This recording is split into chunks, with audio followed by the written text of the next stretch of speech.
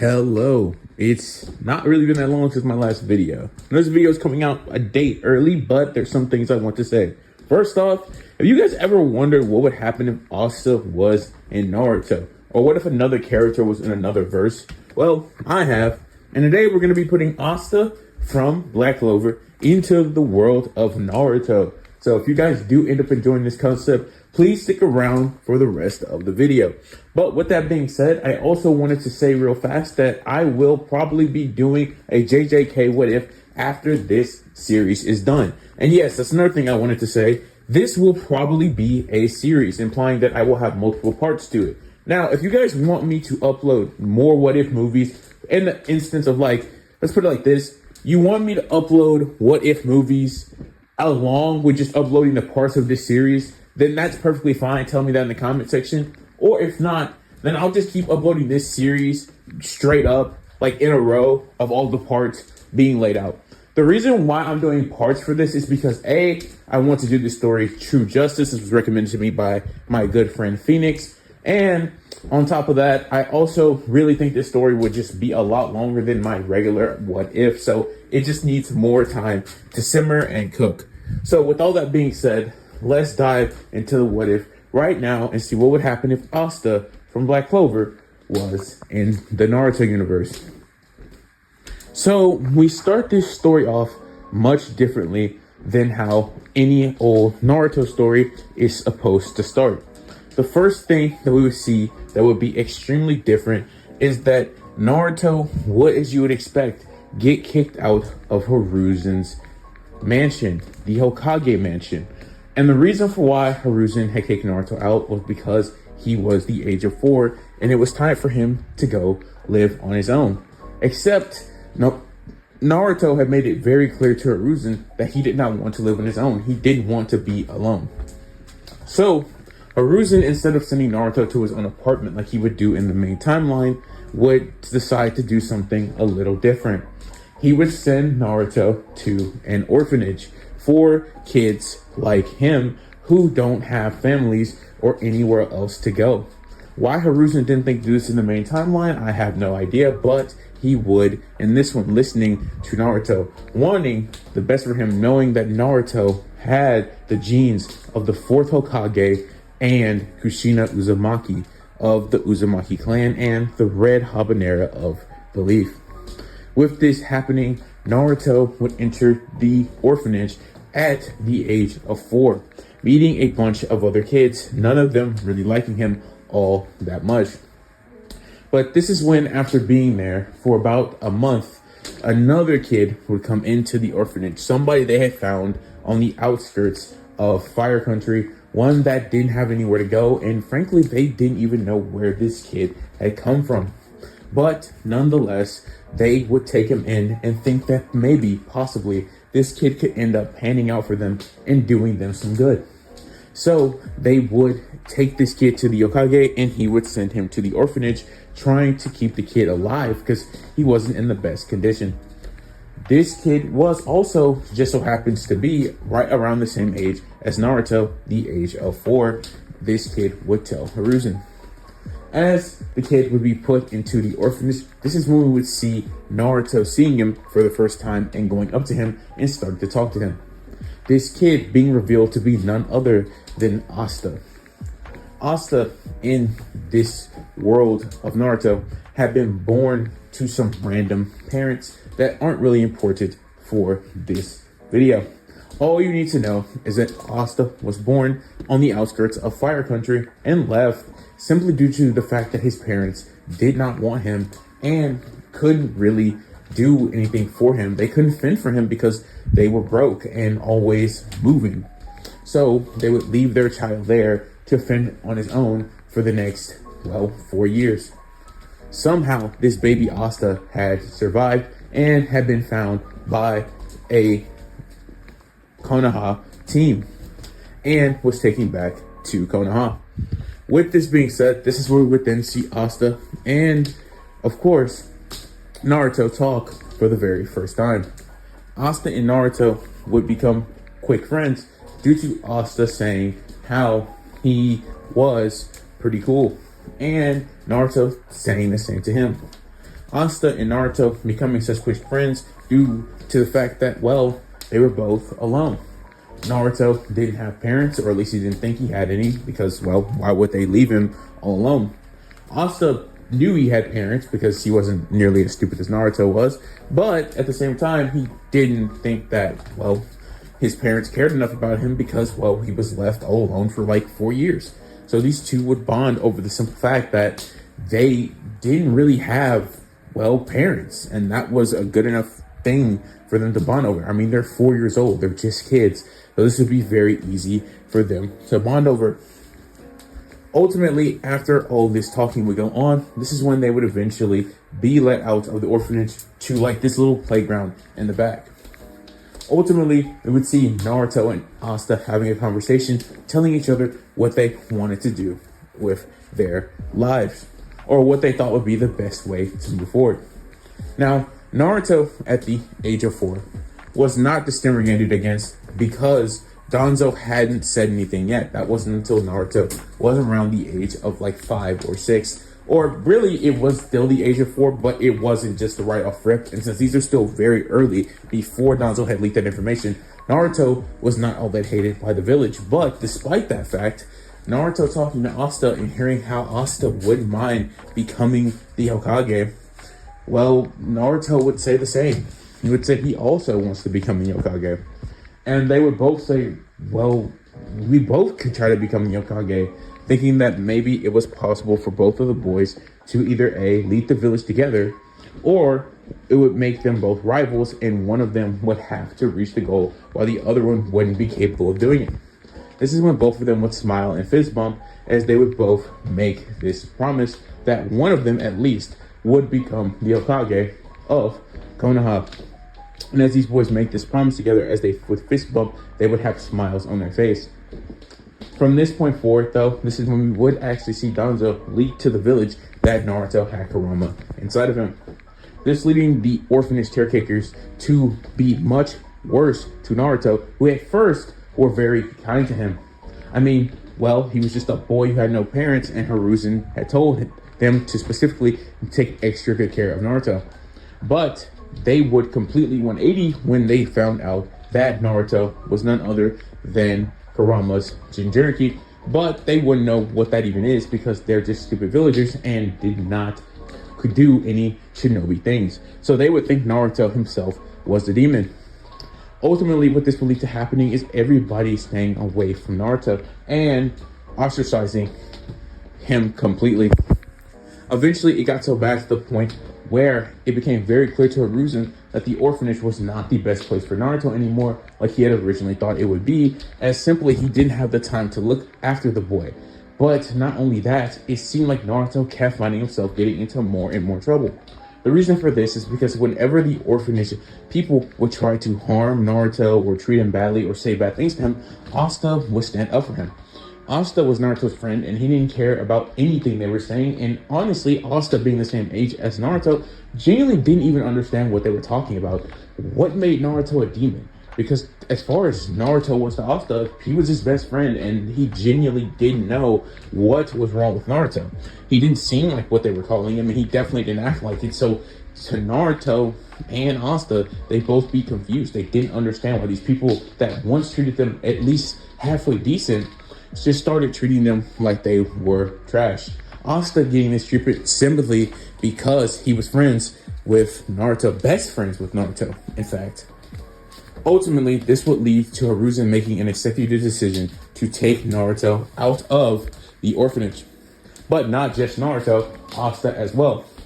Hiruzen thought that Asta and Naruto being best friends, having this close connection, and hearing their goals after talking to them before deciding to remove them from the orphanage, had discovered they both want to become the Hokage, and genuinely thought that it would be a better decision for both boys to actually carry that goal out if they could become strong enough to do so. Remember, Hiruzen knows of Naruto's lineage. He knows that he is the son of the fourth Hokage and expects great things from him. This is why he wants him to become a shinobi in the first place, because he knows Naruto has seeds for greatness. He doesn't know about Asta, but he does know that Asta has the same goal as Naruto and that they are very close. So at the bare minimum, he could at least turn Asta into probably some capable, very capable shinobi. So he would give Asta and Naruto the same apartment and let the two boys live together. So for the first couple of months, everything would be going pretty good. Naruto would convince Asta, who was also getting a check from Arisen, simply due to the fact that, well, he has two kids living together. He should probably give them both money, not just one. That just makes the most sense. And Asta would always be convinced by Naruto to go to Ichiraku Ramen's and eat ramen and waste a lot of his money. Asta and Naruto both had no schooling at this point in the story, as neither one of them had went to the academy yet, so they weren't all that bright, and Naruto just naturally wasn't. And he liked Ichiraku Ramen, and well, Taguchi was nice to both of the boys, not treating them like what the village said they were, and all that stuff. But as we would see this time continue to go on, this is when Asta would say that they can't continue to keep going on like this, just going day by day, eating Ichiraku's, splitting the bill, and then Taguchi's occasionally just giving them free food because he likes them. That just wasn't the way that Asta wanted to live his life. And so this would lead Asta to telling Naruto that we can't just stay like we are now. Naruto would agree, saying that if we both were serious about becoming the Hokage, we need to train. So that's exactly what would happen.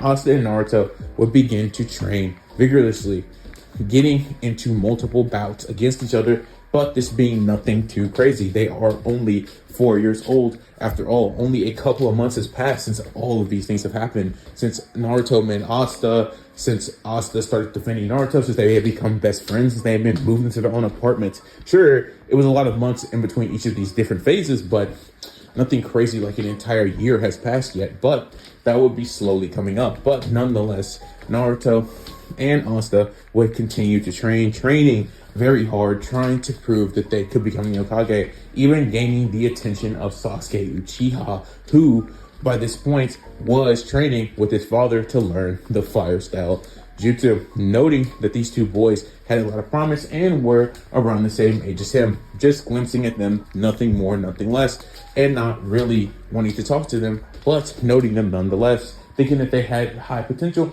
and could be a problem for him when they eventually all go to the academy. Sasuke would walk off, seeing them train in the forest, and decide to leave. By this point in the story, Asta and Naruto had simply just been practicing taijutsu, nothing like ninjutsu or anything like that, as they genuinely had no idea how they would even learn these things, or, well, even learn what their chakra natures were. I mean, they're just, again, 4 years old. But as we would see this happen, as Asta would begin to implement this training regimen of physically enhancing his body, starting to do these ridiculous training regimens where he would do like over 50 push-ups, would do 50 sit-ups, and then would do a run around the village every single day, it would lead to Naruto doing the same. And as they would start doing this training regimen, they would be more and more tired every single day. But Asta would keep it up. And Naruto and Asta would spar every single day as well, pushing their taijutsu to the limit, since they didn't know anything else to do. Eventually, it got to the point where they would even get noticed by a familiar green beast of the leaf, Might Guy. Might Guy being a good person and genuinely not caring that Naruto was the demon, because he was a shinobi and actually understood that was just all cap, and that Naruto was just a Jinchuriki, not the actual Nine-Tailed Fox, would be training Rock Lee. And as he saw them pushing their bodies, pushing it to the limit, this would lead Rock Lee to actually tell Might Guy, do you see the way they train? They are the definition of youth. Don't you agree, Might Guy Sensei? And Might Guy would agree, saying that he should see if they want to train with him. Of course, Might Guy would go up to both Asta and Naruto and ask each of them if they wanted to train with him. And Asta would say that would be perfectly fine with him, whereas Naruto wouldn't be sure at first, thinking that, well, I don't know about this, but Naruto was best friends with Asta, and Asta was honestly pushing Naruto to be better than he initially probably would have been without him. So Naruto being best friends with Asta and seeing how, excited Asta was to do this, he would think, well, I do want to become the Hokage. I will train with Asta. So that's what we would see happening. Naruto, Asta, Rock Lee will begin to train under the green beast of the leaf in Might Guy, learning from him, learning taijutsu, improving their hand-to-hand combat, and Asta, being a natural combatant, would be capable of copying Might Guy's moves after seeing them one time. Something that a lot of people do not know is that Asta is a master combatant. It's just that in the verse that he originally comes from, Asta does not possess that many people who he can copy their fighting styles from, because most of them just use really powerful magic. And ultimately, being here in this verse, Asta would be in a gold mine. He would be easily able to copy a lot of Might Guy's attacks and moves just from seeing him do it one time. With this being said, Naruto would be the one who was out of water here. He would be doing worse than Rock Lee and both Asta, especially Asta, as Asta seemed to be like some physical specimen, some insane physical prodigy, whereas Rock Lee could barely even keep up with Asta when he really got going good. And when it came to sparring, Asta would always end up beating both Naruto and Rock Lee very casually. I mean, he's just built different. Ultimately, with this all happening though, Naruto would still be best friends with Asta and would still want to become the Hokage, telling him that yes, it's okay that you can beat me for right now, but wait until we learn how to do ninjutsu and all that stuff. Asta, I'll prove to you that I'm better than you and that I am going to be the one to become the Hokage. But this is when Asta would tell Naruto that goes same for me. I'm going to have all that stuff too. And when I start to use it, that's when we'll truly see who's really the best. But Rock Lee would tell both of them that he doesn't have the ability to use ninjutsu or genjutsu. So for him, it's all just taijutsu. Asta and Naruto would be shocked about this, but he would tell Rock Lee, they would both tell him that he can still become a great shinobi, just like what he needed to hear when he was a kid. And this is when it would form a bond between all three of them, becoming really close friends. Because for the next 2 years, Asta, Rock Lee, and Naruto would all train together every day, every morning. In between these 2 years, we would see Hiruzen seeing the boys' progress and hearing these reports from my guy about how Asta and Naruto were improving at a steadily insane pace, gaining incredible technique over their physical prowess, becoming some of the best fighters, honestly, forgetting that he's ever seen, especially Asta, knowing that Asta was exceptionally good at taijutsu. He would tell him about Naruto's progress, as Hiruzen was more interested in Naruto, again, the fourth Hokage's son, but Naruto wasn't all that too crazy at taijutsu. Of course, my guy would tell Hiruzen that Naruto was really good at taijutsu in the sense that from a Genin perspective, yeah, Naruto was pretty good at taijutsu. I mean, he could probably beat most Genin. He would even tell him that he could probably beat Sasuke Uchiha, or at least have an extremely good fight with him, as he had refined Naruto's battle instincts and had refined his combat style entirely, giving him an actual fighting style to work with. But that would be about it for Naruto, whereas he would say Asta is on some other level of taijutsu mastery, that Asta could probably go hand to hand with some actual Genin. Not that Asta was really even a Genin at this point, because remember, he was actually not even in the academy yet, and yet Guy thinks he could fight some Genin and actually probably win at the age of, like, at this point 5, because this is in between 4 to 6. He would literally just be shocked by this. Hiruzen thinking that Asta seemed to be an incredible pickup for the village. With this being said, this would lead Might Guy to telling him that Rock Lee was progressing as he would probably expect, but that I know you really aren't that worried about that. But he just wanted to tell him anyways, because youth and whatnot. As Might Guy would give up a small chuckle. This is when Hiruzen would dismiss Might Guy, thinking that this has been working out very well for him and he's barely had to do anything.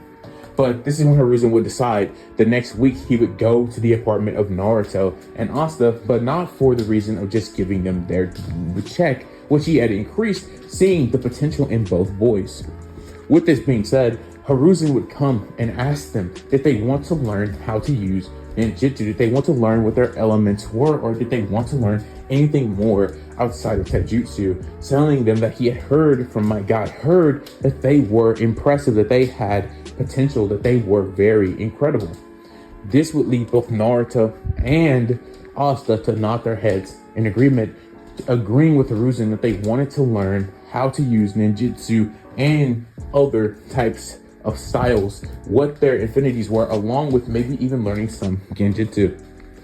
Ultimately, with this all happening, this is when we would see Hiruzen begin to train Naruto and Asta, but not literally train Naruto and Asta, as he didn't have the time for this. So instead, he would tell the librarian, telling her, as Asta and Naruto had tried before to get books from here, but the librarian would be none other than discriminative toward Naruto, thinking him to be the nine-tailed fox. And when Naruto would tell this to Hiruzen, Asta, she's screaming, telling Hiruzen what she had did to him after this interaction, well, he would tell her that she better act better to Naruto and Asta, or the Anbu might have to come see her, and her being afraid for her life would do just that, going out of her way to be nice to Asta and Naruto, letting them enter the library and read as many books as they want.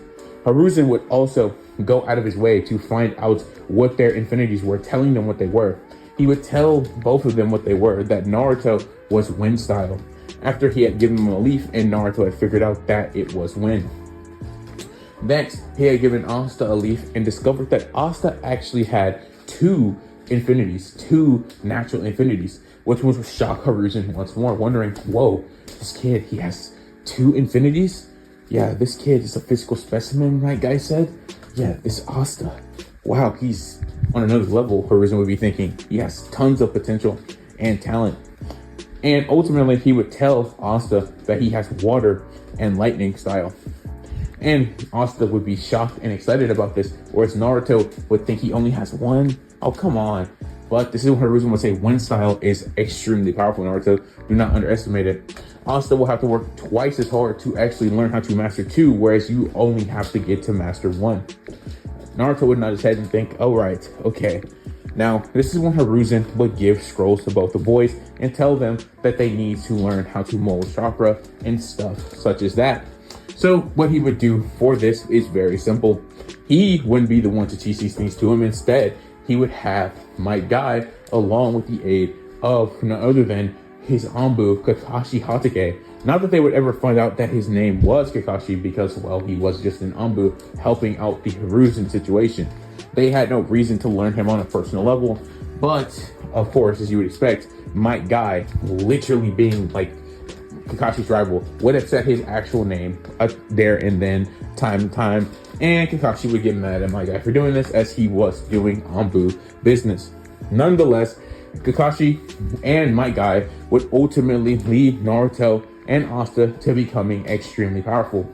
With Might Guy, Rock Lee, Asta, and Naruto would do all types of training throughout the village, improving their physical prowess to levels that most Genin could not even match.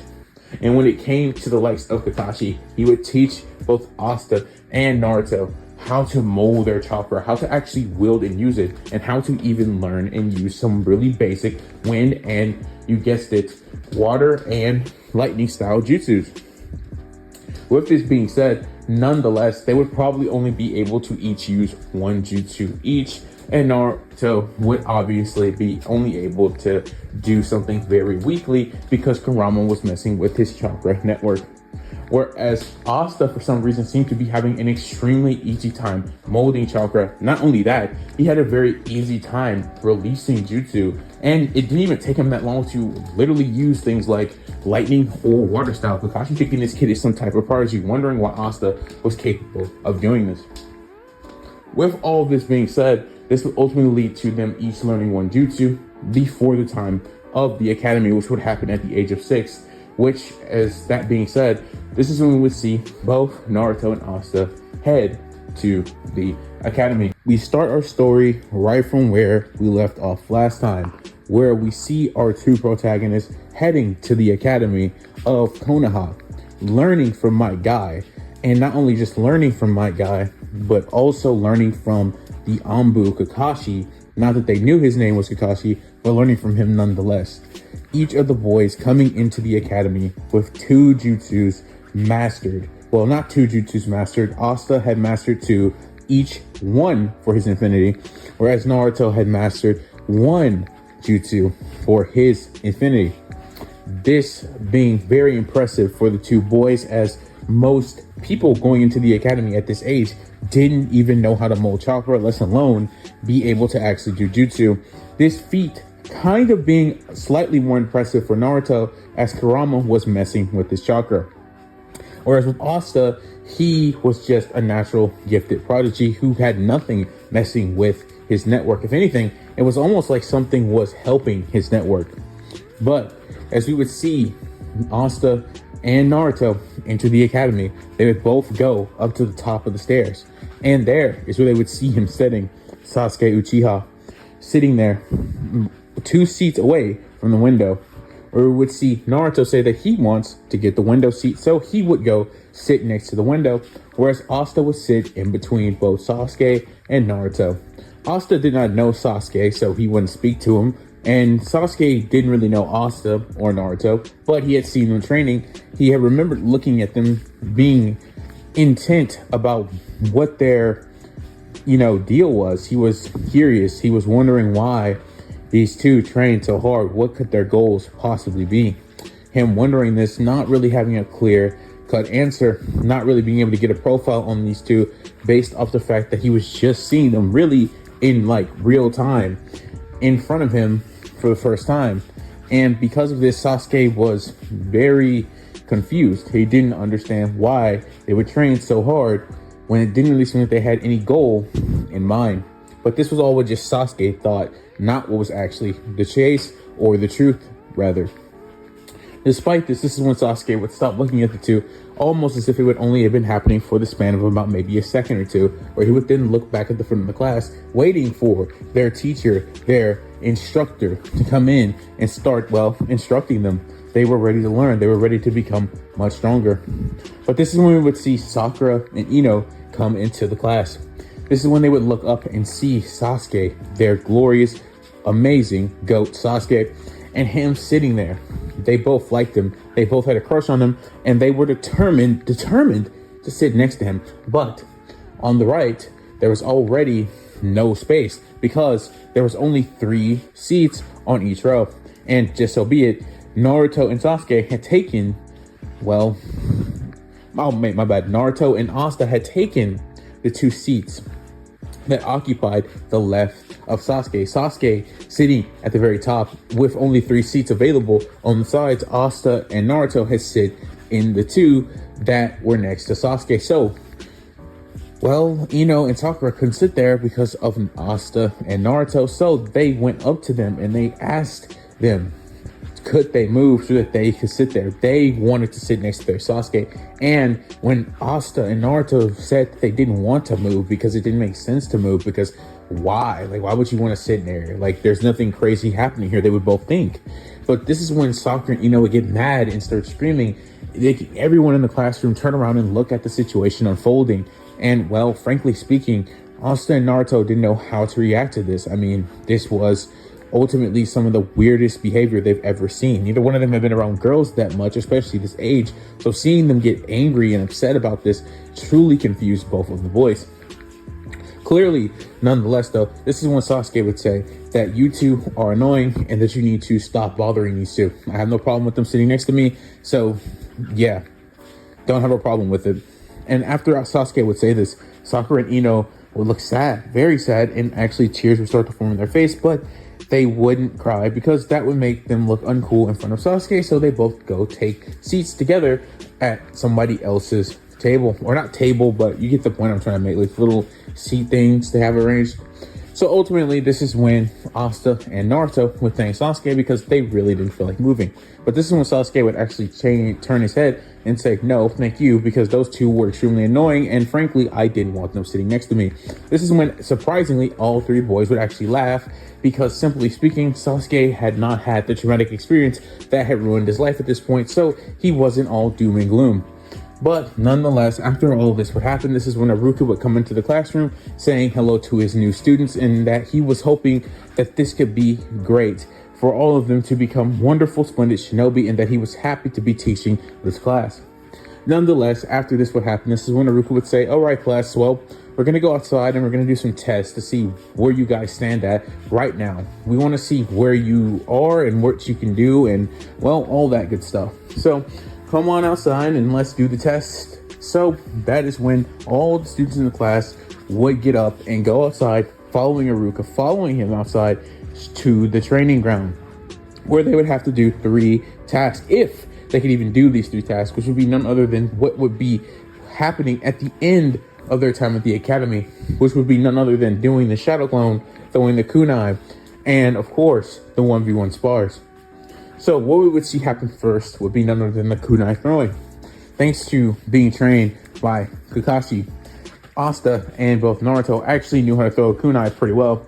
So what would end up happening is, instead of Naruto getting embarrassed like he did in the main timeline, Naruto would at least actually hit the target, but it wouldn't be dead on. If anything, it would be like a 75%, which was by all means kind of where you would expect somebody who had no real training to be at. But it was impressive for Naruto because in the original timeline, he had completely missed the shot altogether, being a complete and utter joke. But here, at least he wasn't a joke, he was just average. When we see Asta throw it, he would throw it and get an 85, which would shock Haruka because that's really good, obviously. Whereas Sasuke would get a 95, not hitting it right on the target, but almost hitting it because he was a Uchiha. And well, this is one of the things that his clan worked at very much. So Sasuke would get the best score out of everyone here. Next, it would be time to see if you can make the fake illusion clone. And what we would see happen here is Naruto could not make the clone. It sucked, just like in the main timeline, because again, Kurama is still messing with his chakra network. And plus, since Naruto has such vast amounts of chakra, he would really only be able to make shadow clones just due to the fact that the illusion one, the weak one, just his chakra reserves were too massive for something that weak. He couldn't create something that weak. So yeah, that's how that would go. And ultimately, everybody would laugh at Naruto's clone because it sucked.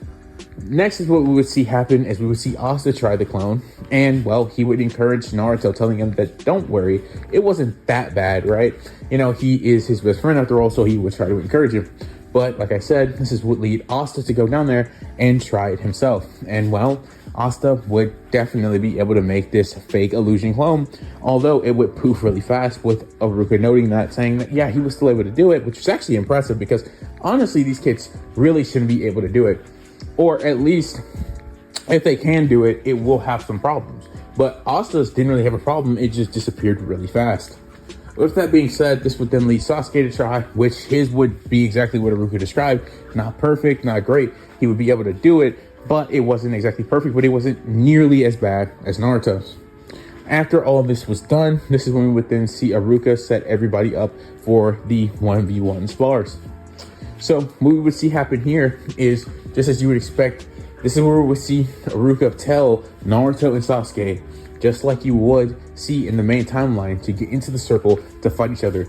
Asta encouraging Naruto, telling him that he could win this, that he was strong, that he was powerful, and that he could beat Sasuke. Remember all the training with Might Guy. Remember all the spars that him and him had done together, and that he had the potential to beat Sasuke, that don't let what happened with the clone to deteriorate his mood, that he could beat him. Asta being the bestest friend you could possibly ask for in this scenario.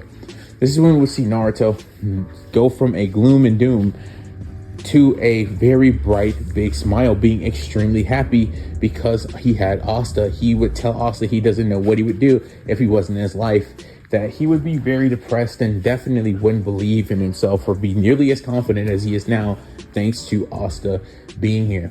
And Asta and him would fist bump as Naruto would get into the circle, feeling more confident than he'd ever felt all day at this point. I mean, frankly, he has kind of just not been doing the best in life right now. You have Hiruzen, who's expecting all these great expectations from him, and honestly, Naruto has been nothing but really average at everything. Training with my guy, average. I mean, nothing too crazy there. When it came to molding chakra, average, nothing too crazy there. Kakashi didn't think he was some prodigy, but he was moving at what he would say a pretty good steady pace. You know, nothing too crazy there.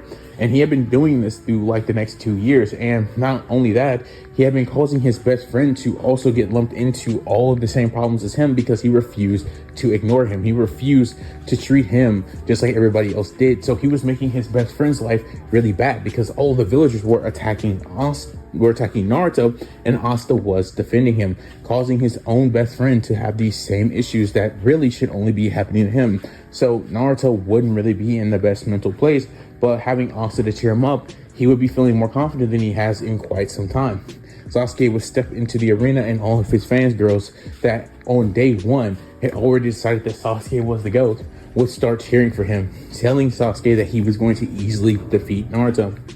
And with this being said, this is when the two boys would make the unison sign, as Haruka would say, "Go," where Naruto and Sasuke would begin a bout that we can say clearly would not be some regular old basic battle where Sasuke would easily defeat Naruto. No, it would not be anything like that.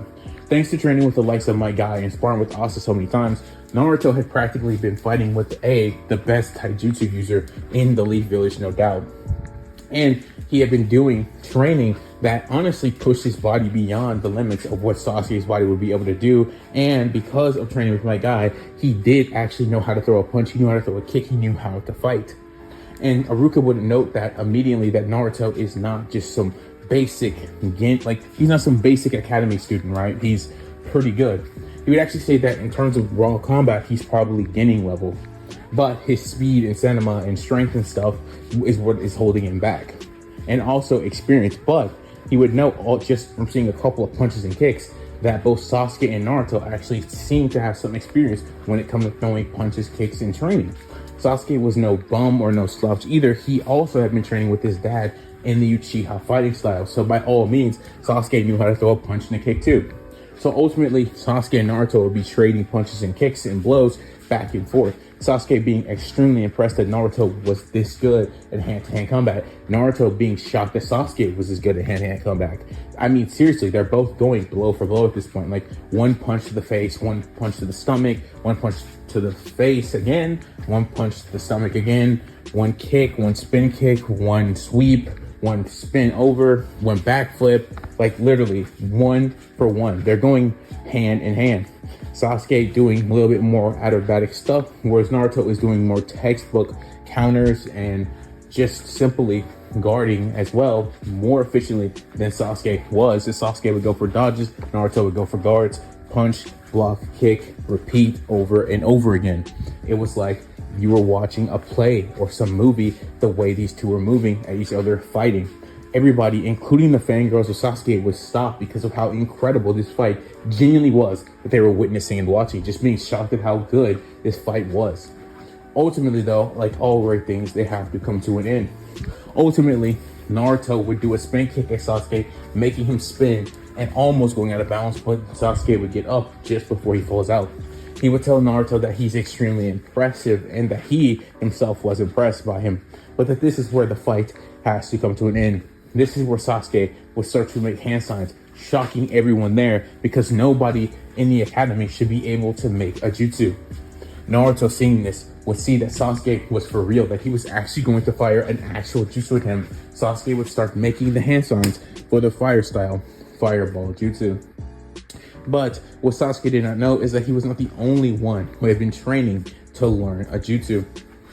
This is when we would then see Naruto make hand signs. He would use snake, dragon, and bird, seals, to then form a wind style jutsu, which would shock Haruka, shocking everybody in the class, as Naruto would also make hand signs. I mean, two academy students doing jutsu? No, one of them had to be lying. One of them could clearly or should not be capable of performing one of these jutsus. But this is when we would see them both fire their jutsus. Naruto firing a wind sort of blade using the sickle weasel technique, which would come out in the form of a blade and the form of a wind blade, no less.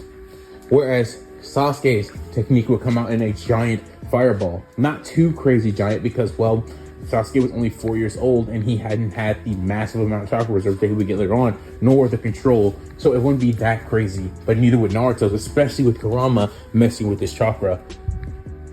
But ultimately, these two jutsus would meet in the middle, clashing and creating a giant explosion that would send both Naruto and Sasuke both flying out of the circle, effectively making a draw. This draw would then lead to Rukusu calling it as one, as Naruto and Sasuke had basically flew each other out of the ring, them being equal in pretty much everything: jutsu potency, taijutsu, ultimately even in just raw combat, like they were just equals.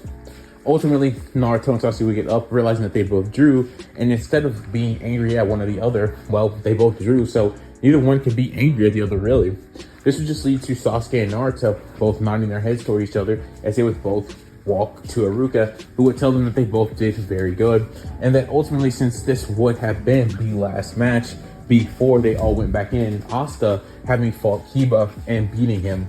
Not really need to go into depth about that fight, simply due to the fact that Kiba had no chance against Asta. I mean, let's be for real here. What would he do against somebody who was more powerful than Naruto?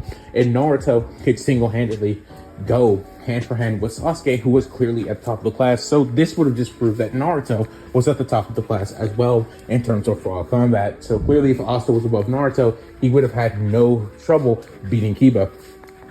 With this being said, they would all go back into class where Iruka would say they did very good today, and he learned a lot about their progression and where they need to go to move forward. So ultimately, this is where we would see Iruka in the day of class, telling them to all have a good trip on their way home, and that he looks forward to teaching them for the next couple of years and having them in his class.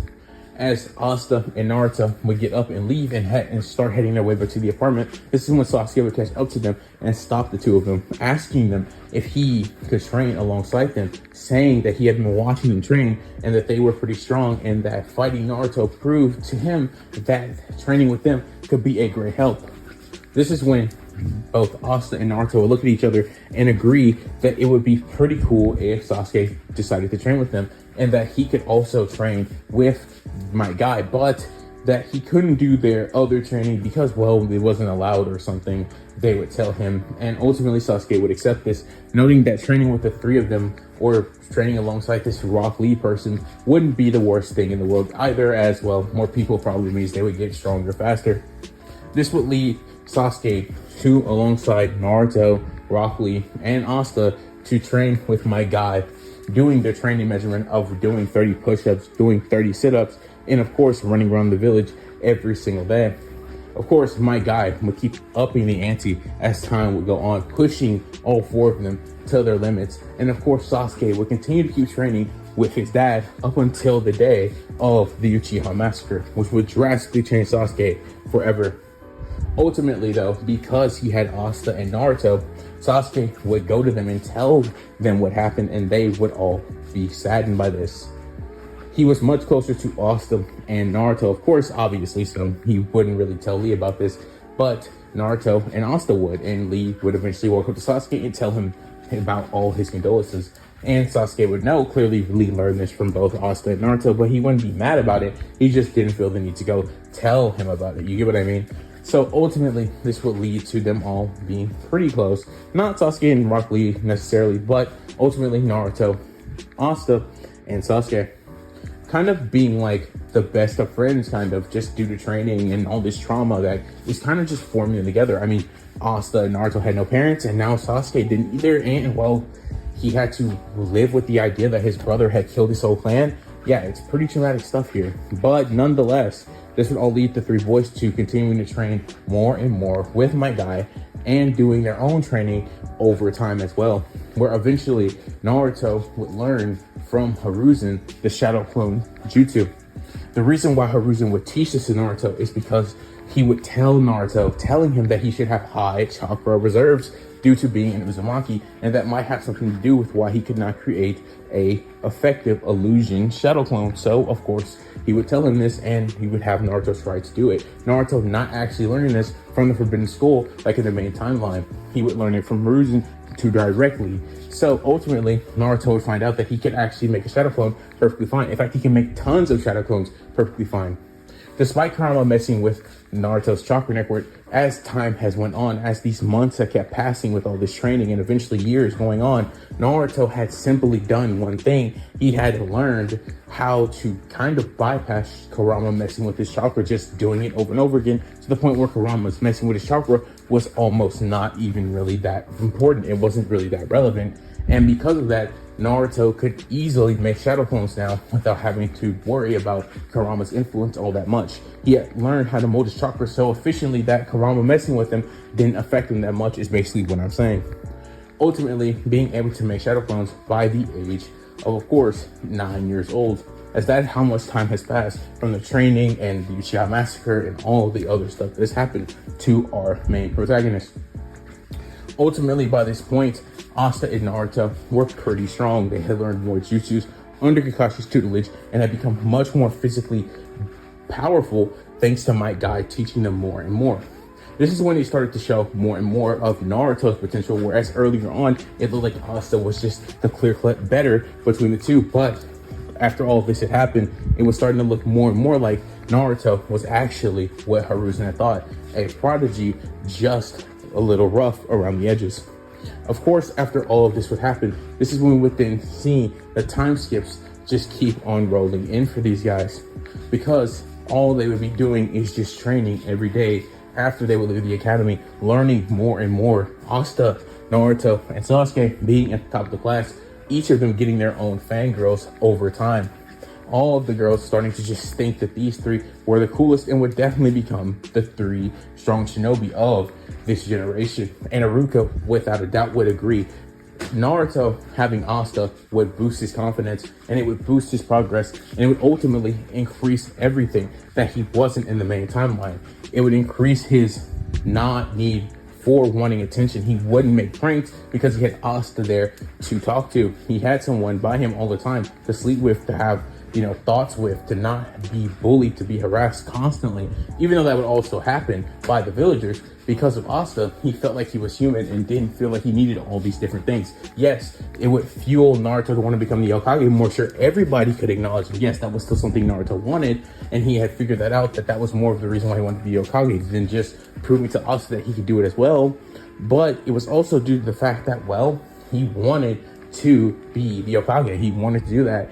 And it was also due to the fact that, he wanted acknowledgement from everyone, not just Asta, but that acknowledgement from Asta was more than enough to make him feel like he was human and not just some demon like everybody said he was. So this would lead Naruto to having a much better life in general because Asta was there. And ultimately, Asta would be having a much better life than he would have probably thought as well from when it started, having Naruto to always talk to, having Sasuke to train with, Rock Lee to train with, and training with Might Guy. Yeah, his life was going pretty good despite how it started. And ultimately, as all this time went on, this is when we would see them all enter the final day of the academy. Rock Lee, Asta, Naruto, and Sasuke walking into their last day of their academy career.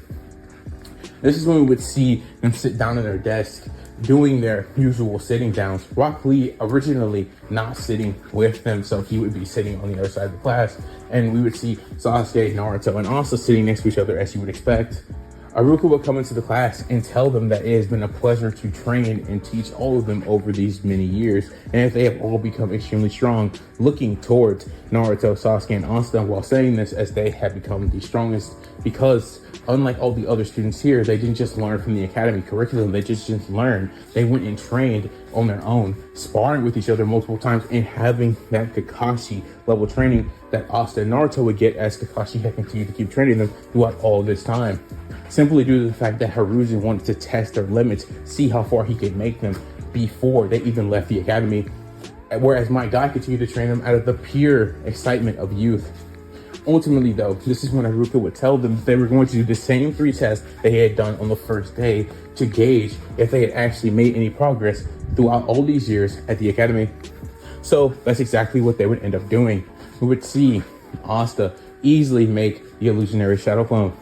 By this point, Naruto had completely blocked out all of Kurama's influence, but still, he wanted to show what he could really do, and because the shadow clone was more impressive, he would make 6 different shadow clones, and he would make them all transform into different people in the class themselves, showing his mastery over chakra now compared to when he was a little kid, which was surprised the crap out of Mitsuki and Iruka, who were both there to grade the test. When it came to them taking the test to get out of the academy as well, Naruto realized that Mitsuki had given him a fake test, one with really tough questions on it because it was a genjutsu over it.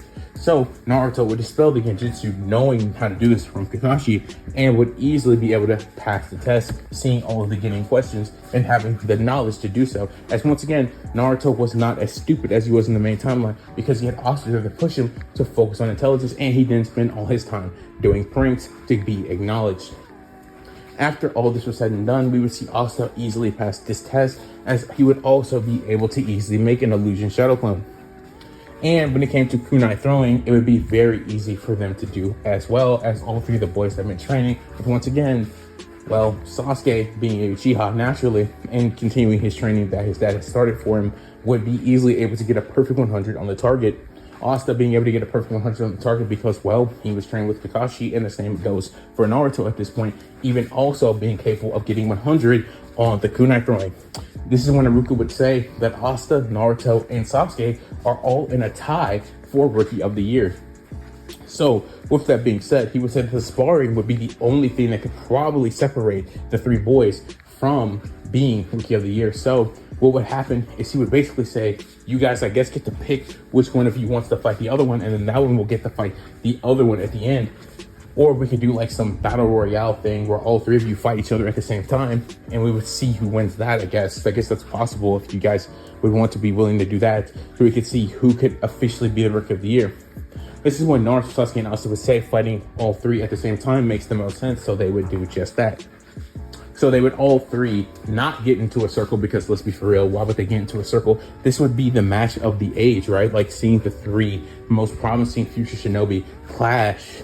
People from the citizens would come by and stop just to watch this fight because they knew, they had heard of how the Jinchuriki, the demon Naruto, had actually shown tons of promise in the academy. They had heard of the lone Uchiha, the last loyal Uchiha of the Uchiha clan, and how he was also, just as they all had expected, to be an insane prodigy. But they had heard of the boy who had come from the outskirts of Fire Country being just as amazing as those two, and they all wanted to see who would be the Rookie of the Year. So tons of citizens stopped to watch this fight, whereas everybody in the class, the fangirls, all the girls are going crazy and losing their minds. Hinata, under her breath, hoping for Naruto to win, as she still had a crush on him in this timeline. With all of this being said, this is when we would then see the three boys begin to fight, as Haruka would say, Hajime. This is when Asta would immediately worship Naruto, seeing him as the weak link out of all of the two of them. He knew Sasuke was more of a strategic, more of a balanced fighter, so he would go to aim for Naruto first. Naruto, knowing Asta would do this, would have himself create 4 shadow clones that he would send towards Asta. Asta easily defeating the 4 shadow clones that Naruto sent to him, going directly for Naruto. But this is when Sasuke would intercept Asta, going for Naruto, and attack him, seeing Asta as the bigger threat, thinking that it would be better to get him out of the way first.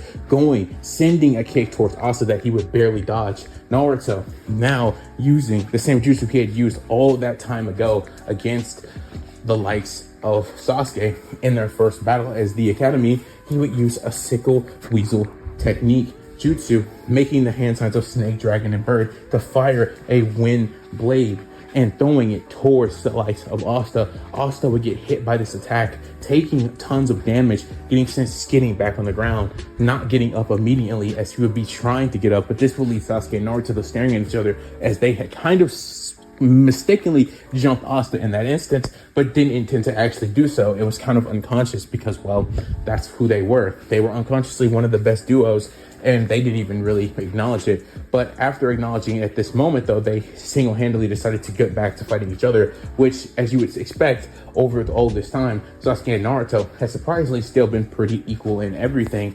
They had kind of just been progressing at the same pace as they had been at the beginning of this story. So ultimately they would still be kind of equal in taijutsu, despite how hard both of them had been training. This ultimately leading Asta to being able to get back up, where he would showcase one of his jutsus, one that he thought would really show them how powerful he was. This is when Asta would use a C-rank jutsu, using the hand signs for Ram, Snake, and Rat, as he would release a water bowl technique, would release a jet of water towards both Sasuke and Naruto, which would deal both boys massive tons of damage. I mean, this was a C-rank jutsu. That's a pretty powerful jutsu. And ultimately, it would send them both flying backwards into a wall, doing tons of damage, as both Naruto and Sasuke would get up and head towards Asta. Ultimately, Asta would run at the two, as they would all three begin to fight each other in a circle. One throwing a kick, one throwing a punch, one throwing a spin, one throwing a roundhouse, and one ultimately doing a backflip to evade the other two, whereas they would go back in, doing a fight kind of similar to what we see in Dragon Ball, where we see people going at each other all at the same time. This ultimately leading Sasuke to get pushed back, whereas we would see Asta kick Naruto in the face, sending him flying, knocking Naruto straight out of the battle, as ultimately after taking the wild boil technique and battling with Sasuke for some time and expending tons of his chakra, Naruto was just out of it. So Naruto would lose right here and there, not getting back up and losing the battle. This leaving Asta and Sasuke, the people's choices, honestly, to win. And the citizens would be happy seeing Naruto down, be like, yeah, the demon lost, yeah. So this is when we see Asta and Sasuke facing off each other, as Sasuke would come in throwing a spin kick, which Naruto would duck and sweep him, sending him flying onto the ground, taking a gigantic amount of damage as he would be flipped mid-air, falling onto the ground. That would extremely hurt him. But this is when Asta would say that, you're pretty good, Sasuke, but that's exactly why I'm not going to play around with you, as he would make hand signs once more, using the hand signs of bird, snake, monkey, and ram, as he would do another C-rank jutsu, this being lightning ball, creating tons of little lightning balls all around him, as he would send them all towards Sasuke. Sasuke being shocked of Asta's chakra reserves and the fact that he could use such a high level jutsu. Even though it was just C rank, the amount of lightning balls was tons, and he didn't expect Asta to be able to do something like this. So ultimately, Sasuke would get hit by all of these small lightning balls, electrocuting him and dealing, well, enough damage to knock Sasuke out, making Asta the winner of this bout of these spars. And ultimately, it would make Asta the Rookie of the Year, which by raising his hand and saying that he was going to become the Hokage, everybody, including the citizens, would start to scream and cheer for Asta, especially all of his personal fangirls and even the fangirls of the other two, because, well, I mean, they were so close in liking the other two that they didn't mind screaming because Asta won. As we would see this happen, this is when we would see Naruto and Sasuke be treated by some medical ninja, as we would all see them pass very easily with top scores, of course, with none other than Asta being the Rookie of the Year. This is when we see them all enter back into class, as Naruto would tell them that he was happy to be their teacher and to come in tomorrow for their Jonin sensei to get their assignments. That's exactly what we would see happen as they would all go home. But we would do a change of scenes to see Mitsuki trying to steal the seal of sealing, trying to take that scroll. And ultimately what we would see happen is Aruzen with his Anbu would stop Mitsuki and, well, execute him right there on the spot. So Mitsuki would not take that seal, the scroll of sealing, and would ultimately just get cooked by Aruzen and his Anbu, thanks to Aruzen having his crystal ball. Ultimately, after this happens, we would then see the next day start with them all entering class once more. As Ruka would say, it was truly an amazing time as the instructor for you guys. I know you guys are going to be one of the greatest shinobi generations of all time. And he would single-handedly leave, giving a bow and praising them for allowing him to be his teacher for all this time. He would walk out of the room staring at the three boys who he knew would be legends, no doubt about it. Leaving the room, as we would see the Jonin instructors for each people come in and claim their teams. One after the other would leave, and eventually it would be a total of 4 people left. This would shock the 4 people there because they didn't understand why there were 4 people left. That didn't really make any sense, but there would be 4 of them. This is when we would see Asta, Naruto, Sasuke, and Sakura being the last 4 left in the classroom, leading them to all think they must be on the same team, or there was going to be some two-man team thing going on or something, because there was 4 of them, and that normally was not how teams work. Asta, Naruto, Sasuke, and Sakura were really good in books in this timeline, so they all knew that this didn't really make sense. But this is when eventually, after waiting for 3 more hours, they would have their Jonin instructor, Kakashi Hatake, come in and tell them all that he was going to be their Jonin instructor and that they were his team. Naruto and Asta, having heard my guy say his name sometimes, would know that this was the same guy, just based off the way he moved, talked, and that white hair behind the mask that they had always seen. This must be the same guy had been teaching them for all that time, but they wouldn't mention it or say anything because, well, an Anbu was supposed to be secretive, but they knew that it was the same guy that had been teaching them for all these years. Ultimately, Kakashi would look at Naruto and Asta, obviously knowing both of them as he had trained them pretty much for as long as he could remember.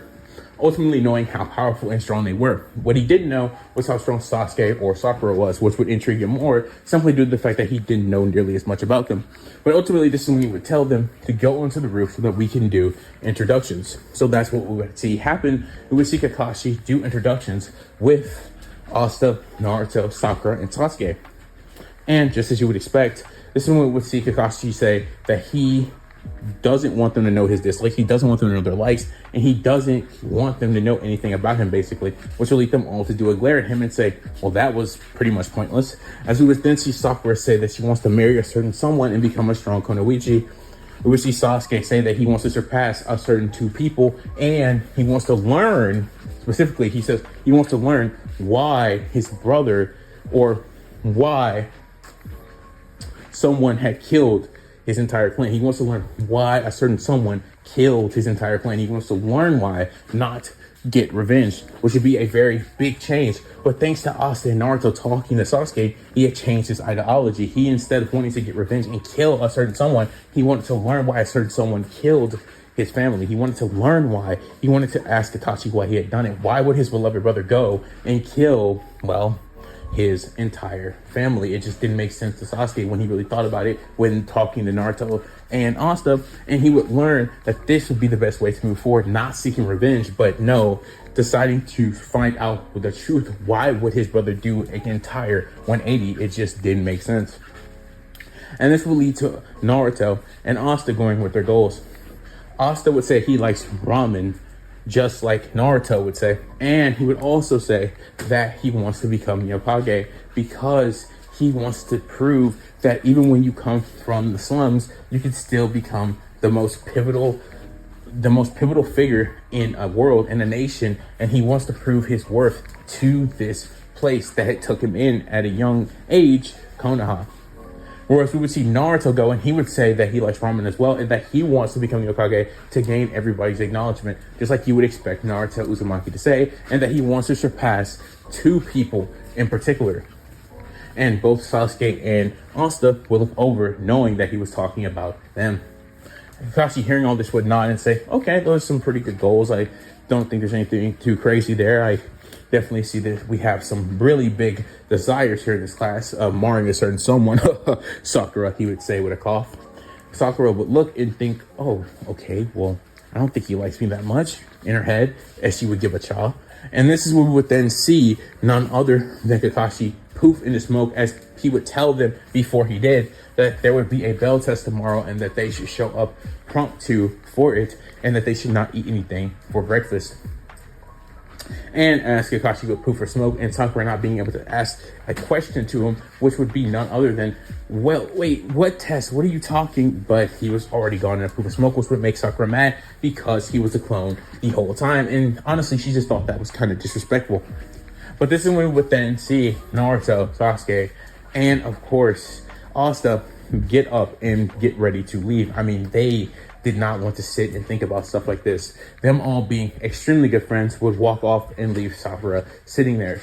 And Sakura would go up to them, trying to talk to them, trying to form some bond, with Naruto not being the worst person in the world, would try to include Sakura in their dynamic. I mean, they were going to be on the same team going forward. And frankly, Naruto actually wanted to ask them all the question while they were all standing there. Why exactly were we on a 4-man team to begin with? Asta would say, I guess because there were teams that frankly just had too many people that needed to be on a very specific team. So ultimately, I guess the old man just decided that it would just be the best for us to all be on the same team. Like maybe there was just an extra person that wouldn't have originally been on these teams, or he maybe just thought we all had the best chemistry, or this team just made the most sense, so he put us all together. I can't really call it, but yeah, I mean, a 4-man team isn't the worst thing in the world. More people means we have, well, more time to get to know each other and, well, more people to talk to. So it should be all right, right, Naruto?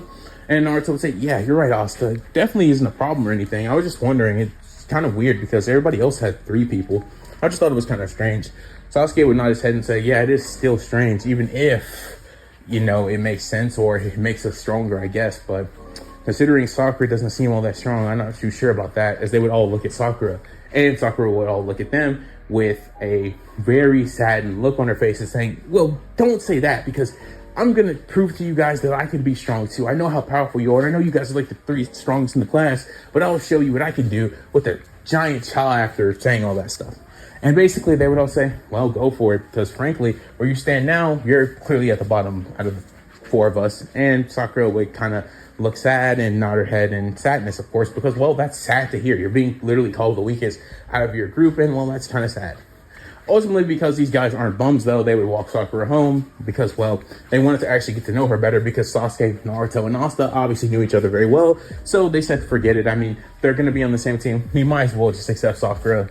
And honestly, because Sasuke wasn't all revenge must get power, he was kind of okay with actually just being a normal human and actually just treating her like one and actually talking to her. So, of course, he would agree to obviously go with Sakura and want to actually hear more about her. So ultimately, after they would do that, and Sakura would go home, going inside, making sure she got in all nice and safe, she would wave all of them goodbyes. They would all go to their own individual places. So they would go with Sasuke until he has to go to the Uchiha compound because obviously Asta and Naruto would walk with each other because they live in the same place. They literally live in the same apartment.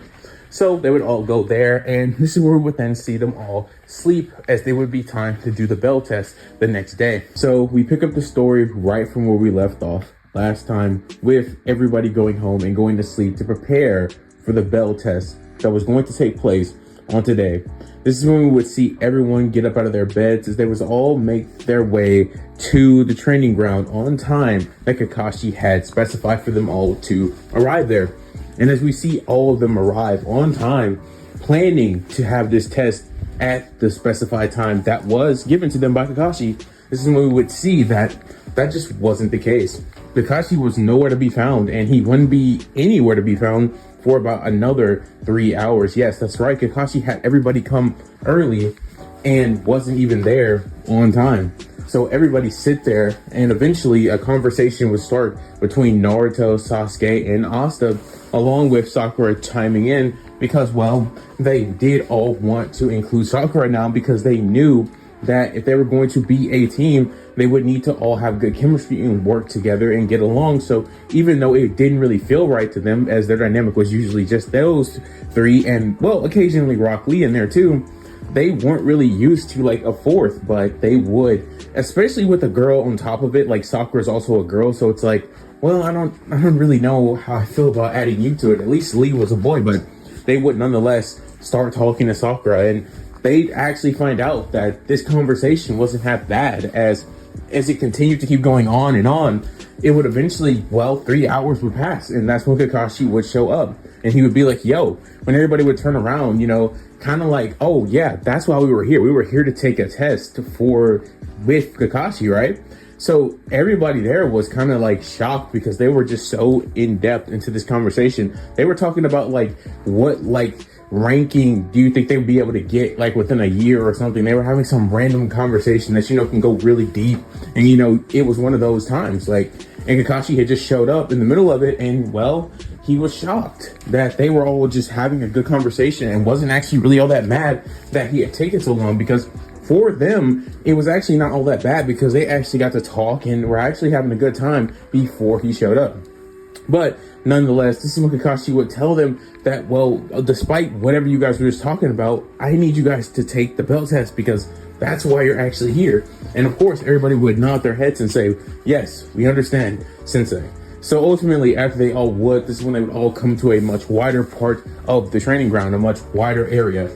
And as they were all there, this is when Kakashi would begin to explain the rules of the bell test, that there would be 2 bells and that they had to get them. And whoever didn't get a bell would get sent back to the academy. But as soon as this would be finished, this is when Asta and Naruto and Sasuke and Sakura would all have individual questions that they wanted answered. First off, the first thing that was brought up was by Asta. He said, wait, why are there only 2 bells? Because there's like 3 of us, 4 of us, shouldn't there be more bells than that? And that was the same question that Naruto had. But Sasuke's question was more so, wait, what do you mean go back to the academy? We just graduated from there. We all had top remarks. Why would we ever go back there just because we didn't get some bells? That doesn't make any sense, as Sasuke would say, questioning Kakashi about that. Whereas Sakura would say something similar to Sasuke, going on about, wait, you can't just send us back to the academy. We just completed it, right? Like, that's something you can't do. It doesn't make any sense. we have the credentials to be Genin. So how could you just send us back to the academy like that? That makes no sense. Basically saying the same thing as Sasuke. And that's kind of how it went. Naruto said the same thing similar to Asta, and Sasuke and Sakura said something similar.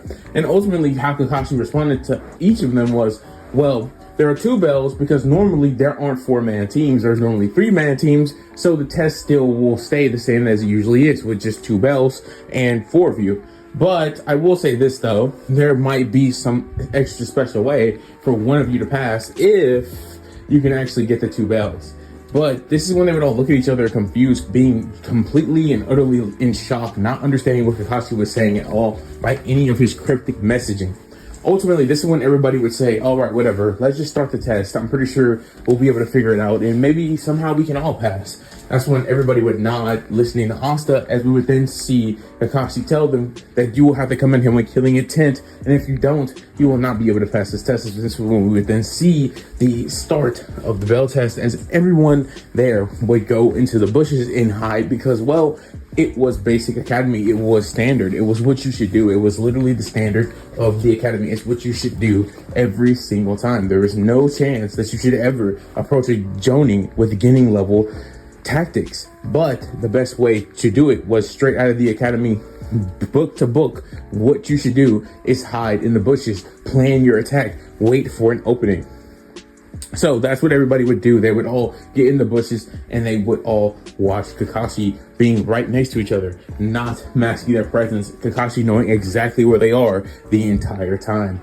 But this is when Asta, Naruto, would start to talk to Sasuke and Sakura and tell both of them that they should come up with a plan. This is when Sakura would nod her head and Sasuke would agree, not trying to solo Kakashi like he did in the main timeline, because frankly speaking, he is just more grounded in this timeline. He would tell them that, okay, whatever, what is your plan? What should we be doing? And this is when Asta and Naruto would say, and simultaneously, that they don't have a plan just yet, but we can work together to form one. What are our strengths and what are our weaknesses? And we can use those to make up for the other person's bad things as a team. That's what a team should do. That's how a team works. And this is when Naruto would say that the best possible way we could go about this is probably by catching him off guard or doing something that he wouldn't expect us to do at the last second. So this is when they would all start to talk and get into a deep conversation like they were having before. That previous conversation before Kakashi came, actually allowing them to have this level of chemistry where they can actually come up with a plan on the fly this quick, this fast. Like, it's almost like breathing is how easy this conversation was going compared to how it was when they first got there. I mean, when they first got there, they never saw themselves as, oh, we're going to talk to Sakura and we're going to have fun talking to her, right? But no, this conversation that they were having, the time that Kakashi took to get there, actually allowed their chemistry to build, and that building block allows them to be able to form this plan that they would all feel pretty confident about, as they would all put their hands in a circle and then raise them, because they all think they have the chance at taking the 2 belts from Kakashi, not caring about the rules of who would get sent back depending on who got the 2 bells, simply due to the fact that if 2 of them got the pass, well, I think at this point they could all call each other friends. Maybe not Sakura being friends with them just yet, but honestly, Asta was planning on giving Sakura a bell if he got his hands on one, where Sasuke was not planning on doing that. And Naruto was planning on doing that because, well, Asta and Naruto, they're a lot, nicer. But the truth is that they were going to keep one of the belts for themselves and give only one to Sakura, which is kind of crazy considering Asta and Naruto are like brothers / best friends.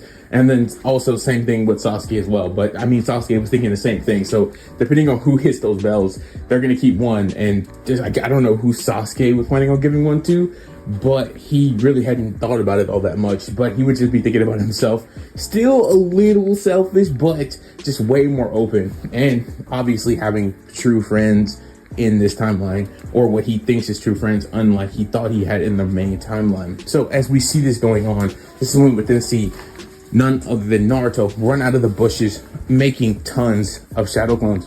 He would make 30 shadow clones, sending them all towards Kakashi. Kakashi knew Naruto could make shadow clones, so this would not shock him, and he hadn't come. Like, Kakashi had fornicated a moment, made a fake opening from the beginning to attempt to try to attack him, so that the test could at least do something, so they could at least start or at least plan. You know, he knows academy basics. He knows how they work. So he knew they were waiting for an opening that he was going to fabricate so they could come and attack him. But Naruto, here he was coming out of the bushes randomly when there was no opening given.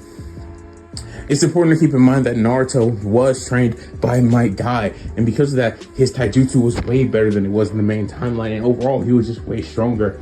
This is when we would see Naruto in the back, the very back Naruto, amidst the 30 clones. He would be making the hand signs for the Weasel Sickle technique as he was preparing to fire a wind blade at Kakashi from behind. Kakashi could see the hand signs, and he already knew that Naruto was going for that jutsu because he had taught Naruto this very jutsu and helped him to refine it with the troubles he had with Kurama. So Kakashi knew the strength of the attack. He had still been training Naruto all up until this time, so he knew how powerful Naruto was down to the key. Naruto would be exactly as Kakashi thought, as he had no time to do any training of his own, and even if he did, what he learned, he wasn't some master like jutsu creator, right? So what would he even learn? Ultimately, with this being said, he did go to books, he did read scrolls, but learning jutsus wasn't as easy as it looked, especially when you didn't have someone right there to teach it to you, like Kakashi was doing with Naruto for all that time. But nonetheless, this is when we would see Naruto throw the jutsu, stowing the Weasel Sickle technique at Kakashi, the blade going towards him, as Kakashi would be going through the hordes of the 29 other clones that were coming at him, defeating pretty much all of them with ease. Despite Naruto having enhanced taijutsu in this timeline, this was a Jonin Kakashi, the strongest Jonin in the village for a reason, easily defeating the clones of Naruto despite having much greater taijutsu. This is when we would then see the Weasel Sickle blade coming towards Kakashi, about to hit him as he would narrowly evade it. But this is exactly what Naruto had wanted to happen, as we would then see from the left, we would see Sakura come out of the bushes throwing 3 kunais at the bells.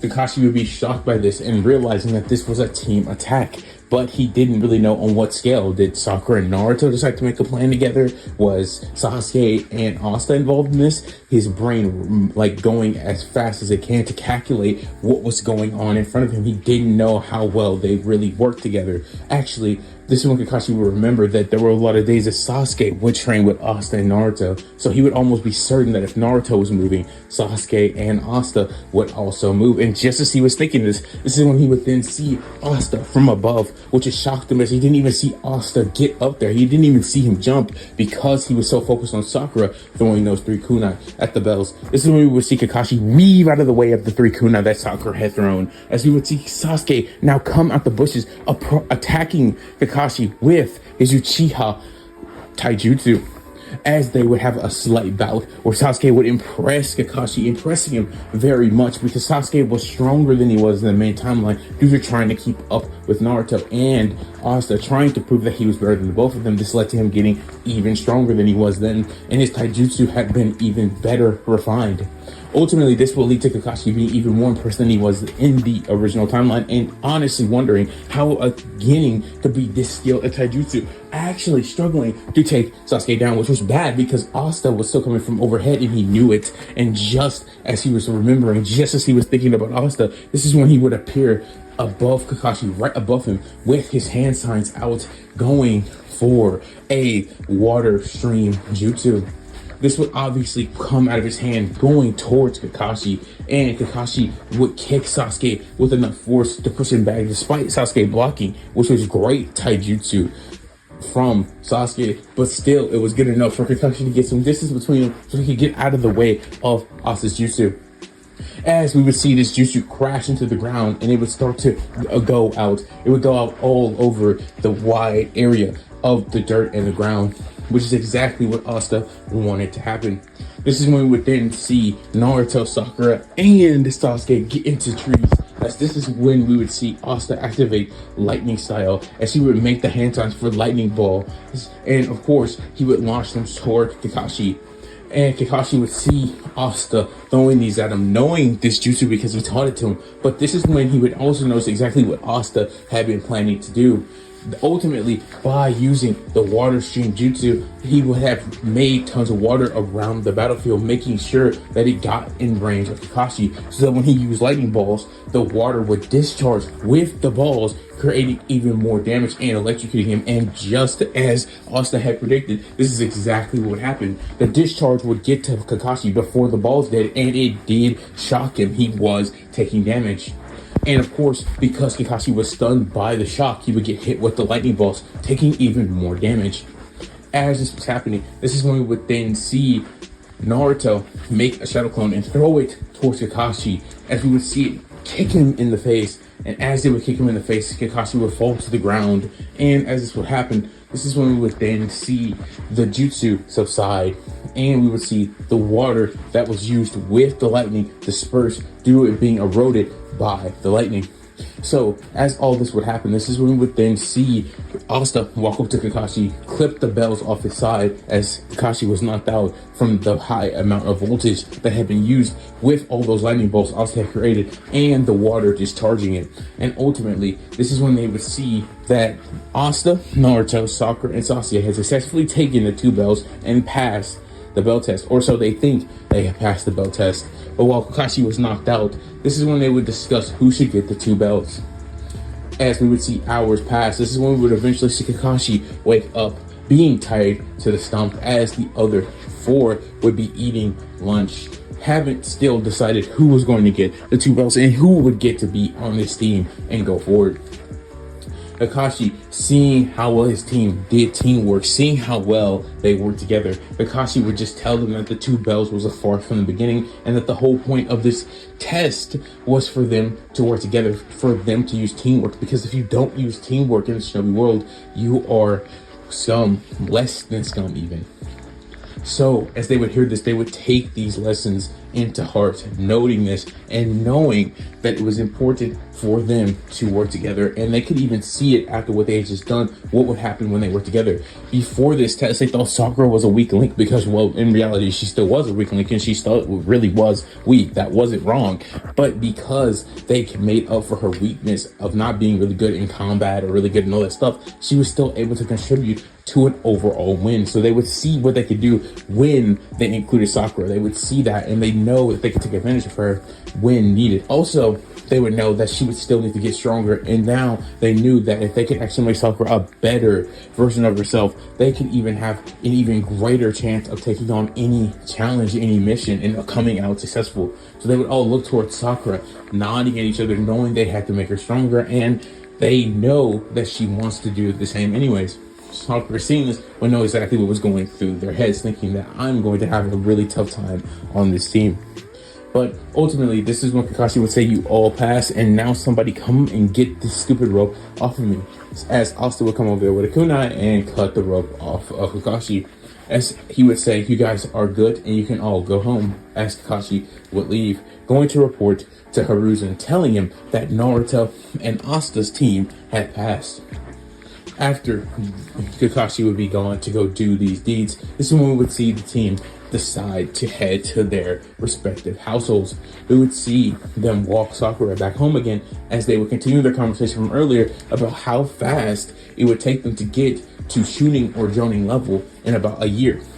Ultimately, with them just not still being able to decide, because it was such an interesting and very deep conversation, which required a lot of different talking points, and it was all 4 of them talking. So this would last all the way until Sakura got home, all the way until Sasuke at the Uchiha compound, and it would still be going on with Naruto and just Asta as they would enter their apartment. But they would subside it when it came time to eat, as obviously since over the years Hiruzen had been giving them more and more money, and Naruto and Asta had been getting smarter and smarter, they decided to start cooking at home more. But they would still go to Tetsuchi's on Fridays because, well, they still wanted to pay the man back for all the kindness she showed them when they were stupid, dumb kids. So as we would see this all happen, this is when Naruto and Asta would go to sleep, being happy about who was on their team and happy about everything that was going on so far. But as Asta would sleep and start to doze off, this is when he would see something, but not only see something, hear something. He would hear someone tell him, "So Asta, this is your life now. I can see you're having fun. That's all that matters. Don't forget about me. I'm still here, still helping. I'm still your brother. As Asta would wake up out of a hot sweat, wondering what that voice was, who that was, and who was talking to him. But Asta would not get these answers, at least not yet. But nonetheless, he could feel it, almost as if that person, whatever that was right next to him. But he didn't know why he could feel this or where this came from and what he was even talking about. But nonetheless, Asta would go to sleep after looking at Naruto and saying that he was, well off asleep. So ultimately, this would lead Asta to doing the same and going back to lay down, where he would not have any voices in his head, but nothing but a nice, warm dream. But not just any nice dream. It would be a dream of a weird forest where he would see some random base, not really understanding what this was, but he felt comfortable there, like he had been there before, like he had seen it before, but he didn't really understand why. And ultimately, as Asta would have this dream, he would be peaceful and just sit on the grass as he'd be there in his dream, enjoying life to the fullest, not knowing why he was seeing or why he was having this dream or whose voice that was. But it was okay, because Asta was Asta, and that he was going to do everything he set out to do. And honestly, this dream was, if anything, more peaceful than the voice he just heard in his head. So as we see Asta officially going to sleep, officially dozing off in this wonderful cozy dream, this is when we would see the next day come.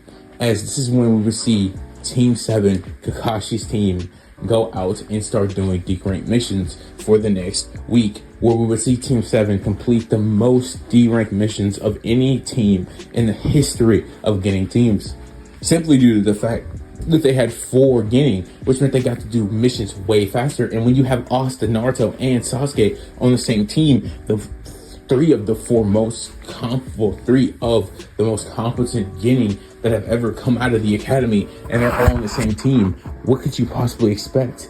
Obviously, they would get stuff done at an efficiently high rate. So as all of this would be happening, this is when we would then see them get the most completed D-rank missions, like literally ever, out of any beginning squad. But not only that, this is when we would see them start to train Sakura. They would start by trying to learn what her infinity is. As Kakashi would watch this, seeing how Asta and Naruto remembered how they did things, seeing how well they adapted to certain things, and they would find out, which Asta's liked, that Sakura's affinity was water. She could use water. Not only that, they would find out that Sakura had a crazy amount of chakra control. It was insane. And this is when Naruto would tell Sakura that he was reading a book about medical ninja, and that's an incredible quality to have as a medical ninja. Sakura would hear that and think, medical ninja? Seriously, you think I could do that, Naruto? And Naruto would say, yeah, that's actually perfect for you. You could probably be a great medic for our team. There's nobody else here that can do that. So yeah, that would be awesome. And he would also tell her about Lady Tsunade, the legendary Sannin, who he had read in a book, was capable of using this 100 ceilings technique that amplified her strength and used techniques to just naturally enhance her strength to the point where she can punch through buildings and walls with casual ease. Sakura hearing this and realizing how cool it could be to be a medical ninja, but actually think, yeah, Naruto, I think being a medical ninja would be awesome. Asta would tell Sakura that he as well had heard of Lady Tsunade, and obviously because he had been reading some of the same books that Naruto has. But this is when Asta would tell Sakura that he knew about all the legendary Sannin, Orochimaru and Jiraiya, and how Orochimaru was actually a traitor to the village, and how he was extremely dangerous and still out there on the loose, and that if anyone were ever to run into them, they should run on sight because he's extremely dangerous. Just saying all this as food for thought from the book he had read. And of course, Sasuke would say that, yeah, obviously you should run from the Sannin. They're no joke. As Sasuke had also learned of the Sannin. With this being said, this is when we would then see them teach Sakura, teach her how to use her kunai better, teach her how to fight better. As remember, Naruto and Sasuke and Asta were extremely good at taijutsu, that they would help Sakura to become better at it. But Kakashi would be able to do something that the other three could not, whereas Sasuke, Naruto, and Asta were good at taijutsu for their age, so that it made it a lot easier for them to teach her than if Kakashi did, because, you know, he's just, you know, their sensei, which, yes, of course, Kakashi could teach Sakura, like, duh, that's his job, but you get what I'm saying. It'd be a lot easier to relate to because you have your friends teaching you rather than a teacher teaching it to you, if that makes sense, with some things, and this would be one of those things, especially considering Sakura was kind of like completely out of her field when it came to taijutsu. Nonetheless, this is when we would then see Kakashi start to teach Sakura Genjutsu, as it was something that Sasuke, Naruto, and Asta had never actually learned how to do. So they would all think that's a great idea, as Sasuke himself would note that once he gets his Sharingan, that's when he'll start to focus on Genjutsu. But for right now, focusing on ninjutsu and taijutsu was a lot better for him to do. So ultimately, as we would see this go on, this is when we would then see Kakashi begin to take Asta under his wing as well, noting that Asta was extremely impressive, but he had noted from a very young age that Asta said that he felt like he should be using some type of a sword or something. And Kakashi had trained Asta in how to use a kunai like it was a sword, but nothing too crazy, right? So obviously we would see Kakashi take a liking to Asta here right now during these weeks of doing missions. I mean, they're doing missions so fast, they have plenty of time to train. So Kakashi will begin teaching Asta how to use his kunai more and more effectively, teaching him how to use it like he had learned how to use it in the Anbu, giving him Anbu-like training, turning Asta into an absolute machine. As we would see this happening for him, this is when we would see Naruto beginning to learn new jutsu. Kakashi would start helping Naruto learn new wind jutsu, and obviously using the shadow clone trick that Naruto would have found out about much earlier in this timeline due to the fact that he's way smarter due to being with Asta, and Asta once again improving his life. This would be relatively easy for Naruto. He would learn 2 new wind jutsus during this time. Also, during this time, obviously, Sasuke wouldn't really be getting as much help from Kakashi as he was taking such a high interest in Asta. And not only that, he hadn't unlocked his Sharingan yet to really make Kakashi lock in on him. And because of that, Naruto was also getting a lot of attention from Kakashi as well.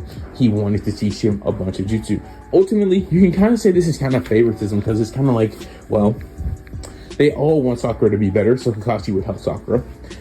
He's just used to training Asta and Naruto, so it's really that simple why he would be taking their side in teaching. And Sasuke just, once again, has not unlocked his Sharingan, and he looks like he's pretty good on his own right now. And honestly, that's how Sasuke's been throughout most of this story. Outside of the times he's trained with Naruto and Asta, he has kind of just been training by himself, learning more and more.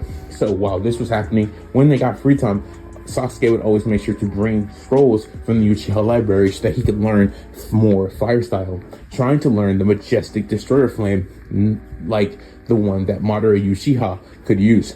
Obviously, if Sasuke learned how to use his jutsu, it would not be as potent or as powerful as Madara's, but he would still try to learn how to use it, because either way, it would still be way stronger than ordinary fireball. Also, trying to learn the great fireball jutsu, which he was making great stride in. As all this would be happening during this 1 week of doing deep rank missions and proving that they were the best getting team, this is when the week would come to an end, with everybody becoming much stronger as we see the week's end come to its conclusion. Ultimately, this is when we would then see, as that week would be over and the next week would start, this is when they would all walk in Monday to get more D-rank missions, as we would see Hiruzen talking to someone, talking to a man who had a bag on his back who looked like he was drunk off sake. And this would be none other than Tazuna, the bridge builder. And this is when we would see Hiruzen tell Team 7 that they will not be doing any more D-rank missions because, well, they had done pretty much all of the D-rank missions in the village, along with the other Genin teams doing D-rank missions. Well, there just really wasn't any more for anyone to do. They had been able to do the most that any Genin team had ever been able to do in such a short time. And frankly, he would start praising Team 7 for being able to accomplish this feat, where they would all start to shake and do like little shivers, feeling kind of happy that they were being complimented, obviously except for Kakashi and Sasuke, as that just wasn't their type of vibe. But Naruto, Asta, and Sakura, they definitely would start like doing little movements and little twitches, kind of showing that they enjoy the praise from Hiruzen. But ultimately, after this was done, this is when we would then see Hiruzen tell them that this is when they're going to be getting their first secret mission to take Tazun the Bridge Builder to the land of the waves, and that they will be going tomorrow morning. They will start their journey tomorrow morning. So pack your bags, because this is going to be your first time going outside of the village. This is when Sasuke, Naruto, Sakura, and Asta would all move their head toward Hiruzen, saying "Yes, Okage," as they would all look toward Kakashi, saying, "Wow, this is going to be crazy." Kakashi would say, "Yeah, it's going to be pretty exciting. But don't get too excited. It's not going to be anything too dangerous. It's just a searing mission," Kakashi would say. As Tazuna would say, "Lord Third, is this seriously who you have for my protection?" Hearing all this, seeing all this, 4 kids, seriously? This is who you think can protect me going to the land of the waves? And this is when Haruzan said, yes, they should be more than capable of taking you to the land of the waves safely. He would assure him, saying that Asta, Naruto, Sasuke, and even Sakura had made greater strides as of recently, and that those three boys are extremely impressive and extremely talented for their age. Do not let their age fool you. Tazuna would nod his head and say, all right, I guess, with sake coming out of his mouth, the smell of it coming out as he would speak his words, spitting them out as he would then walk off. This is when we would then see the night go on and pass as the day would come, as they would get up bright and early, everybody appearing in front of the gates of Konoha as they would go with Tazuna out of the village for the very first time, this being an incredible event for all four of arc gaining protagonists. As they would all head out of the village with Tazuna, they would start walking for hours, just talking about things that, you know, you would expect for like preteens to talk about, you know, especially in a ninja world. They talk about their kunais, and they would talk a lot about training because, well, frankly speaking, they had been doing a lot of that, and honestly, they would all be talking about ways to improve their training. But this wouldn't dull their senses, and Sakura's newly given senses, as again, remember, she is slightly better at taijutsu now, and not only that, she is also a pretty decent user of genjutsu, based off some like DC rank level jutsus, right, that she could have learned from Kakashi. But honestly, she had only really learned two of those, one D rank, one C rank, and the C rank one wasn't really that crazy, right, but it was pretty cool. And ultimately, she hadn't really learned how to do anything with water style, but she was hoping to learn how to do that, and that would be one of the main things she was talking about with the three of them. So as we would see this happen, this is when Kakashi would notice a puddle on the ground as they were going towards the land of the waves, looking at it, knowing exactly what the implication meant. But he thought he was the only one that noticed, but no, Asta, Naruto, and Sasuke clearly noticed that that was weird, especially considering there was no rain that had took place here in any time period in the last week. So they would all note and think in their heads, that's extremely weird, and that they need to be extremely cautious around that pool of water. Sakura would be so in-depth in what she was talking about. She would notice the water, and she would actually think it's kind of strange because it hadn't rained, but she wouldn't be like, oh, we need to get on high alert because of it, right? You know, and it doesn't really seem like her friends are, so she'd think it's probably cool. You know, she'd thinking they're friends. They're not really still too sure on that. Asta would consider her a friend. Naruto would, but Sasuke's the one who's not so sure about friend, right? You know, that's kind of his, you know, thing, right? He takes a while to let people in.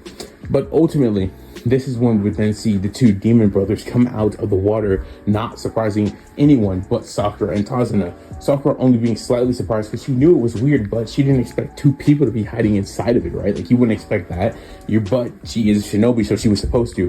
This is when we would then see them go right for Kakashi, but before they could even get there, they would get hit with a water stream jutsu that would hit both of them, sending them into the trees. Kakashi being shocked at how fast Asta had reacted to this. But not only him, as the two demon brothers would get sent into the trees, they would recover, getting up with their chains. But this is when we would see both Naruto and Sasuke right there. Naruto with two shadow clones in his side, hitting one of the demon brothers with a slight combo attack. One attack to the head, one fist to the head, and two to his solar plexus, knocking that demon brother out. Whereas the other one would be shocked at how fast Naruto had taken him down. But this is when we would see Sasuke getting onto him, hitting him with a kick in the face, throwing a roundhouse into his stomach, and then sweeping him to drop him to the ground. Him being knocked out from Sasuke's slight movement combo attack. As we would see this happen, the two demon brothers would be taken care of, but Asta, Sasuke, and Naruto's quick acting. Kakashi not even needed to substitute in this timeline because they never actually got to him. So as we would see this happen, this is when we would then see Kakashi try to interrogate the demon brothers, but they weren't wanting to spill. So because they didn't want to spill, this would lead Kakashi to killing them and putting them in a stroll because, well, he just didn't have time to sit and play with them. Instead, he would hassle the guy they were supposed to be taking to the land of the waves, Tazuna, because he knew that they were not supposed to fight the demon brothers. They were Chunin. So, like, why were two Chunins attacking a sea rank mission? He would ask Tazuna, and Tazuna will respond with, well, you see, I mean, I could, well. And this is when he would then break down, start crying, and telling them that the land of the waves was in a serious pickle. They were being run dry by the ship magnet Gado, and that they didn't have any money, and that they were poor, and that he really needed to get back there for his grandson and for his daughter. And ultimately that they needed to make this bridge, because if they don't, well, nothing's going to get any better there. They would all look sad, even Kakashi looking a little less sluggish than he was before. This is when he would ask his team if they'd be willing to continue the mission. They would all nod their heads yes, agreeing to help Tazuna immediately, feeling his pain and sadness, and they wanted to help if they could help, and they wanted to continue the mission. But this is when Kakashi would tell them that if the two tunings, the Demon Brothers, were here, it's possible there could be even more up ahead, like even more dangerous shinobi. Are you sure you want to continue forward on this mission? And this is when he would say yes. Asta would say yes, and that would lead the other three to nodding as they would all head off to land the waves. Ultimately, as they would continue on their journey, going for another 2 hours, them all being quiet, paying attention now, Sakura was determined to not get caught off guard again. She wanted to prove her usefulness, and even though she had noticed the puddle, she didn't expect it to be that big of a deal. So now she was keeping her senses, her P's and Q's up as much as she possibly could. Ultimately, as it all happened, this is when we would then see Kakashi tell all of them to duck as a giant blade would come out of the forest, coming towards them as it would land in the tree. This is when we would then see Zabuza Momochi landing on his sword, the Kirikuru Bocho, one of the legendary blades of the mist. And we would see this being none other than the Executioner's blade that Zabuza used. He would grab it, telling Kakashi to give him Tazuna and that he wouldn't have to massacre his whole Genin squad. But Kakashi would say, you know, he can't do that. And that would lead to a battle between Zabuza and Kakashi. As they would battle, as they would have this incredible battle, this is when we would see all four of the Genins surround Tazuna to make sure nothing tried to hurt him, nothing could get in, nothing would try to kill him. But as they thought everything was safe, as they thought everything was all good and that nothing could hurt Tazuna, this is when Asta would hear from the slight of his left, something coming out of the mist, something coming out of the forest towards Tazuna. This is when Asta would react with his kunai being trained by Kakashi for that last week, exactly on time, as this would increase his senses, but not just increase his senses. There was something there, something that let Asta know this was coming, but he wouldn't know what this is, and he wouldn't be able to classify it. But he could feel that it was something more than just a sense. But nonetheless, he would go for it, using his kunai, cutting that thing in half, finding out that it was a Senbon sent towards Tazuna, aimed at his neck, trying to kill him. This is when we would then see a figure come out of the mist, this being none other than Haku, as Haku had been told by Zabuza while he engaged the copy ninja to go and kill the four brats that were going to try to protect Tazuna and ultimately complete their contract. Killing Tazuna would lead to them getting paid, and that is what Zabuza wanted. So he would tell Haku to kill Tazuna. So that is exactly what Haku would attempt to try to do, saying that he was sorry, that he didn't want to have to do this, but he had no choice. Because if he didn't do it, well, Zabuza would be mad, and he was his tool, and he owed him his life. So he must lay it down for his master, as he would rush towards Sasuke, Sakura, Asta, and Naruto. All four of them beginning to battle Haku, and honestly speaking, Haku didn't expect these four getting to be this powerful, or four have this good chemistry, or four, another thing, be this skilled, this competent, and honestly not stupid at all. Because the minute Asta got near Haku, they got into a battle with Asta using his kunai just as Kakashi had told him to, using it perfectly just as he had predicted. But not only that, Asta was doing something else that he didn't quite understand. He didn't know what this was, but he was able to somewhat see or know what Haku was going to do before Haku could even do it. But he didn't know why he could do this, where it was coming from, or what was going on. But it was effective, and it was allowing him to take a slight edge over Haku, despite the fact that Haku was, in fact, an incredibly strong shinobi. But with Naruto and Sasuke's help, well, Haku was like on their back foot completely. They couldn't handle two other Genin level, like high Genin level opponents. Like, this was seriously too much for him. This is when we would see Sakura in the back making her hand signs for her C-rank Genjutsu, aiming it towards Haku as it would connect with Haku, stunning Haku there for a total of about a minute before Haku would realize that they were under someone or one of their Genjutsus. Of course, this is all the time in the world that Asta, Sasuke, and Naruto would need, as they would all start making hand signs, going for jutsus, of course. This is when we would see Naruto go for a weasel sickle technique, going to shoot a wind blade, as that was still the best, most effective jutsu he had learned, despite the other two wind jutsus he had learned. This was the most effective in combat. The other two were more like support wind jutsus, if I'm being honest with you, like supports, like they would be good with a combination or something, but nothing too crazy right now. And this is when we see Asta, who had been focusing more on his, kenjutsu, or using like a blade. He would be more effective in that, so that was what he had been training on. So he would still have the same two jutsus, honestly, as he would now fire lightning bolts at the likes of Haku. And this is when we would see Sasuke make hand signs, but not for a fireball jutsu, although it seemed like that at first, but no, it was for the great fireball jutsu. Sasuke had mastered it just in time for this mission. As these four jutsus would be get sent flying towards Haku, Haku would come out of the genjutsu just as he would get hit with these four jutsus and get sent flying backwards, being knocked out, getting sent through 3 different trees. Haku being defeated by Naruto, Asta, and Sasuke before they even got to the land of the waves, before they even had started the bridge, before they even learned like water walking and tree walking. As Asta, Naruto, and Sasuke still didn't even know that yet, and that would amplify their strength by maybe 2 times even, and they didn't even know that, and they had beaten Haku just from sheer teamwork. Them all looking at Sakura and telling her she did an incredible job, because without the genjutsu they never would have got that opening to use their jutsus so openly on their opponent. Sakura blushing, getting this praise, as she would be happy to hear it. But this is when they would all turn around to see Kakashi's battle with Zabuza, as now Zabuza, using the water prism jutsu, had caught Kakashi in it. This ultimately leading to Kakashi being stuck in the water prism jutsu, telling his team to run. But this is when they would all say no. This is when we would see Naruto, Asta, and of course Sasuke come up with the same plan, similar to the main timeline, where they would use the Demon Wind Bomb, except including Asta in this timeline for it. This would go without a hitch, as we would then see it be a shadow clone, as they would throw 2 kunais towards the likes of Zabuza, throwing him off guard, and of course this leading to Kakashi being freed.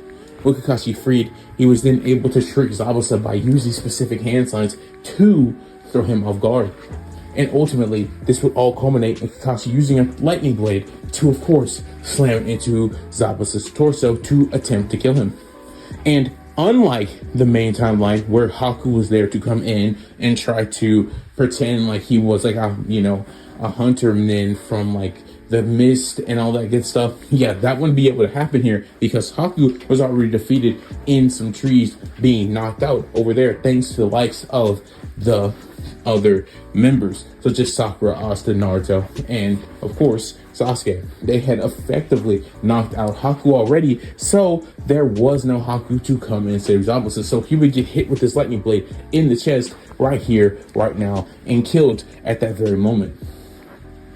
This is when the team would tell Kakashi that they had beaten another ninja who was working with Zabuza earlier while he was engaging Zabuza. And when Kakashi would hear this, he would say, wait, what? You guys beat another shinobi? One that was working with Zabuza? By working as a team? That's insane. I would have never imagined that teamwork could do that, but that's incredible. You guys truly are a wonderful team. As he would praise all of them for their incredible achievement, as he would go to Haku and ultimately seal Haku into a scroll to take back to the Hidden Leaf Village after they had completed their mission. Ultimately, this is when we would see the whole team arrive at Tasuna's house, where they would meet Inari and obviously Ayame. Or not Ayame, but his daughter. I'm not sure. I don't think I can remember her name. But they would meet her. And ultimately, after this would happen, this is when we would then see them eat your favorite meal. Just imagine your favorite meal, your favorite food. That is what they are eating right now. That is what she cooked, because she was a phenomenal cook. Ultimately, after all this was done, this is when we would see Kakashi working to refill his chakra reserves. But while he was doing that, this is when he would begin to teach Sasuke, Sakura, Naruto, and Asta water walking and tree walking, which would ultimately be very easy for Sakura, who had already started to learn how impressive it was to have an insane amount of chakra control, being able to do this in about 5 minutes, go up the tree, walk on the water, like 2 minutes. That's how crazy Sakura's like chakra control is, like no joke. And this is when we would see Asta, who would be able to do this really easy too, which would shock Kakashi. And ultimately, this is when we would see Naruto and Sasuke struggling the most, but they would actually be able to go up the tree and walk in the water about the same time, continuing this plot line of them being ultimately extremely equal. As all this would be done, this is when we would then see them all start their individual training back up from what they were doing in Konoha. Also, they would be going to the bridge every day to make sure that Tazuna completed it effectively and efficiently. As the weeks would go on, with honestly no hitch, as 2 weeks would pass, as this was when we would see the third and final week come. This would be the week where we would see Gato appear with all his mercenaries and try to kill Tazuna, try to destroy the bridge, try to be that evil guy who just uses money to get whatever he wanted. As he would tell them, kill everyone here, including the ninja. I guess that Zabuza and Haku failed. I never trusted them in the first place, he would say. Well, whatever. Just go ahead and kill them all. I'll pay you extra if you, I don't know, kill maybe the bridge builder's son and his daughter. Yeah. His grandson and his daughter. Yeah, do that for me. And this is when they would all rush in trying to prove that they were willing to get this money from Gato. Yeah, this wouldn't work at all, as Sasuke, Naruto, Asta, and Kakashi being actual shinobi and they're just being mercenaries would get absolutely demolished by them.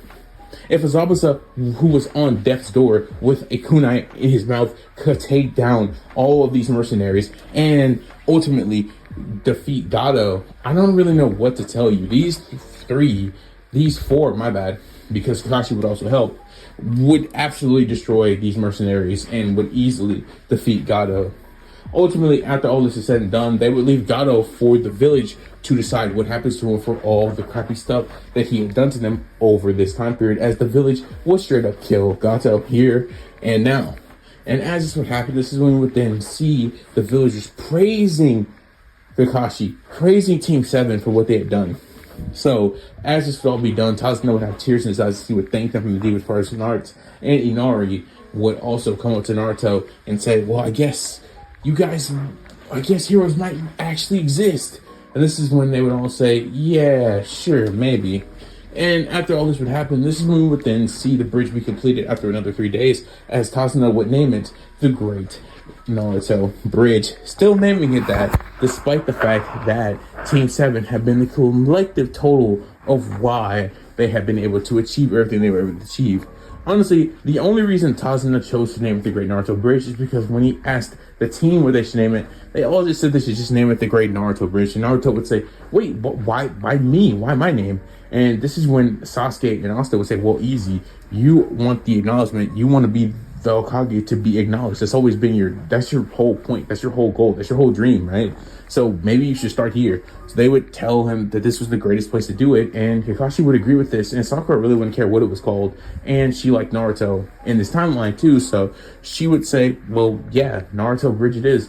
So Tazuna would say, all right. And he would call it the Great Naruto Bridge. And that's ultimately why it got that name, because Team 7 advocated that that's what it should be called, because Naruto still wanted acknowledgement, even though he had Asta in his lair. And now Team 7 as a whole. So as we would see this all happen, this is when they would start to head back to the Lee Village as heroes, as they were already being talked about in Konoha on their way back. Ultimately, they would enter the village, and Kakashi would take his team to Hiruzen to report. And this is when he would tell him that that was no C-rank mission. And Hiruzen would nod his head and say, yes, I'm aware. That was probably something like an A-rank mission. Okay, all right. Okay, I'll pay you guys for an A-rank mission. As he would then give all of them the split of what an A-rank mission would be for the 5 of them. As this would happen, this is when Kakashi would dismiss his team, but not before telling them about the tuning exams and asking them if they wanted to participate, doing that little test he had done in the main timeline that they would all easily pass. After this would happen, this is when he would nod his head and say, all right, I'll enter you guys for the tuning exams.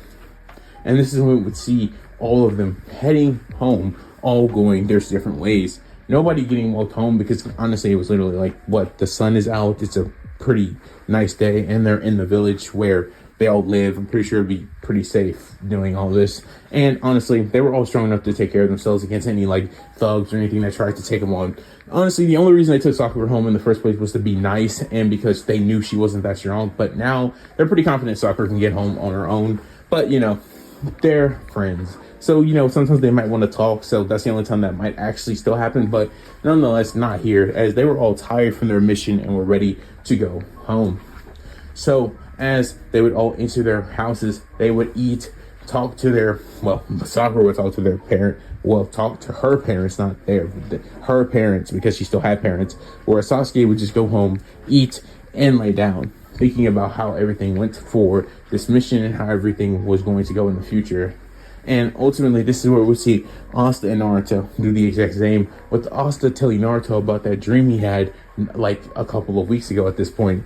And Naruto, you know, telling him that, well, I'm sure it's nothing and that he shouldn't worry about it, as Asta and Naruto would basically get in the bed early as well, just like Sasuke, because, well, they were tired and honestly they had nothing and really nothing to talk about, right? Like, for Asta and Naruto was concerned, they didn't have anything too crazy to talk about, nothing really to discuss in depth. I mean, Asta told Naruto that, but that's all he really had to say, and Naruto's response was, well, his response, and ultimately he would just accept that and, well, lay his head down. So as this all happened, this is when we would see the four, eventually Sakura going to sleep in her own household, you know, telling her mom and dad good night, as she would go to sleep as well, as we would see our four main characters go to sleep as they would start their next week off training for the tuning exams. So we start our story back off with the team preparing for the tuning exams with their 1 week of training left, as everybody gets up to start doing training.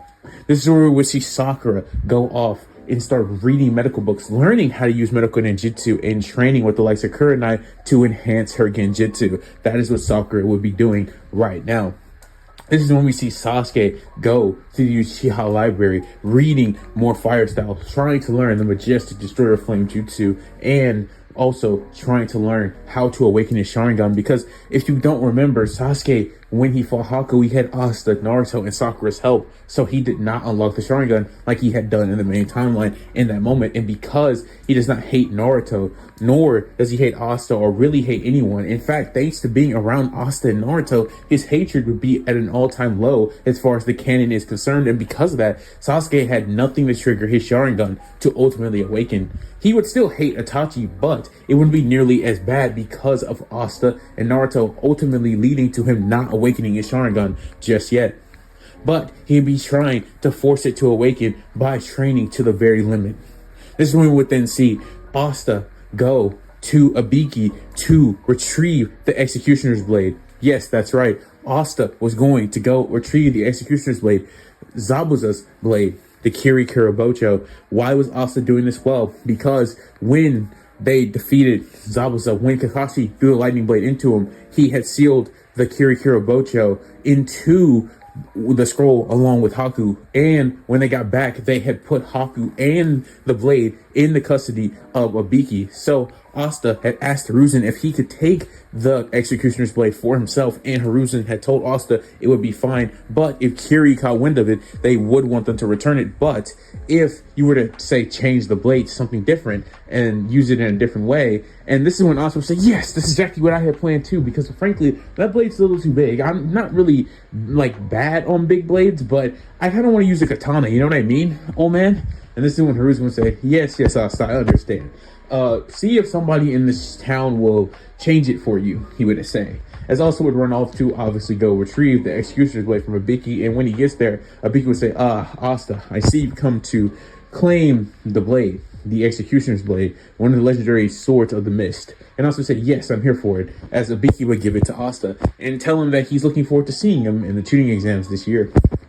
And he would say, yeah, I'm looking forward to seeing your part in it too, Ibiki, as he would run off, getting ready to train with Executioner's Blade. But before he could do that, he would need to find somebody in town who was actually willing to change the blade into a katana for him, melting it down and then remaking a new one. This would ultimately be none other than Tintin's shop he would go to. Why would he go to Tintin's shop? Well, because Tintin was, well, she liked him actually, and she was a member of course, the Konoha 12. And because of that, he knew that she wouldn't be discriminative towards him. So he went there to do just that, to get this blade changed into a katana.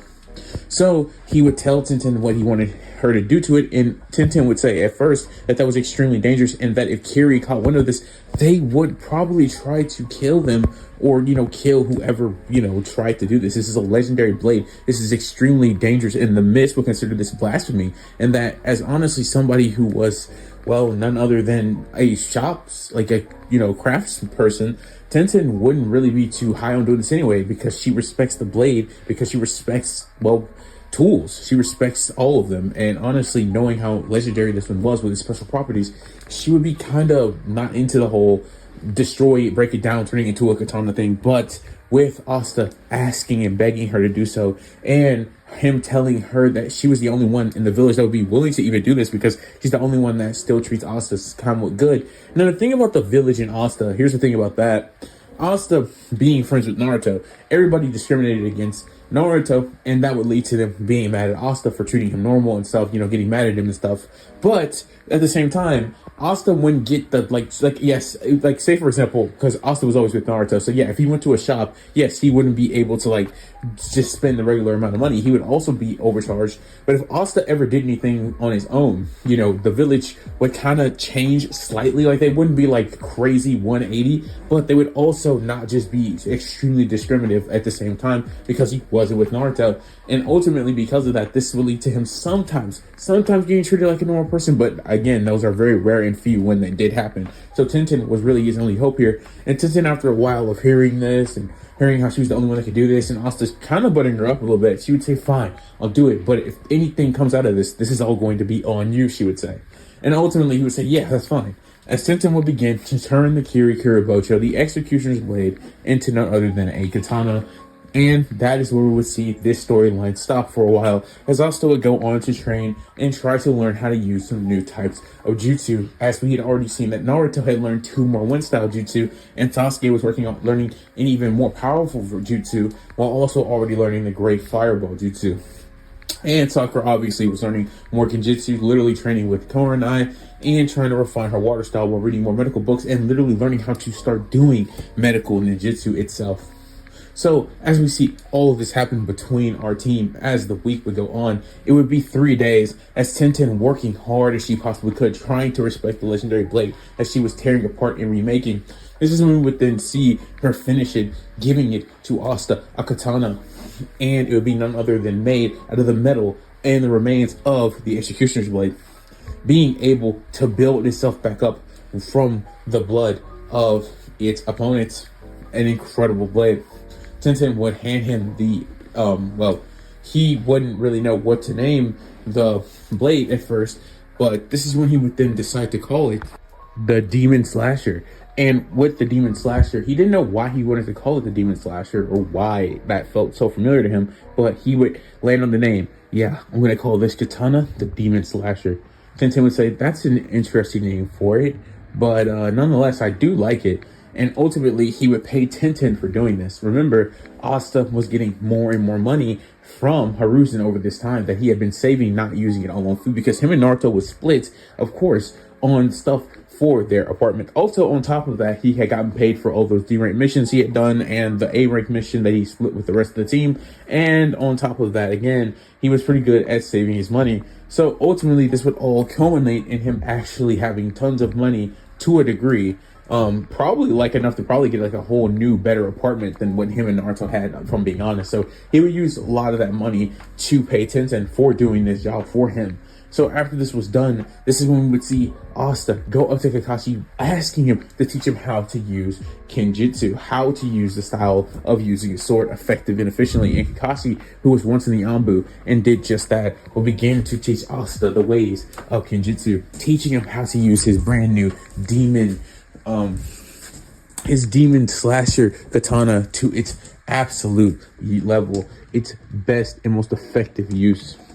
So as this would happen, this is when we would then see Asta become an incredible Kenjutsu user in the world of Naruto. And with that being said, this is when we would then see Naruto learn and gain even more power. How was he doing this? By using the Shadow Clone technique. But not only that, Naruto had, with the help of Kakashi, who had called Yamato, had begun to talk to Kurama, the nine-tailed fox. Why would Naruto start to do this now? Well, simply put, he wanted Kurama to stop messing with the chakra network. Although Naruto was good enough to make it where Kurama couldn't really affect it too much, he wanted him to stop altogether, or maybe form some type of bond with the QB or get some type of deal going. So as we would see Naruto enter his mindscape and see Kurama, he would start to talk to him.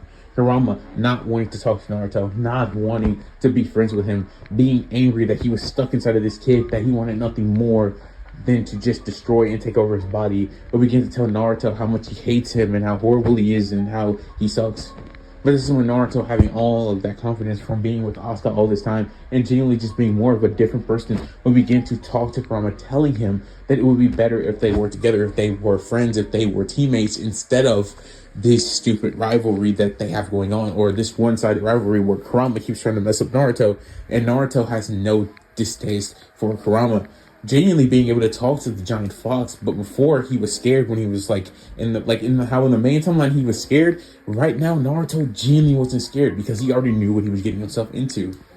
And why did he know this? Because over all of that time of training, he had asked my guy, he had asked him, and not only that, he had also asked Kakashi at one point and the old man why everybody called him a demon, and they would have explained it to him one after another, not in sequence or anything, but eventually after they found out that it was okay to do so, that Hiruzen had eventually told Naruto, and as you would know, he would have told Asta, and he would also know as well. And of course, by talking through it and understanding it more and more, at this point, Naruto wasn't all that afraid of Kurama. So he would tell him that this is the way things should be, and that he doesn't hate him, so he shouldn't hate him and stuff. And if you're stuck in here, you might as well get along with me. Kurama, hearing all of this and hearing how genuinely nice and how Naruto was genuinely trying and all this stuff, he would start to laugh because he didn't care about any of this, or at least he would pretend he didn't care about any of this. But this is what Kurama would say, because he could tell that Naruto was genuine. Fine, I'll stop messing with your chakra network and I'll give you chakra occasionally, but whenever I decide to, he would tell Naruto. And that, as far as all that partner friendship nonsense you're talking about, save it and keep it. I'm only doing this because it benefits me, because I don't have to die.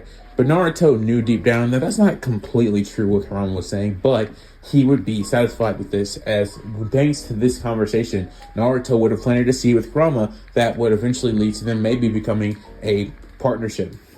Nonetheless, Kurama would stop messing with Naruto's chakra finally, and of course, with that happening, this is when we would then see Naruto also gain some of Kurama's help in terms of this. Basically, if he were to ask Kurama for chakra, he would give him some, but as much as he wants, nothing too crazy. It wouldn't be like a tail or anything, and Naruto would have no control over the tail, clearly, if he did end up getting enough to get a tail, but you get what I'm saying. So after all this was done, Naruto got greater control over his chakra, allowing him to work even more. And because of that, this would lead him to being capable of using more shadow clones, using his wind style more effectively, as Naruto would try to learn even more wind style jutsu and refine the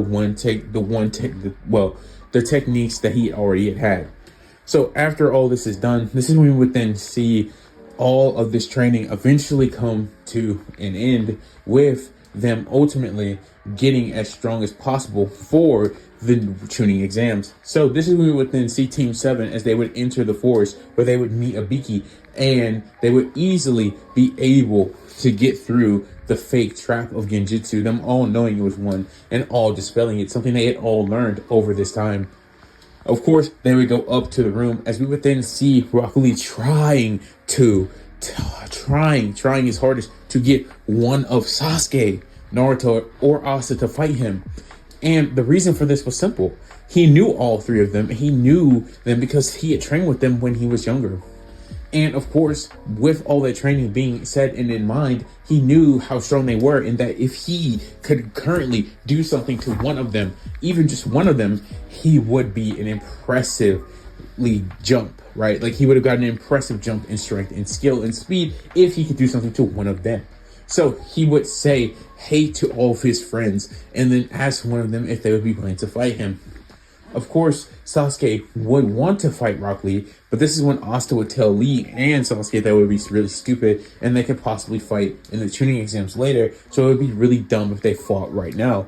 Lee, hearing this, would think about it for a second, and knowing Asta, because they were friends, he would say, yeah, I guess you have a point, Asta, as he would go inside and begin to take the test. Neji, looking at the interaction, looking at how chummy Lee was with these three shinobi in particular, and would just note it in his head as they would all go in. Tenten obviously being on their team, knowing Asta, knowing Naruto and Sasuke from the academy, same thing with Neji, but never really caring or acknowledging him all that much. But this is when we would see Tenten look at Asta as he would have the blade that she had crafted for him on his back.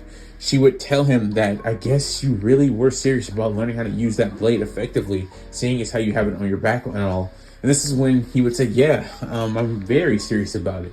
And of course, I wouldn't want your hard work to go to waste, he would say with a smirk and a laugh. And Tenten would say, well, yeah, you better. As they would all officially enter the testing room, where they would see tons of Genin trying to stare them into death. But Team 7, being way stronger than pretty much almost everybody in this room, would not care. After all this is said and done, this is when Abiki would come through the door and tell them to start taking the test, where we would then see the team genuinely using intelligence, because this version of Team 7 was just way smarter than the one in the main timeline. So ultimately what we would see happen is Sakura, just using her smarts, would easily be able to answer the questions. Asta, being smarter, would be able to answer the questions. Naruto, being smarter, would not be able to answer all the questions despite how much smarter he was, but he would still give it his all. And Sasuke, not having the Sharingan, wouldn't be able to cheat here, so he wouldn't really have that cheat code, but nonetheless, he would just write down whatever he could, using as much intelligence as he could. So, as this would all happen, this is when we would then see the team finish. And as they would finish, this is when we would then see Abiki ask the 10th question, the final question, actually the only question that ended up truly mattering. And when this question was asked, there would be tons of teams to get up and leave. But Asta and Naruto would both proclaim that they're going to be the Hokage, so there was no reason that they weren't going to proceed. There was no way they were going to halt their journey to become the Hokage. And by saying that, this will leave many teams to stay that were initially going to leave. And of course, Abiki would smile and give a smirk as he would say, you all pass. Because the point of this last question was to see if you would actually proceed even through odds that didn't lead to your advantage. And after all this was done, this is when we would then see Team 7 meet Anko and Arashi. And Anko would tell them that they're about to enter the forest of death, where killing was, of course, allowed. And she would say with manic glee with a smile on her face. Of course, Anko would tell them that they would need to gain the opposite scroll that they have. Team 7 being given an Earth Scroll, as they would then have to get a Heaven Scroll. While Anko was talking, this is when we would see Naruto, Asta, and Sasuke, even Sakura, notice a grass ninja that was staring at them menacingly from the left. And they would all look at the grass ninja with, slits in their eyes, noting them and seeing them as someone who might be extremely dangerous. Not being sure why, but they could just feel an aura coming off that individual. Of course, this would lead Anko to throwing a kunai in front of the face of Naruto and Asta this time. And of course, they would be able to react and dodge it. And this would lead Anko to saying, you guys better start paying attention. Do you guys want to die or something? With Asta and Naruto saying, no man, as they would bow and apologize. Anko being kind of shocked at how they didn't really care about her throwing the kunai, but nonetheless wouldn't really care enough about it. As she would then tell everybody to get ready, set, and they would go into the forest to have to go claim the opposite scroll that they were given. As we would see this would happen, this is when we would see Team 7 run into the sound team after about 10 minutes. Where the sound team would be getting some water, getting ready for what they would thought to be a very long time of accomplishing this mission. But this would be horribly wrong, because Sakura would have used a new genjutsu she had learned from Kurenai, another C-rank jutsu, except this one was actually effective and she actually knew how to use it efficiently. So it would cast all three of them into a genjutsu, all three of the sound team members into a genjutsu, and they wouldn't really know what was going on at first, but that's when they would realize that it's not other than a genjutsu and dispel it. You see, the problem with that is, by the time they had dispelled the jutsu, Asta was in front of them and he already had his demon slayer, not demon slayer, my bad, his demon slasher katana out.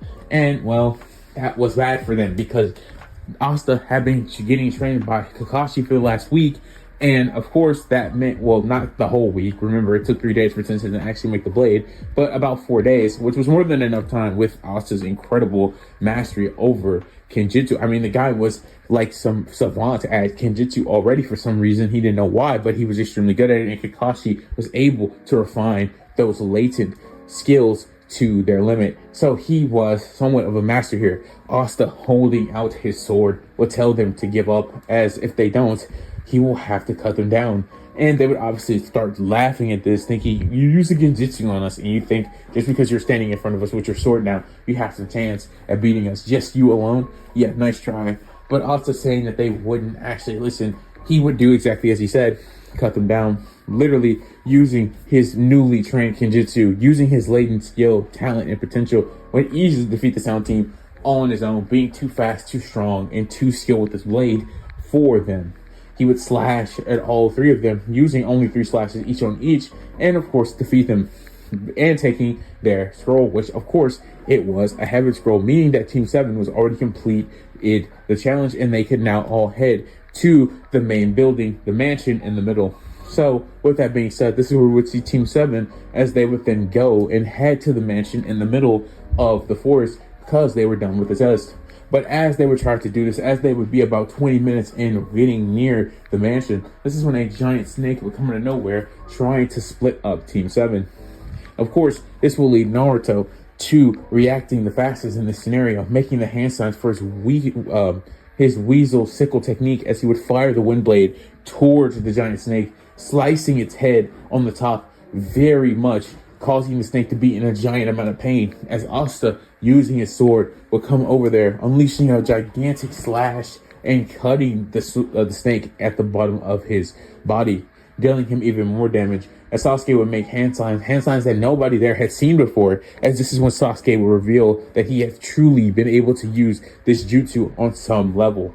Majestic Destroyer Flame Sasuke would utter from his mouth as he would fire that gigantic jutsu at the snake, as Asta and Naruto would get out of the way to avoid this massive jutsu. And of course, it was not nearly as strong as Madara's Majestic Destroyer Flame, but it was still potent nonetheless, and it would deal the final blow to this giant snake. After seeing the snake go down, this is when the team would wonder where the snake even came from, but this is when they would notice that there was an individual sitting on top of a tree branch watching them from the left, and they all recognized them. It was none other than the person who had been looking at them at the start of the Forest of Death. They would all question, was this the person that sent the snake towards them? With Asta immediately picking up on none other than who this could be. If a giant snake had come out of nowhere and an individual was just sitting there watching, this could only mean one thing, and it was not good. He would say, guys, no, I don't know if this is true or not, but could that possibly be Orochimaru the Sunning? And this is when Sakura, Naruto, and Sasuke would say, wait, what? Wait, no, Orochimaru is like a guy, right? There's no way. But Sakura would say, wait, couldn't he just be using a disguise? And they would all look at the person as they would start clapping and laughing and saying, well, that was pretty good, you kids. That's exactly what's going on. I'm shocked you know of me so well. All of you seem to be terrified, just as you should be of me. But don't worry, I'm here for only one of you, and that's my Sasuke. Sasuke, come to me and be under my tutelage. Come to me and I will make you stronger. I will make you more powerful and allow you to kill your brother. But more importantly, I need you to become my vessel, Orochimaru would say. Sasuke getting scared, feeling the killing intent. All four of them feeling this killing intent at this point. Naruto being able to shrug it off somewhat because he had felt Kurama's killing intent earlier that week. But no, not even he could resist this. And ultimately, this had them all shook, unbelievably so.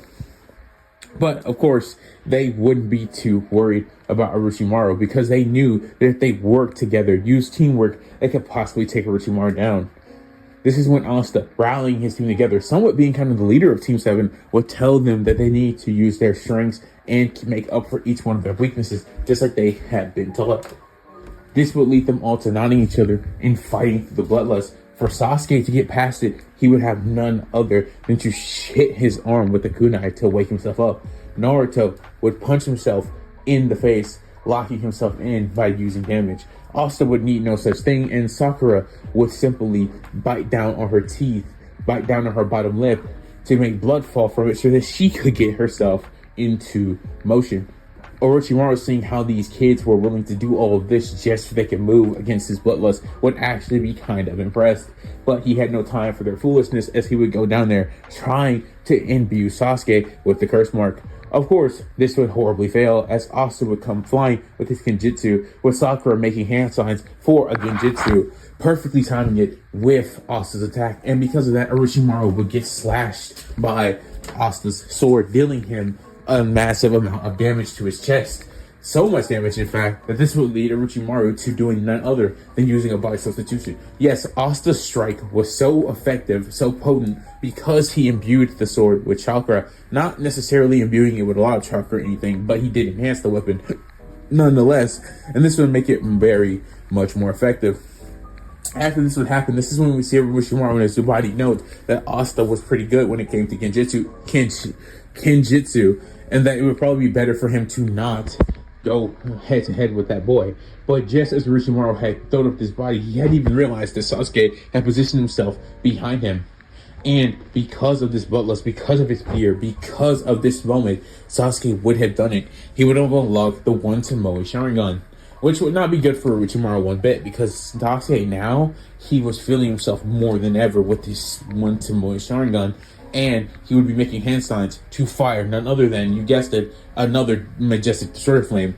Sasuke up until this point, can only fire two. He can only fire two majestic destroyer flame jutsus. So because of that, this will lead him to firing jutsu at Orochimaru as he would make the hand signs for it. And it would come flying towards Orochimaru not even realizing that Sasuke was behind him. And this would lead to him getting hit by the majestic destroyer flame jutsu. And obviously making Orochimaru have to substitute again because, well, this jutsu is just so massive and so potent. Despite the fact that Sasuke isn't as strong as Madara's, it's still a very potent jutsu. I mean, why the heck do you think it's Madara's calling card?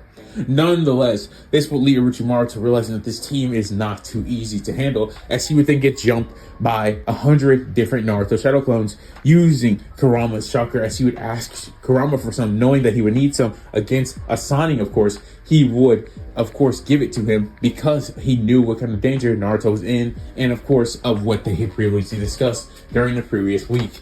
Naruto making tons of hand signs for a wind bullet jutsu. The other new jutsu that Naruto had learned was a wind bullet, and he would be making the hand signs for it. 10 of his shadow clones doing this, while the other 20 went in to attack. Whereas we would then see the other 60 just trying to land hits on Orochimaru. This obviously being extremely effective, as the other 10 who were ready to fire those wind bullets would fire them all at Orochimaru at the same time, dealing tons of damage to the forest. Orochimaru being shocked at the potency of the Nine Tails Jinchuriki and how special he truly was at training, and apparently must have been doing a lot of it. After this was done, Orochimaru would have had to substitute for a fourth time.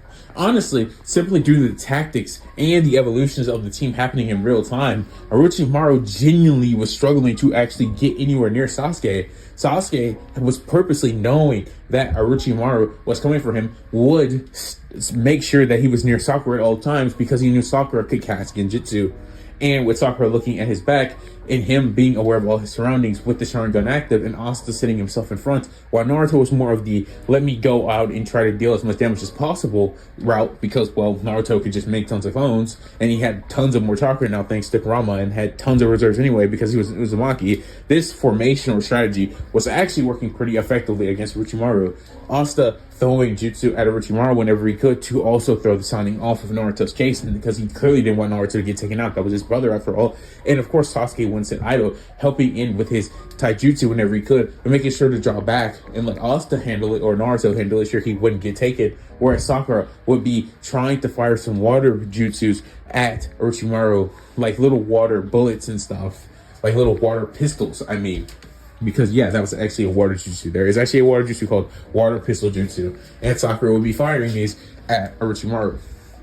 Of course, after all this is said and done, this will lead Orochimaru to realize that this team is too troublesome and that he will need to come back to get Sasuke another time. So that is when he will ultimately tell them that he will be back for Sasuke at another date when they are not all around, as he would decide to leave, using a reverse summoning technique to summon himself back to the Snake Cave, as this is when we see the team be extremely exhausted, just having to fight Asani, having to stay on their P's and Q's, and using every sense, every tactical thing they had ever learned and every formation they knew, and just their overall chemistry being pushed to its limits, be extremely tired.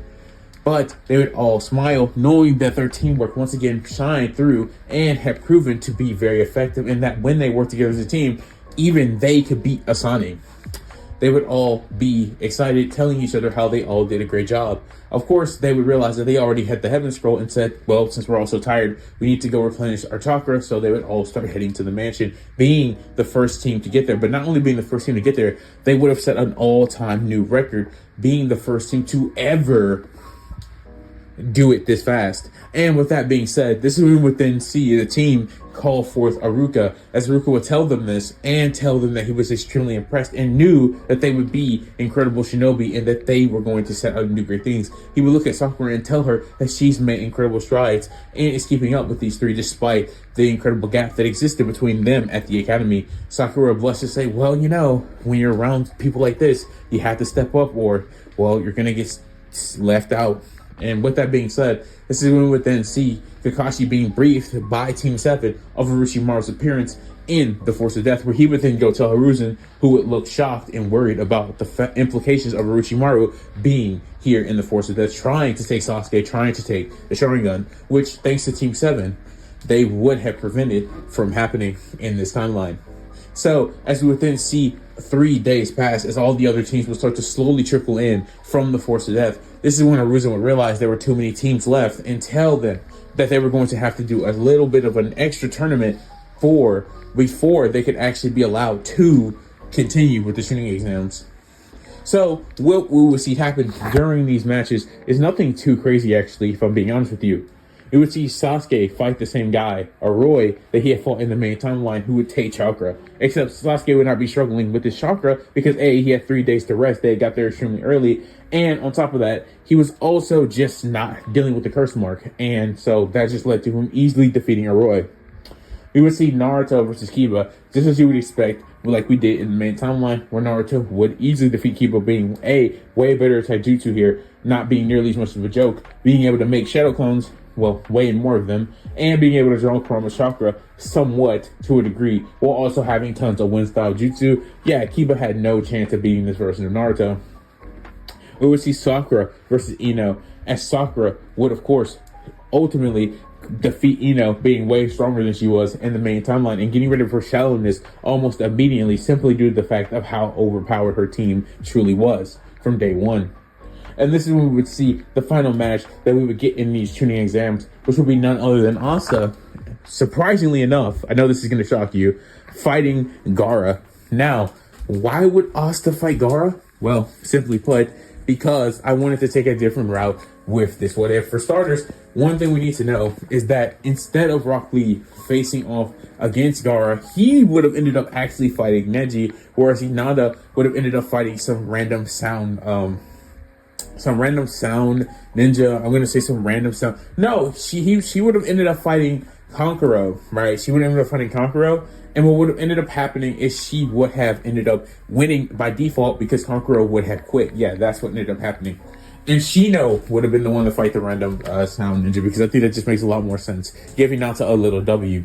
But yes, with this being said, this is where we would see Asta versus Gaara begin, with Gaara sending his send out to try to bury Asta in it, trying to crush, trying to kill Asta. Of course, Asta would use his Kenjutsu, bringing out his demon sword, and he would use it to cut the sand, cutting it, slashing at the sand with his demon slasher katana. Ultimately, Asta will be doing a very good job and actually be able to go through Gaara's defense, as Asta was actually extremely fast, almost as fast as Rock Lee. Remember, he trained with my guy, and he still did his training every single day, his 30 push-ups, 30 sit-ups, and a run around the village every single day that he could. Obviously, when he was in the land of the waves, he couldn't do it there, but that would just lead him to doing more push-ups and more sit-ups. With this being said, this is when we would then see Asta being very effective against Gaara, actually being able to make Gaara draw some blood by cutting his arm just slightly. This leading Gaara to say, "It's my blood! My blood!" As he would then lose his mind, letting Shikaku take control of him, entering his half Shukaku state.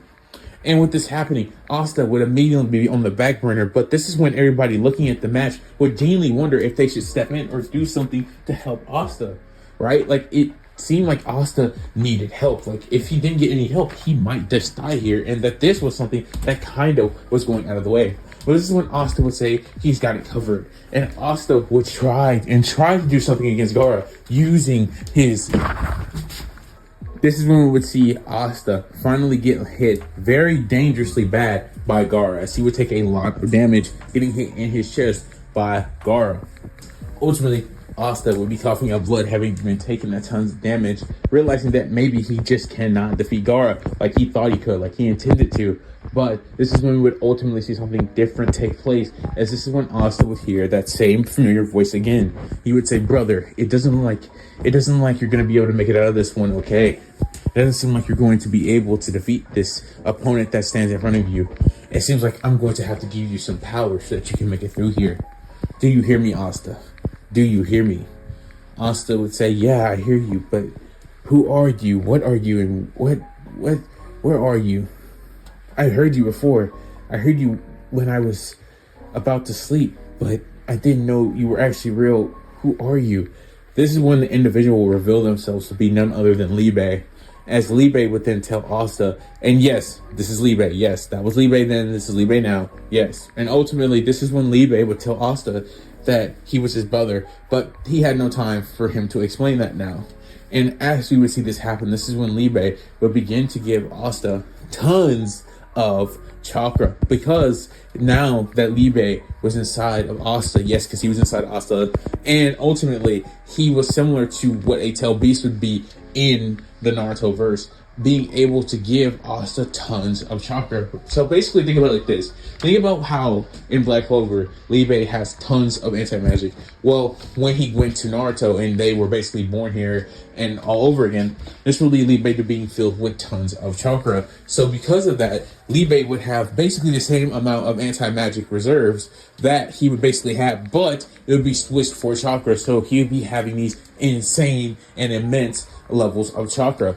So he would start giving Asta all of this chakra, and by giving him all this chakra, this would be where he would also tell Asta that there was another form that he himself could enter, and that Asta would say, "Then do it, give me that form, I need it now." As we would then see Asta enter Black Asta, or his partial double form, whatever one you would like to call it. As you see Asta being filled with this tons of chakra, it was literally visible. That's how much chakra that Li Bei was giving to Asta right now. It was on the level of a tail beast. If anything, if I had to say, Li Bei with complete, being able to completely link himself with Naruto, he could probably give Asta chakra reserves on the level of maybe the 8 tails, if he was fully linked to Asta right now, which he's not. And of course, with the transformations, this could be doubled or even tripled. But for right now, he would be in his partial demon form. And of course, he would also be a Black Asta. It depends on whatever name, it's the same thing. So ultimately, he would be gaining a chakra amplification just because of that. But not only that, he would be gaining all this chakra from Li Bei on top of that, what she was already getting from just transforming. And of course, this would lead to his blade being imbued with tons of chakra. It would look like Trunks' the sword that he used to cut Samasu. That's what it basically looks like right now, if I had to say. And he is just overflowing with chakra. You can literally see it outside of his body at this point.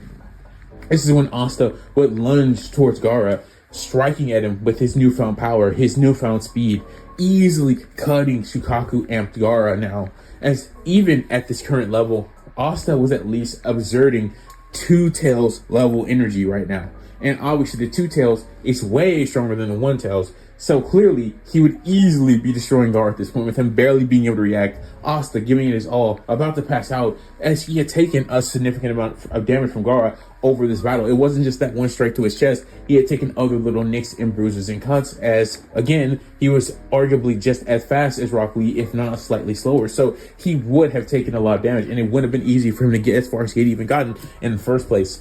But with one final attack from Asta, we would see him throw his sword, slashing Gaara in the chest with it, and of course, that would lead Asta to defeating Shikaku and Gaara, where he would fall out unconscious, as Asta would be proclaimed the winner of the match, as this would lead Asta to falling out unconscious too, as he was extremely exhausted from everything that had just taken place. And this is when Naruto would jump down there, seeing his brother in pain, and telling Asta if he was okay, and she would get taken to the infirmary. Gaara also getting taken to the infirmary as well, but Asta being allowed to progress to the next stage of the tuning exams.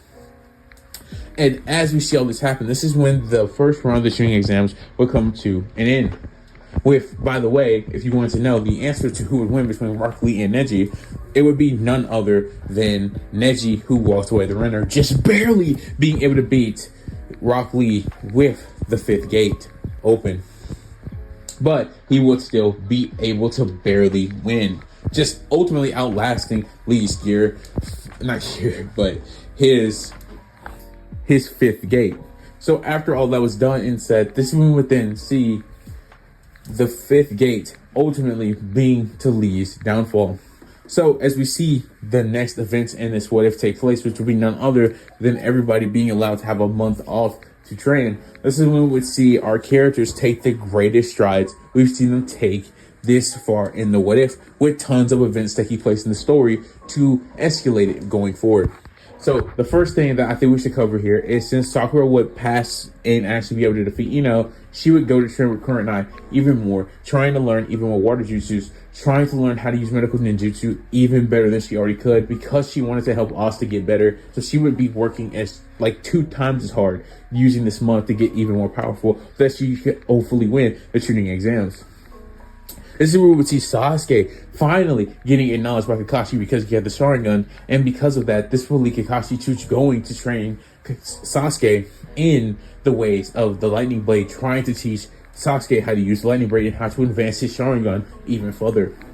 This is when we would then see Naruto meet Jiraiya as he was at the hospital looking after Asta, and Hiruzen had told Jiraiya that Naruto had tons of potential and that he was obviously his godson, so he should go train him.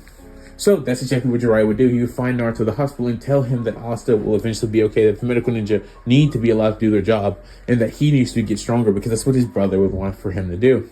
And so that's when we would see none other than Naruto leave Asta there, who he'd been literally sitting there for like 2 days looking at his brother in the infirmary, but he would eventually listen to Jiraiya and go off to start training. During this time period, we would see Naruto learn the Toad Summoning. He would learn the Rasengan early because, well, he was just that strong in this timeline. He had progressed so much to the point where the Toad Summoning wasn't nearly as drastic as it was before. And because he had somewhat of a control with Kurama, and thanks to Jiraiya's help on being able to get even more chakra from Kurama, well, what can I tell you? This will lead him to simply being able to do exactly what you would expect, be able to get even more chakra from Kurama, allowing him to learn how to use the Rasengan, not one-handed, it would still be with a clone, but that was still very impressive. And with all this is being said and done, this is when we would then see Naruto become way stronger than he was originally in the main timeline, of course. Because at this point, he shouldn't even have the Rasengan, but he already had it, and had an even greater connection to Kurama, and had tons of one-style jutsu, which Jiraiya would try to help him refine to make even more effective and deadly than they already were. But this is when we would see Asta in the hospital getting treated by the medical ninja during this time of training for all of his friends at this point in the story. And what we would see Asta doing is he would be talking to Libe, learning of everything that had basically happened. Basically, in another world, in another life, Asta had become the Wizard King over a kingdom, and that kingdom eventually prospered to its absolute limit, and he had got married and had kids with a girl that would be none other than Noelle Selva. He would tell Asta, but Asta wouldn't remember her. He wouldn't really remember anything that Libe was talking about, but Libe would tell Asta of everything that had happened to them before this world, before they had been sent here, basically, or they had been born into it. Ultimately, he would go on to tell Asta all the different events that had took place there, and he would be shocked to say the least. of course, this would lead Liebe to telling him that he was stuck with Asta forever as they were brothers. And of course, he was stuck within his soul. So he was still here with him nonetheless. And because of that, this is why he was here. He was a demon in his previous life, but now he was still technically a demon, but he had somehow been able to link himself to Asta's soul, leading to him being here with him still. And because of that, he still had regained all of his memories from that previous existence there and then.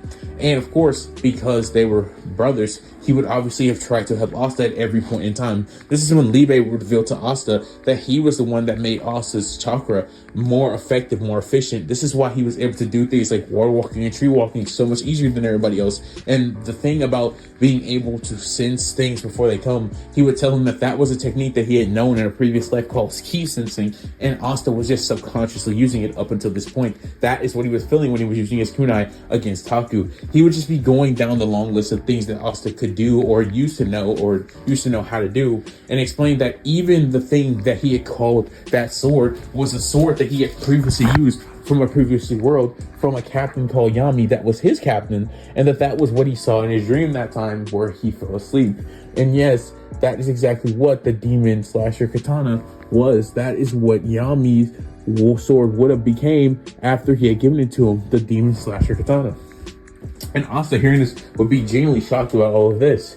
But frankly speaking, Asta would need as much time as it would take to recover. So while all of his friends were training and getting way stronger, this would lead Asta to being here for, as you would be shocked, the entire month. I know that sounds kind of crazy, but it's fine. Because since Asta just got Liebe, he just got way stronger. Remember, I said if they had full connection together, like he was fully integrated into Asta's soul, they were like fully integrated, that would lead to him having like 8 tails levels worth of chakra.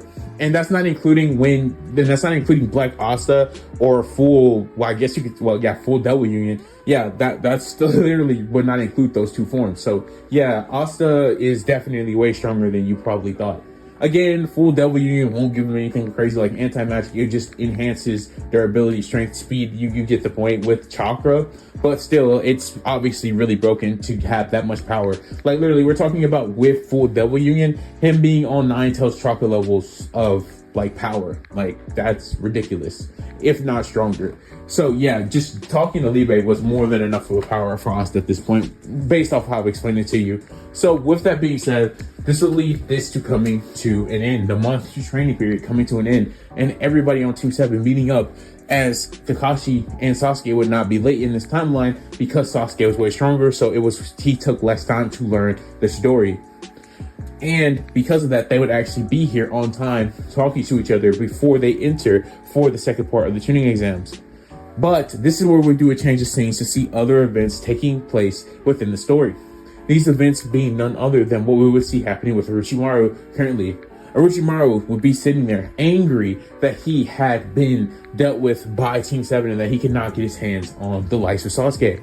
But this would not be the only problem for Orochimaru, as this one we would see the Akatsuki. Yes, the Akatsuki consisting of Pain, Kisame, Konan, Itachi, Deidara, Sasori, Kakuzu, and Hidan all approach the likes of Orochimaru, telling Orochimaru to not get in their way because they were going to unleash an attack to gain the 9 tails Jinchuriki right here and right now, because they heard of the 9 tails Jinchuriki being extremely problematic for even him. They had heard the story of how Team 7 had been capable of stopping Orochimaru from, of course, taking Sasuke, which is something they knew should have been easy for them. So if the 9 tails Jinchuriki with help was strong enough to do that, Asani, they would think that it would be the best time to go and take Naruto right now, right here, right now.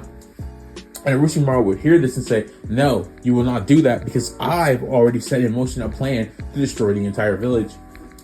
And the Akatsuki hearing this would be extremely, annoyed by this, saying that they will carry out their own plans. But this is when Orochimaru would say, then it would be pretty easy if they just decided to do it another time. Shouldn't they just do scouting or something before they do something as drastic as trying to take on the entire Konoha village? Orochimaru's plan was to go for the head leader of the village and then try to take it down slowly. But them going to do this sounded kind of irrational or maybe even out of place. the Nine-Tails Jinchuriki, Orochimaru would tell them, was not worthy of this much effort, at least not right now. Pain, hearing this, would listen and hear Orochimaru out, telling Orochimaru that fine, he can have his plan, but if the Nine-Tails Jinchuriki becomes a bigger problem, he will become his problem, his personal problem. And with Pain and the rest of the Akatsuki leaving, this is when Orochimaru would note that it would probably be better for him to not even do the Konoha Crush, because he had just remembered even himself in his head that his plan was to let Gaara go crazy in the second half of the tuning exams, but he had just remembered that Gaara had actually lost, so he wasn't a part of the tuning exams anymore. So he had no, calling card to actually even start the event in the first place.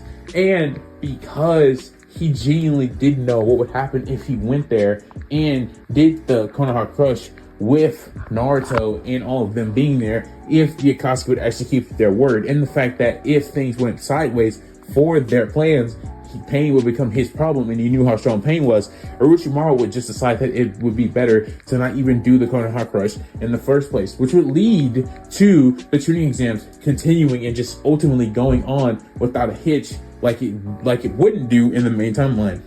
So with this being said, this is where we would see the tuning exams start, with everybody getting ready to do their own personal 1v1 matches. This is when we would see Naruto versus the likes of Neji, as Naruto, just like in the main timeline, would beat Neji, except way faster, as he would have created a Rasengan, which would shock everybody in the crowd, Kakashi especially included, and Neji even, as he would slam it into his rotation, going through it, and then hitting Neji in the stomach, sending him flying into a wall, defeating Neji right then and there. This is when we would see Sakura go up against the likes of Temari, where Sakura would ultimately lose to Temari because she was just too strong for Sakura at this point. Sakura putting up a good match for Temari, her being extremely shocked by how powerful Sakura actually was, noting that if she had just gotten a little bit luckier, she would have probably progressed in these exams. With that being said, this is where we would then see Asta go up against the likes of Sasuke. Yes, I know that sounds crazy, but yes, he would go up against the likes of Sasuke because, well, Asta, Sasuke were the next people voted to go, and because Asta had taken up Gaara, and well, since that would have eventually led to Sasuke versus Gaara, I see no reason why this wouldn't be Asta versus Sasuke. Now, as you would probably expect, they would go into the match telling each other to have a good match, they're gonna try their very hardest, do the best they can. But let's just be real here for like 10 seconds. I know Sasuke has gotten really strong. I know he's been really good, and I've made him really powerful in this What If compared to where he was in the main timeline and stuff. But let's just put it like this. Asta, I'm genuinely going to be honest with you, he would be getting cooked by Sharingan and Sasuke for a little bit. Even with his really impressive genjutsu, he would be getting kicked, punched, roundhouse, spin kicked, due to the fact that Sasuke had the Sharingan and Asta didn't have that. Asta, hearing from Libe how ki sensing worked, would be trying to get it under control to help him in this fight, but honestly, he could only subconsciously use it now, and that meant it was not always working. And because of that, this led to Sasuke getting tons of attacks off against the likes of Asta, which would ultimately lead to Asta being really damaged, as Sasuke would eventually fire a Magician's Destroyer Flame with Asta trying to end the fight. Not even trying to use his Chidori, trying to save it for the likes of Naruto, who he thought he'd be taking on in the finals at this rate. But of course, this would be Asta easily surviving this using Black Asta form, or again, partial Devil Union. With this being said, this would lead Asta to speed blitzing the crap out of Sasuke. Remember, this form grants Asta at least second-tailed beast levels of strength, a two-tailed beast level of strength. This would lead Asta to easily beating Sasuke going forward, who was not even nearly as strong as the one-tailed. So clearly Asta in this form would easily defeat Sasuke. Him being shocked Sasuke actually even pushed him this far, him thinking he could beat Sasuke in base, but that was not the case. Sasuke was really that strong. Sasuke getting defeated before he could even show off the Chidori. And as we see the rest of the matches go on, this would eventually lead to the point where we would then see Naruto and Asta in the finals.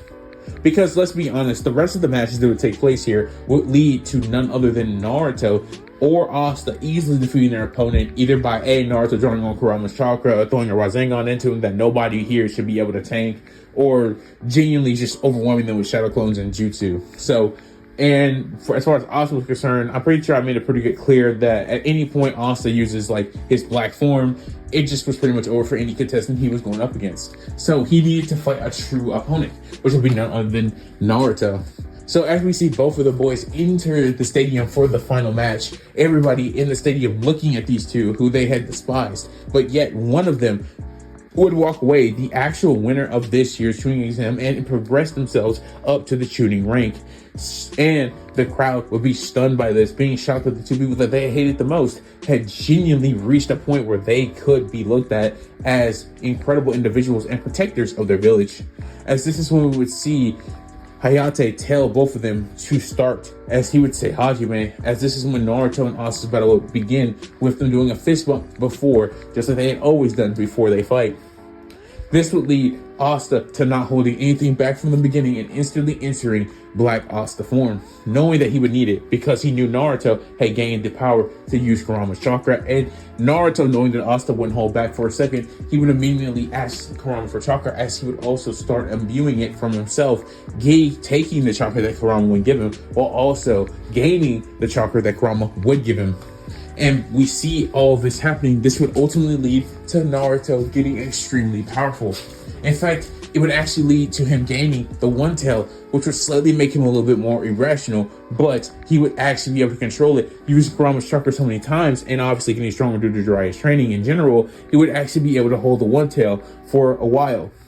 Asta and Naruto, seeing that both of their forms weren't quite sustainable, Asta having used black form a lot today, well, not a lot, but like one time against Sasuke, as the rest of the opponents genuinely just didn't require it, but he was tired, and of course this led to it flickering a little bit.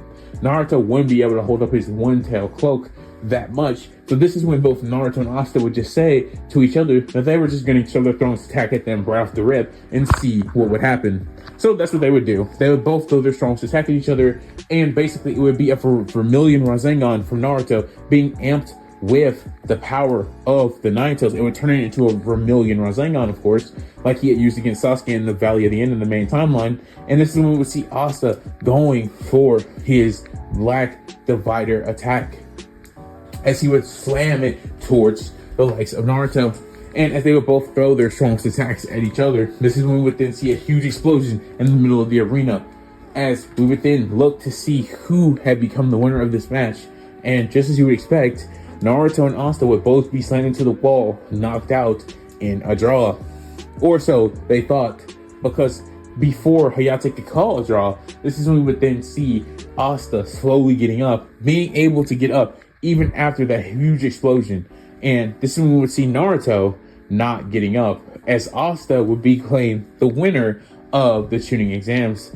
And with this happening, it would start slowly. A slow clap there, a very slow clap on the left, one on the right. But Sakura loving her team, Sasuke being able to respect Naruto and Sasuke, they would be clapping genuinely. And then Kakashi would start clapping, and then my guy would start clapping, and then Rock Lee would start shouting about youth. And then everybody in the stadium would start clapping and cheering and losing their minds, saying, yeah, that was actually a really awesome fight, you brats! Yeah, and one guy would say, yeah, that guy might be the demon, but I mean, I was pretty impressed by it. Hiruzen hearing that would look towards him with this like glare in his eyes, because you know you're not supposed to say that. And the guy would, you know, sit down from his seat, but everybody would start cheering and clapping, losing their minds, because that was still an incredible match, and they didn't expect to see something that crazy in the tuning exams.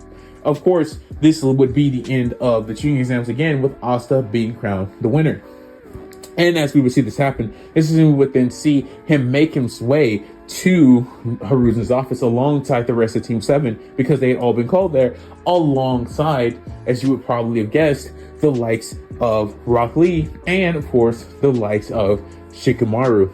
The reason for this being because everyone there was getting promoted to shooting. All of Team 7 was getting promoted to shooting because, A, they still had completed the most direct missions ever, and because they had all shown incredible tuning level strength within the tuning exam. So that would lead Hiruzen to giving them all tuning rank, including Sakura, who would be shocked and so happy about this, them all telling her that that's incredible, that she was thought to be tuning level by the likes of Hiruzen, that she had come that far, as she would nod with a big blush on her face saying, I told you guys that I wouldn't be behind you, not for long, or that I could at least keep up with you nonetheless. And they would all nod saying they were really impressed and happy for her, as Shikamaru would be getting a tuning promotion simply due to the fact that the guy was a genius, a lazy genius, but he was a genius nonetheless.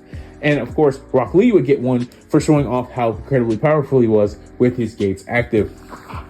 With all of this happening, this one would then see Team 7, Shikamaru and Rock Lee, be dismissed, as this would be Hiruzen's final say on who would gain shooting rank.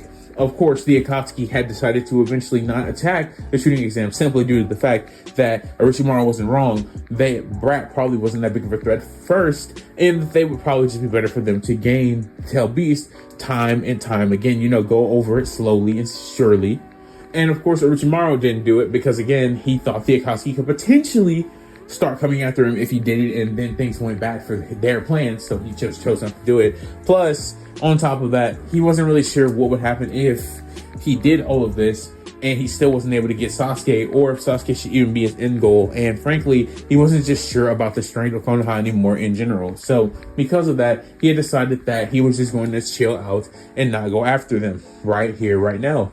So because this had happened, this is when we would then see something else take place within this time period. This is when we would then see the Sasuke retrieval arc not happen in this timeline, because Sasuke was pretty sure that he could, without a shadow of a doubt, get stronger in the village. I'm going to be saying that right now, although that arc doesn't come until after the Finding Tsunade arc, which ultimately would still happen. We start our story back off once more, where we can clearly see everybody asleep in their homes as they would all get up as the next day would come, because, well, that's how time works. And overall, this is when we would then see Hiruzen call in Naruto and Asta into his office and asked Asta a question. He would ask Asta what was that form he used during the tuning exams, because clearly that wasn't something that was normal what Asta did. He had let it slide the previous day because he had won the tuning exams and because that was a monumental moment for the boy. So he allowed him to obviously enjoy that moment without questioning him, but now he was curious. This is when Asta would, of course, as you would expect, begin to explain to Hiruzen as best he could why he was able to use that form and where it came from. And as Hiruzen would hear this is when we would then see Hiruzen react to this with an extreme amount of shock and surprise, as he had never heard of anything like what Asta was describing. What Asta was describing wasn't even reincarnation in the conventional sense. It was more like he was reborn, but he was reborn into a completely different world from his own. And ultimately, him hearing this would genuinely just be shocked about all of this, telling Asta that that's crazy, but there would have no other explanation for how he was able to pull off what he did in the tuning exams, or what that form even was. Ultimately, he would ask Asta what is his goals, what does he truly hope to accomplish in this village, with knowing all the stuff that he now knows about his past. And Asta would tell Hiruzen that despite me being able to tell you everything about it, I didn't actually remember anything from my past inherently. I learned it all from Libe. And again, Hiruzen would ask him, Libe is the entity that's similar to a tail beast that lives within you, but acts on completely different properties in a way. And he would say, yes, that's exactly right. Naruto hearing this, hearing that his brother had another brother in a previous life, would be shocked about all of this. And he had remembered the time Asta had told him about the dream and about hearing the voice. And to hear that it all culminated into this, he would be shocked as well. Nonetheless, this would lead Hiruzen to ultimately telling Asta and Naruto why he actually called them into the office, telling Asta that, well, although that's crazy and kind of insane, again, there's no way to describe how he was able to do what he did in the tuning exams unless this was the case. There was simply no Kekkei Genkai or any jutsu that had ever been able to do or replicate what Asta had done during the tuning exams. And with him saying that, he would then tell him that, well, Jiraiya is supposed to come with you because you guys are going to go with him, because he requested you two specifically to go and retrieve Tsunade. I'm getting too old for this job, and well, that means that I'm going to retire and Tsunade is going to take over my position, he would tell the two boys. The two boys would be shocked about this, saying, wait, no, you can't just stop being Hokage. Who's going to give us our money every month? And we don't want you to stop being Hokage, because well, if you stop being Hokage, that means, well, there's going to be another person that sits in the seat before we do, or one of us do anyways. They would both be like, explaining their case to why Hiruzen can't stop. But this is when Hiruzen would stop both of them and tell them, look, I've been doing this for a long time, and it's about time that I retire. Trust me, it won't really change anything if you take the crown from Tsunade. And they would tell him that, well, if Tsunade gets it, that means they're going to be like the 6th Hokage or the 7th or something. And they wouldn't really like that. They wanted to be the 4th Hokage, right? Like, they wanted to be that. And Hiruzen would tell them that that's not even possible because Minato was the 4th Hokage. He wouldn't actually say Minato. He had told, obviously, at this point, he hadn't still told Naruto that his dad was Minato and his mother was Kushina. So he wouldn't actually say that. He would say there already was a 4th Hokage. And they would say, oh, yeah, that's right. Nah, I forgot about that. The boys being kind of a little absent-minded in this instant. Well, I guess 5th Hokage would have made a pretty cool name too. But at this rate, we're going to be like, what, like the 6th or 7th or something? And that number sounds kind of lame. And that's just a personal preference. I don't know if they would actually say that, but yeah, I actually think that's kind of out of character for them to say that based off how I've written them in this story so far. But yeah, I think they genuinely might say that just because their characters a little bit, but who knows? Anyways, they would say that, and ultimately, it's really Hiruzen is just nodding his head and saying, well, you guys are going to have to deal with it because I'm not staying Hokage any longer. As Jiraiya would come in and tell the two boys to come with them so that they can go and retrieve Tsunade. And so, they would start their search for Tsunade, with ultimately them just talking on their way there, simply doing this because if you already didn't remember, Naruto had already learned the Rasengan in this series. He already had it under his belt. There was nothing for him to learn there. Instead, what Jiraiya would talk about was Asta's previous life and how that impacted and affected him and how he felt learning about it. And ultimately, Asta would say it kind of just comes to him naturally in the ways that he does things without actually even remembering them, to be honest. And it's kind of cool, but he's really happy to have somebody else to talk to, and knowing that he had a brother from another life that he was attached to his soul and that he could talk to him at any point was really cool. He would say that Naruto is really like his brother too at this point because, well, he's been with him for such a very long time, ever since the orphanage, and how they've just been together for so long that he loves Naruto. And he, well, despite not knowing him for that long because he doesn't have any recollection of his memories, he would say that he really loves Libe too. And Jiraiya hearing this would say, well, that makes a lot of sense. Growing up in an orphanage and knowing how tragic it was for the both of you, how your situations happened, I can understand why you would become so close. Naruto would nod his head and say, yeah, I'm still the best brother, right though? And Asta would start laughing hearing that. And he would say, I'm not too sure about that. I have no idea. Can you give me tons of chakra and let me transform into a form that makes me strong enough to defeat people who can literally use the same type of tail beast as you? And ultimately, Naruto would shrug his head and say, well, no, I can't do that, but I've always been here, so I should be better. And Asta would just laugh at this, having a fun time talking and having this conversation, as they would eventually enter a town where, obviously, they would run into a gambling bar where they would all take a seat. And this is when they would all be pulling out pictures, looking for Tsunade. Obviously, Jiraiya not doing this, but Naruto and Asta would, as they would walk around the bar. Eventually, Asta would look up and look down at the picture, look back up again and look down at the picture, and he would see a woman that looks identical to the picture. This is when he would walk up to the woman and say, are you Lady Tsunade by chance? And she would turn around and say, huh? What the heck? Oh. And she would notice the headband on top of Asta's head and realize that he was none other than a Leaf Shinobi.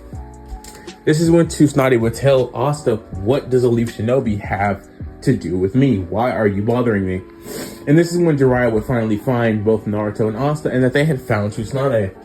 Of course, this wouldn't be immediate, as they would have went to at least 2 or 3 different other places before they had run into her at this one. Nonetheless, Jiraiya tells Tsunade that he'll buy her food and that they can go to another place down the street. So they would go there, and Jiraiya would begin to try to convince Tsunade to come back so Hiruzen could retire from the 3rd Hokage seat so that she could become the 5th Hokage and lead Konoha. Obviously, Tsunade would be even more reluctant than she is in the main timeline, simply due to the fact that Hiruzen was actually still alive and just wanted to pass this on down to her, and she really didn't want to do that. She didn't want to do anything like that. She wanted to keep doing what she was doing, and she didn't want to have to face responsibility for Dan and Hiwaki, of course. Nonetheless, after hearing Tsunade start to badmouth the Hokage, like just straight up saying the most worst and most awful things about the position and the people who are in the position.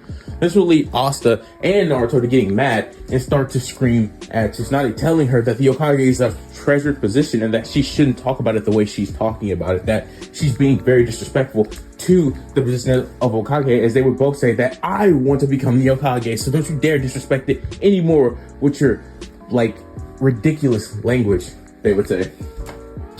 Vulgar language, Asta would say, spitting his words out. As we would then see Tsunade then go on to say, well, all right then, if you boys want me to take the Hokage position so bad, or if you want it so bad, well then, how about this? Let's see if you actually even have what it takes to get the position, as she would tell them to go outside and let's go right now in terms of trying to have a fight with the boys, where Shizune, seeing this, would try to stop the two boys from actually agreeing to this, trying to even get Tsunade to stop it. But ultimately, this would fail, as Jiraiya would see that things have escalated to the point where this must happen because Tsunade wasn't going for it, and Asta and Naruto, being idiots, will continue to keep going along with their escalation. Ultimately, with all this happening, this is where we would see Tsunade, Shizune, Jiraiya, Naruto, and Asta all outside. As Tsunade would say, if you can land just one hit on me, I will go back to the Hidden Leaf Village and obviously become the Hokage.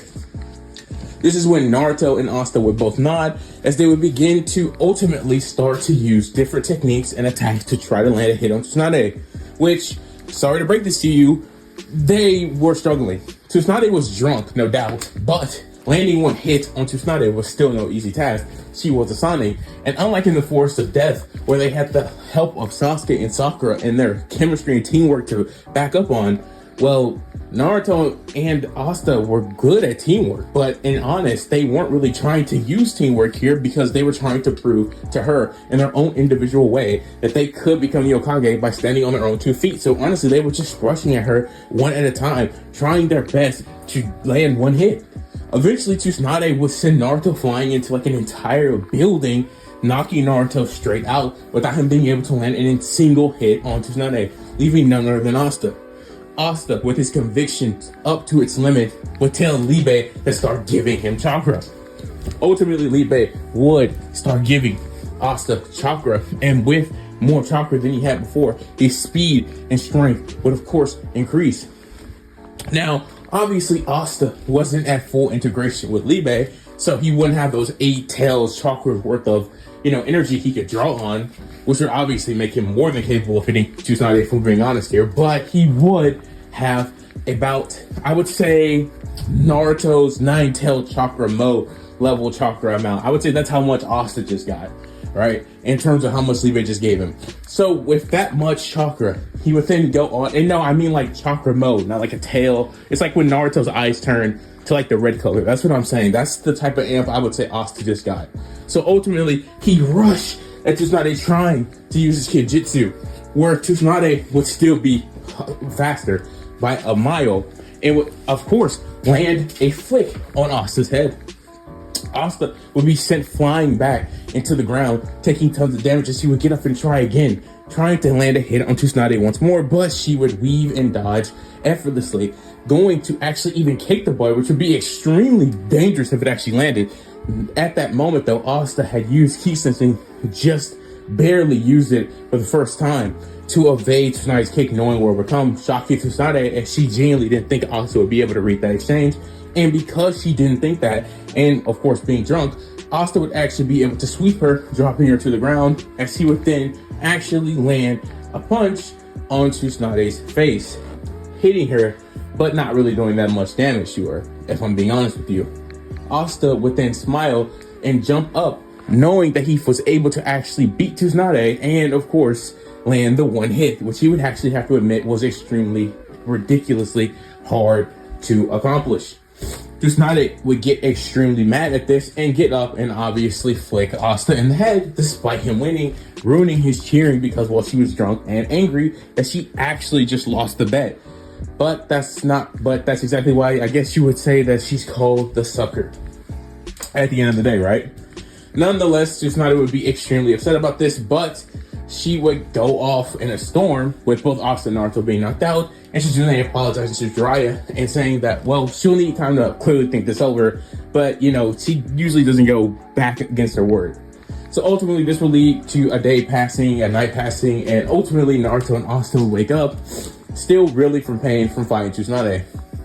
Ultimately, Tsunade would then show up in the morning, telling Asta and Naruto that she will obviously she will keep good on the bet, but she does want to know why both Naruto and Asta want to become the Hokage. And ultimately, Asta and Naruto would tell her. Asta would say, because I want to prove that when you're at the bottom, when you're thought to be trash, you can still rise to the top and ultimately prove that you can still become something of worth and show the world what you're capable of. Naruto would say that he wants to be acknowledged by the village that treated him like a demon ever since he was a kid, and to get their acknowledgement so that he can show them that he's actually worth all of it and that he was actually capable of doing that and should have been treated fairly from the very beginning. As Tsunade would hear these things from both of these boys as they continue to go into more depth about these reasonings, she would ultimately decide that, okay, I'm gonna go good on the bed, and when I'm done being the Hokage, maybe you two would actually be capable of taking the position from me. How about that? As they would both smile and laugh and jump, as Tsunade would give them both a kiss on the forehead, just like she had singularly done to Naruto in the main timeline, but she even did to Asta here.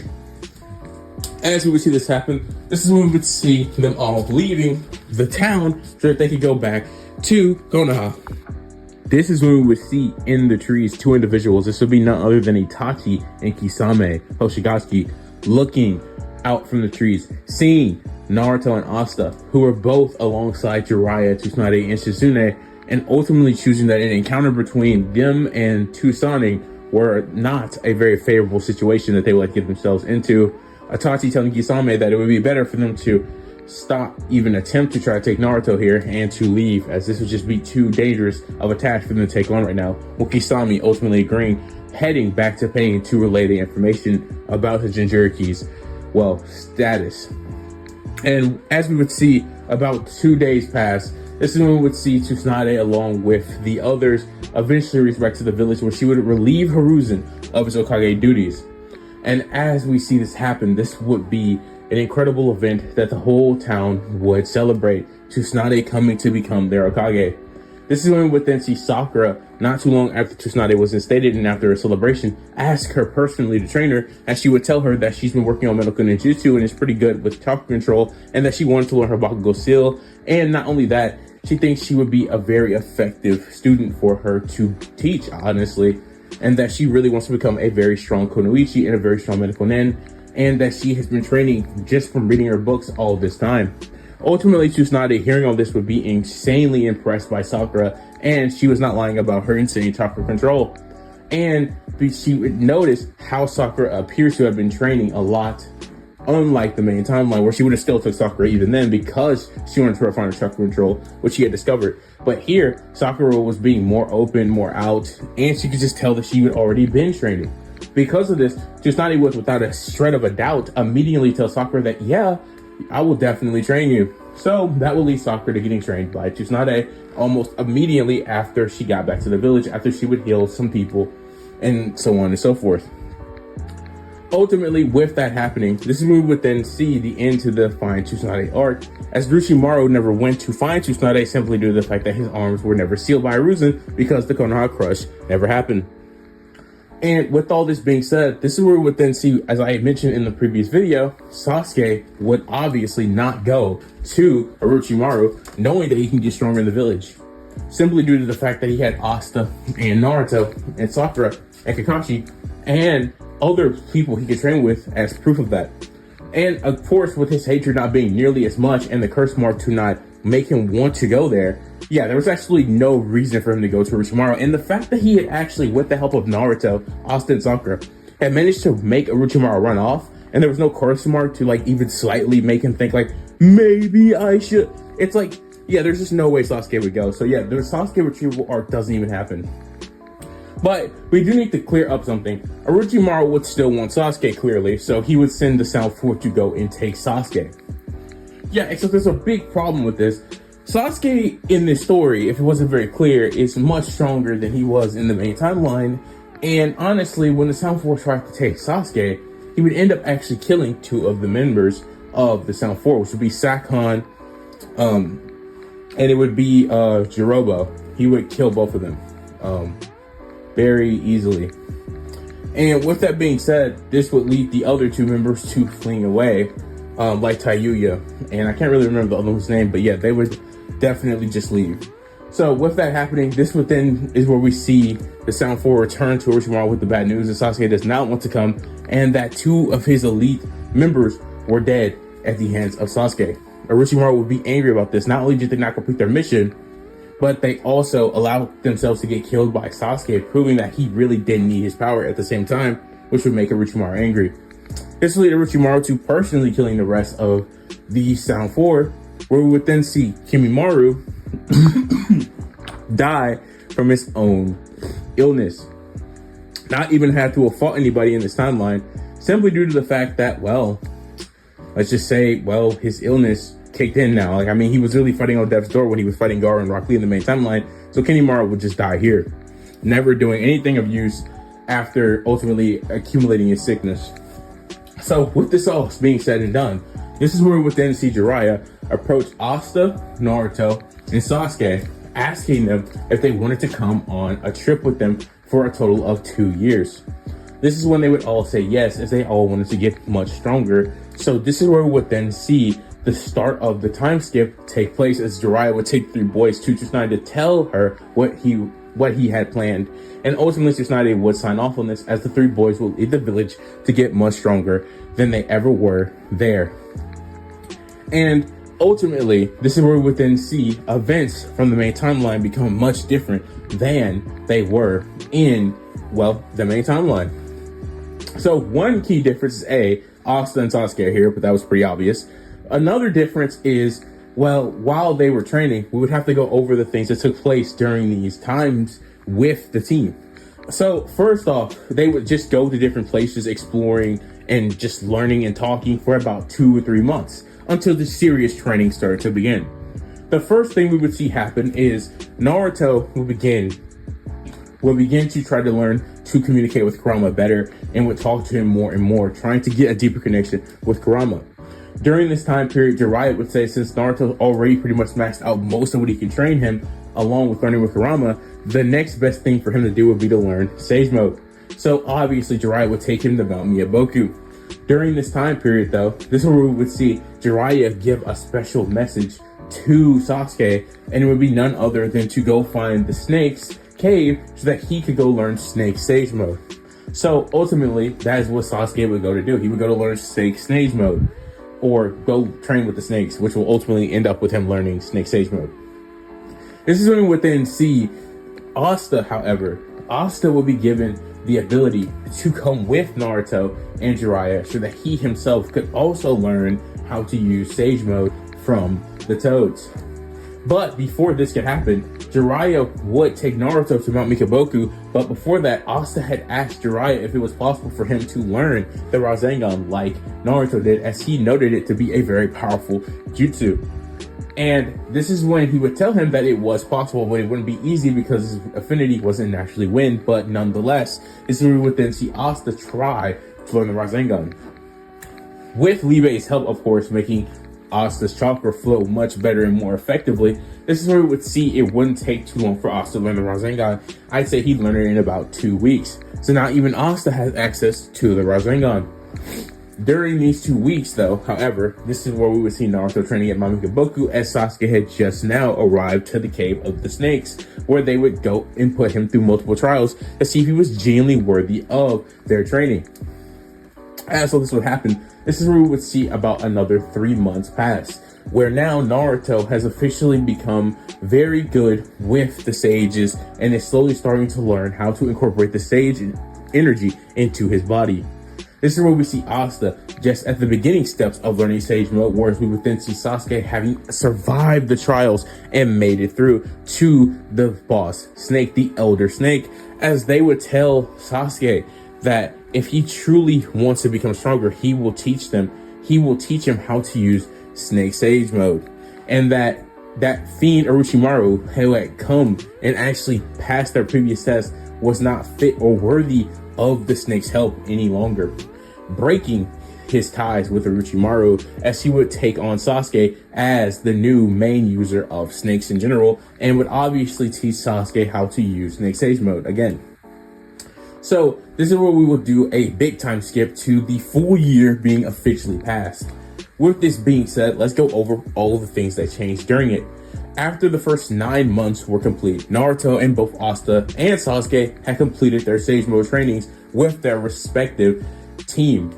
And I think this is honestly realistic because Naruto, within the span of like a week in the main timeline, learned Sage Mode. Clearly it wasn't the strongest version of his Sage Mode, that was in the War Art, but still, he had still learned the technique at that point. And of course, Sasuke, being an extreme prodigy and being stronger than he was in the main timeline, would be able to achieve this, no doubt. And Asta, also being on their same level, would of course learn Toad's Sage Mode.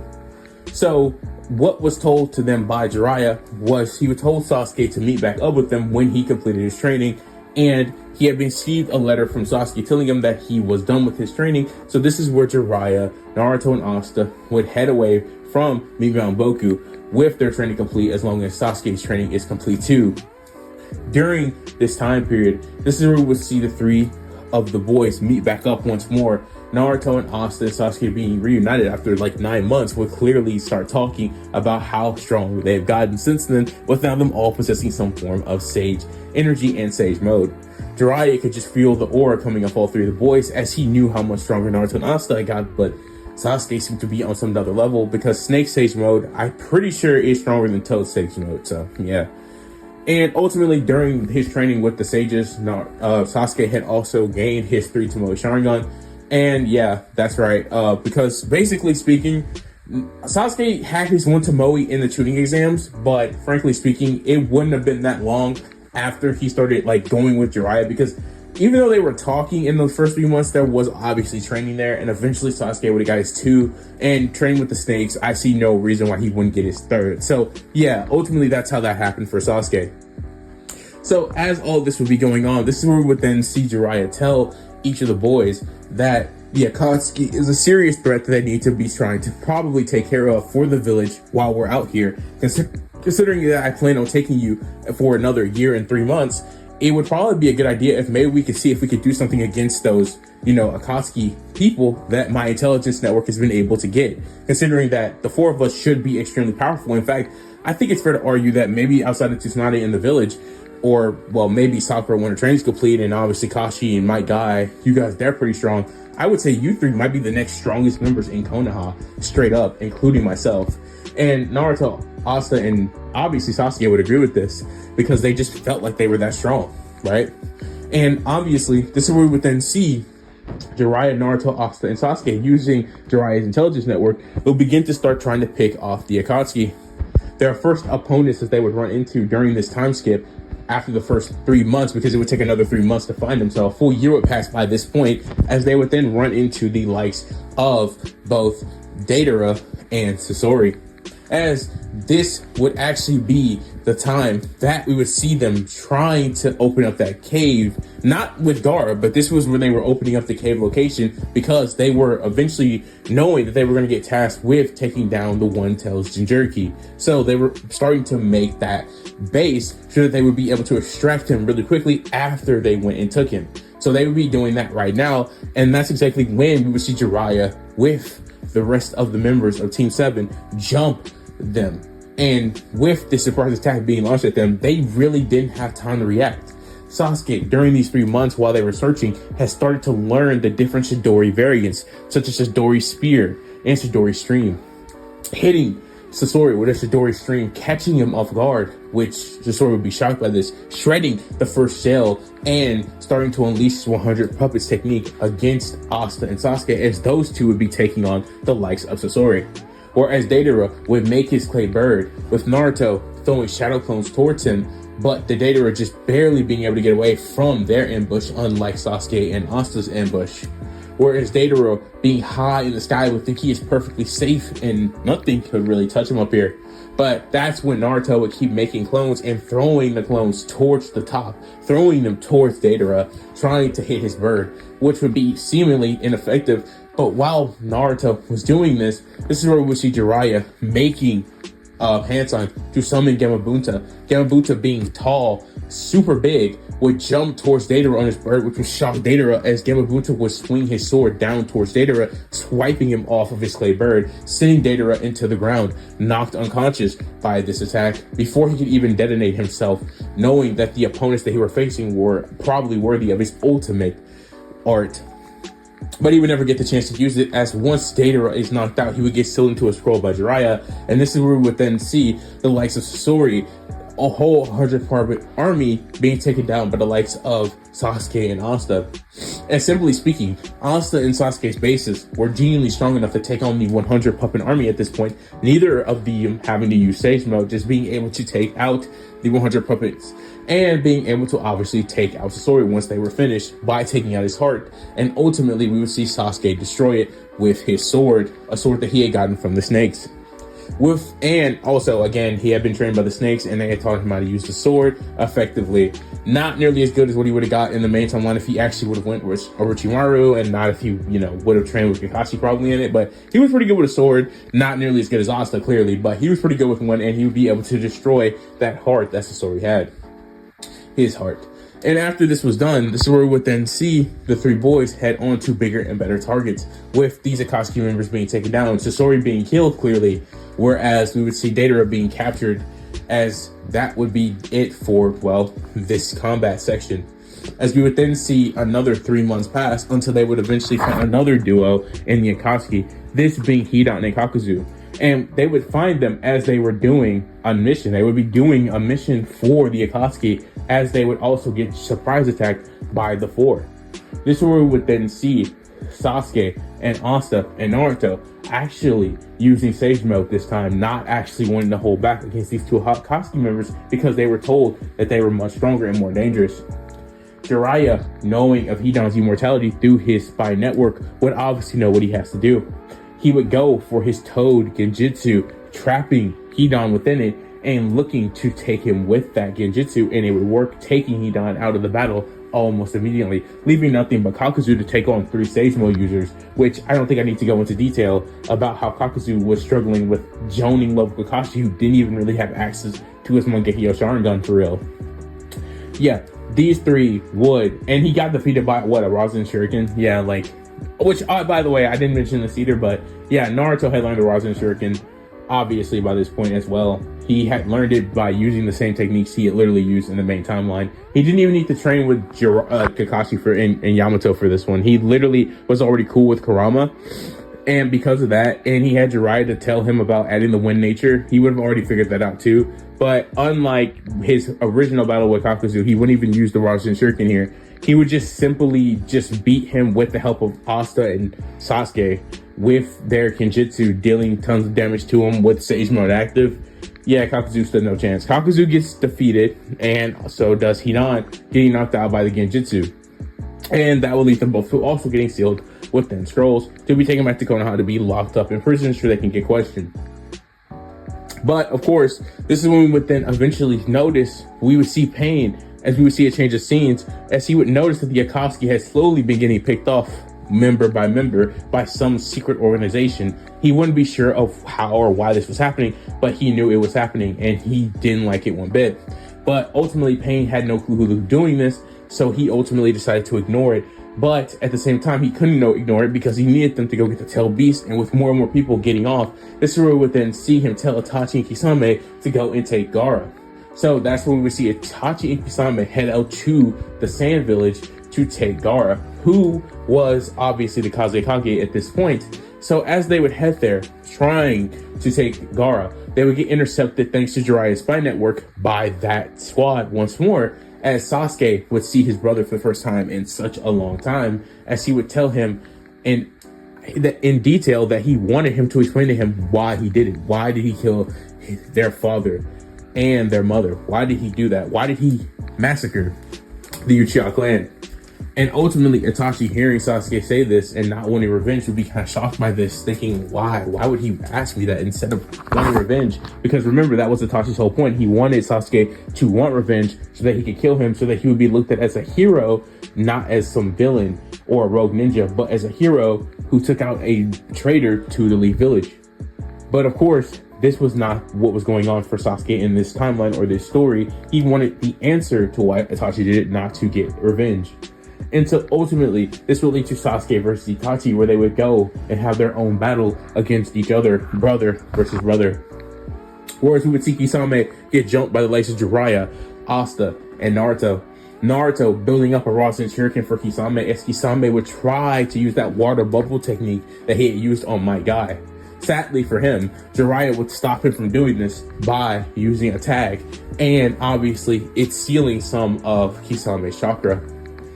With that happening, Kisame would try to use Samehada to slash at Jiraiya, but Asta was there with his Demon Slasher Katana, and by this point, he would have activated Black Asta on top of his Sage Mode, which would be no good for Kisame.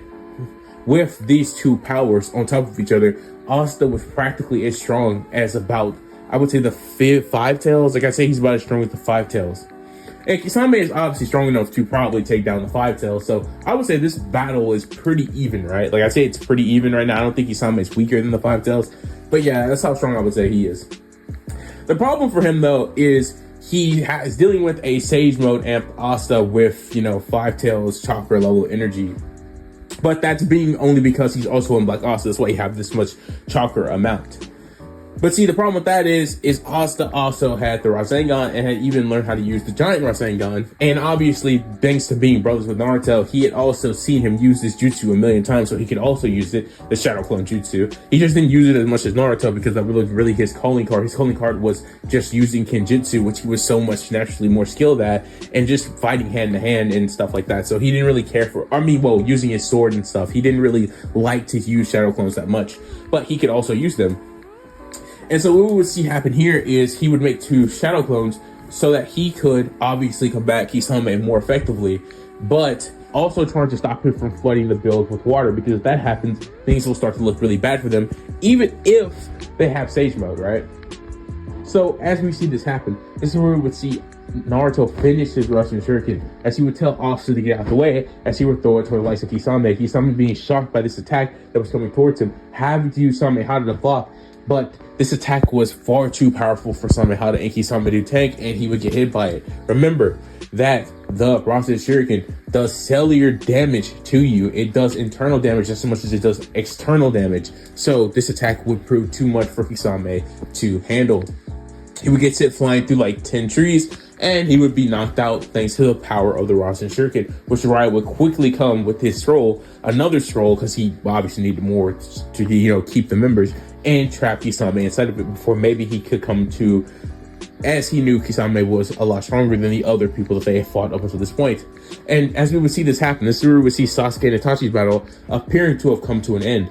Sasuke not being different in this timeline, in the sense that he did still need Itachi's sickness to overcome him to win this battle, as just having the power of the sages of snakes, despite it being stronger than Sage Snake Mode, or not Sage Snake Mode, but Toad Sage Mode, it wouldn't be enough for him to overpower the likes of Itachi outright, because the Susanoo really just is that strong. So Itachi would, however, hearing what Sasuke wanted, as he would beg him, as Itachi was coming towards Sasuke with all his chakra slowly depleted, him not going to be able to beat his brother, not going to be able to learn why he did it at this rate, as it looks like Itachi has taken too much damage thanks to Sasuke's attacks. But this is when we would see Itachi tell Sasuke the truth, why all this had to happen, what happened, and why he did it. As Itachi's Susanoo would drop, as he would drop dead right then and there due to his sickness and his Susanoo only speeding up the process. Sasuke would start crying in tears, hearing Itachi's revelation, not being even able to question him on it because his brother had just died. And hearing all of this, Sasuke would lose all his hatred for Itachi right then and there. And not only that, he would just start crying. And this is where we would see Asta and Naruto there to comfort their friend, one of their best friends, as this would ultimately lead to Jiraiya even shaking his head in sadness, hearing the sad truth of Itachi Uchiha. And with all this being said, this is when Sasuke would now devote all of his emotion, all of his conviction into wanting to get revenge against Danzo. But this is when Jiraiya would tell Sasuke that is not the way. You need to do this the right way. You need to expose his crimes publicly to everyone so that they can hear them. But before you can do that, we will need to go back to the Hidden Leaf Village to have that to take place. So this is when we would then see Jiraiya, Naruto, Asta, and Sasuke started to head back to the Hidden Leaf Village, but it would not go without a hitch, as this is where we would see Zetsu, who had been watching this entire interaction take place, with Jiraiya having taken the likes of Kisame and a scroll, and Itachi having died to his illness way faster than the main timeline, simply due to the fact that he had fought Sasuke right here, and ultimately that had led to him dying. This is when Zetsu would come back and telling Pain at what had happened to Itachi and Kisame and who had been the ones to take down the other Akatsuki members. It would be none other than Jiraiya, Naruto, Sasuke, and Asta. Him hearing this, he would be shocked by this, thinking, there's no way. So that's who had been taking down the Akatsuki all this time. But this is when somebody more important would be hearing this. This is when Obito heard this. And Obito, with hearing this, would be extremely angry because they had taken absolutely no tail beast. Like, they had taken no tail beast, and yet his plan was already starting to come to ruin. This is when he would tell Pain and Konan to attack the Leaf Village as fast as possible, as he would use Kamui to teleport out of there. Well, not teleport, but phase out of there to go to the likes of Jiraiya, Naruto, Asta, and Sasuke to confront Sasuke, trying to win him over to his side, of course, because he would think that would be a very good thing for him to use.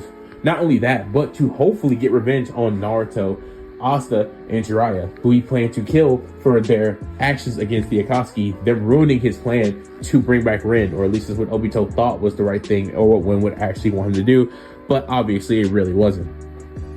This is where we would see as all three of them would be heading on their way back to the Hidden Leaf Village with about a year officially starting, with about 2 years officially starting to have passed since they had left the Hidden Leaf Village by this point, as it took them a much longer time than they initially thought it would to find Kisame and Itachi.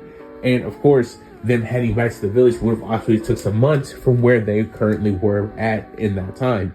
So doing some training, doing some conversations, trying to make Sasuke feel better over this time, this is when we would then see them eventually be approached by Obito, or not even approached, as Obito would just appear out of nowhere in front of their path on their way back to Konoha, intercepting them and trying to convince Sasuke right then and there that he should come with him so he can learn the truth of Itachi, trying to get Sasuke to come with him so he could convert him over to his side, or not even convert him over to his side, but use him to better himself, or just use him. Honestly, he just wanted to use him. But this is when Sasuke would tell Obito that he already knew the truth of Itachi, and Obito, hearing this, would be shocked, as he didn't expect Itachi to tell Sasuke, because as far as Obito knew, he thought Sasuke wanted revenge against Itachi. He had known that he had changed his thoughts, or that he had been influenced by Asta and Naruto to ask the question rather than try to get revenge. He thought that since he was a Uchiha, as you would expect, hatred and revenge would obviously be flowing through his mind. So that's what he thought. Obviously, Asta, or not Asta, but Sasuke would go for. And that was not the case. Sasuke did not go for that whatsoever. And because of this, this is when we would then see Obito try to take down the 4 of them that were standing right there and right then. But you see, there was a problem for Obito here. Despite how powerful Obito truly was, he was able to take on Minato, the 4th Hokage. He was able to take over the Nine Tails with the likes of his Sharingan on just 3 Tomoe. He was extremely powerful, no doubt about it. But the problem is during this time period of all this stuff that had taken place, Naruto, Asta, and Sasuke had gotten even stronger since then. So let's just recap what had happened in these last 7 months, that they had basically been going more around, or not even these last 7 months, more these last 6 months, because it took longer for them to find Kisame and Itachi than they really thought it was going to take. So during these last 6 months, not only had Naruto officially become partners with Kurama, because that had happened at this point. Kurama had told Naruto that if he really wants to use more powers, then how about he prove to him that he's actually worthy of all this nonsense he's talking about, all this partnership stuff. He said he'll become his partner if he can beat him in a battle. And Naruto, being stronger than he was in the main timeline, and by this point, And he would obviously have beaten Kurama, and Kurama would have no choice but to submit to Naruto's overall want to become partners instead of having him be this overall just beacon of chakra for him to call for. So Kurama and Naruto were partners. That's not good for Obito one bit. And so that means he has access to KCM. Again, really not good for Obito. Not only that, he had Sage Mode. Not good. And Asta, well, Asta hadn't fully integrated into Libe, so he still didn't have 8 tails of chakra. Clearly that would happen over this time. But what would have happened is he would have unlocked full Devil Union with Libe, which, yeah, that's not going to really go too well for Obito either, as that means he's going to be able to draw on chakra reserves to the point where, since they're completely linked but not fully integrated, that means Asta's chakra he would be gaining from full Devil Unit would practically, basically what I'm trying to say here, because I know this sounds really like hard to understand, is with full Devil Union active, Asta practically has 9 tails chakra worth of chakra now. And that's about how strong I would say. I'd say he's about as strong as half of the 9 tails with full Devil Union. If Libe was also fully integrated with Asta and he then used Devil Union on top of that, I would say he's like, let's see, what would I even say he's like, what would I say his level's on? I would say he's on like Sage or 6 past Naruto level. Yeah, I'm not even joking. That's what I would say he's on. He's like Sage or 6 past Naruto level. So yeah, extremely powerful person right now. And that's not, once again, good for the likes of Obito. And obviously Sasuke had, thanks to killing his brother and seeing that, his Mangekyo Sharingan had awakened in that instant. And well, through tears, through pain, Jiraiya knowing how to do this surgery would have given Sasuke Itachi's eyes, giving him the eternal Mangekyo Sharingan. So Sasuke had access to the eternal Mangekyo Sharingan already. And because of that, again, that's another thing that was not good for Obito. So he's going up against basically EOS Sasuke, EOS Naruto, minus their Sage Mode amps, and going up against basically EOS Asta, kind of. So, yeah, with Jiraiya. Yeah, I don't know what to tell you. Obito would try to do something to them, and he would immediately get defeated. Yeah, I'm not gonna lie to you. He would immediately get defeated. He would get hit with an Amaterasu, barely dodge it by phasing out of it. Then, because he was caught off guard by that, he would get speed blitzed by Asta, get slashed in his chest, which would do a ton of damage.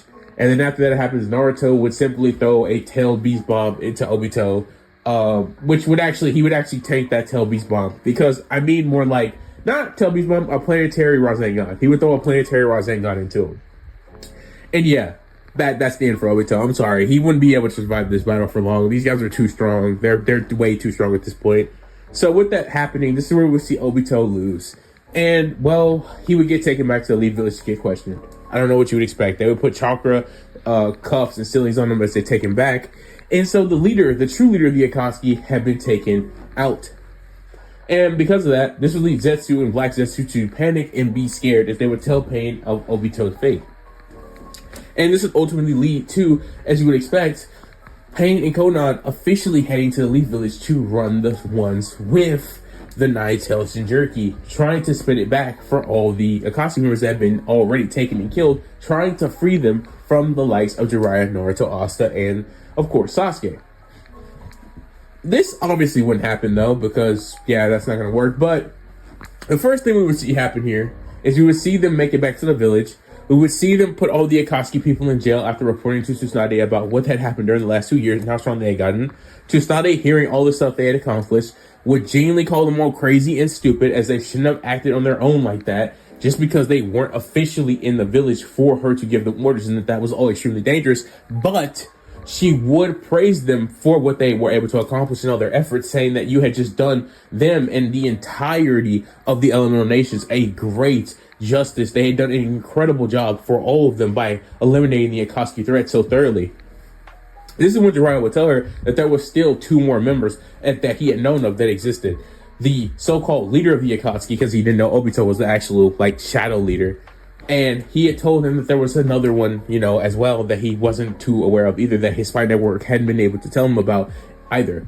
But Tsunade hearing this would say, well, let's just say you've taken down tons enough of their members. I'm gonna put them in jail, Tsunade would say, and welcome back to the Elite Village, you three. You three have become exceptionally more powerful since you left. I can definitely think or without question say that you might be the three strongest in Konoha now, or well, you might be strong enough to even take me on. I see you boys were serious about trying to become the Hokage. She would look towards the likes of both Naruto and Asta while saying this, as they would nod their head and say, yeah, we got really strong, and well, we took down the Akatsuki like you heard, and yeah, we're looking forward to taking that from you. As they will look at each other saying, well, we'll see how that goes.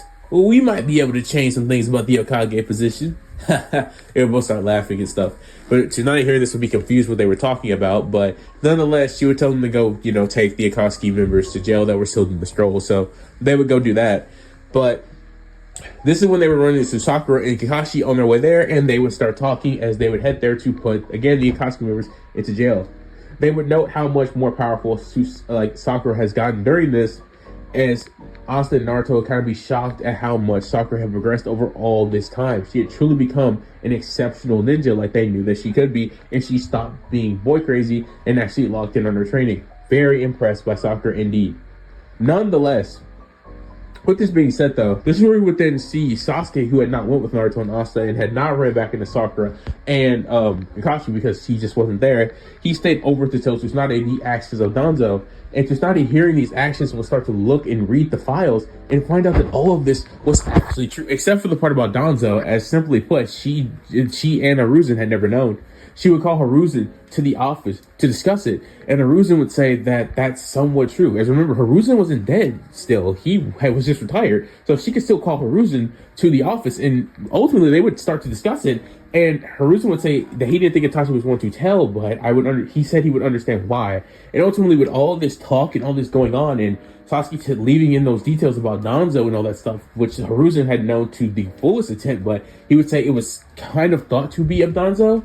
This will lead to them ultimately giving a raid on Danzo, ending his root shenanigans, while also not only ending root for Danzo, but capturing him and telling Danzo that he had two options.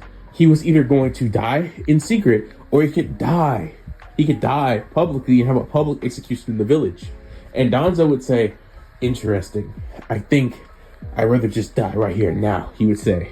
As Danzo would be killed, with the entire village learning of what Danzo had done to the village, what he had caused, learning that he had caused the Uchiha massacre, that he killed all the Uchihas, leaving Sasuke the lone Uchiha. And ultimately, with everybody learning this, they would be grateful that Danzo had died to the likes of the Hokage, Sasuke, and Hiruzen. Hiruzen going to watch his old friend ultimately perish due to his own very, very terrible crimes. And with this all being said and done, this is when we would then see Sasuke eventually be able to coexist with his team. This all taking place over the span of a week, however, as you would probably expect. And eventually, Asta, Naruto, Sakura, and Kakashi would be briefed by Sasuke on what had taken place over the past week. As honestly, Naruto and Asta were just getting used to being back in the village by this point, being happy to just be back after being gone for 2 years. So they wouldn't really question why Sasuke wasn't with them. They knew he needed time to grieve, and that's what they were letting him do. Sakura and Kakashi feeling, obviously, them in on everything that happened to Sasuke over this time. With all of this being said, this is where we then see the team eating ramen at Teuchi's, enjoying time together as Sasuke can finally be at peace, knowing that his brother had been redeemed for all the stuff that he had to go through, and, well, that he had actually finally learned the reason why Itachi had done any of this to begin with. So Sasuke was pretty much at peace at this point.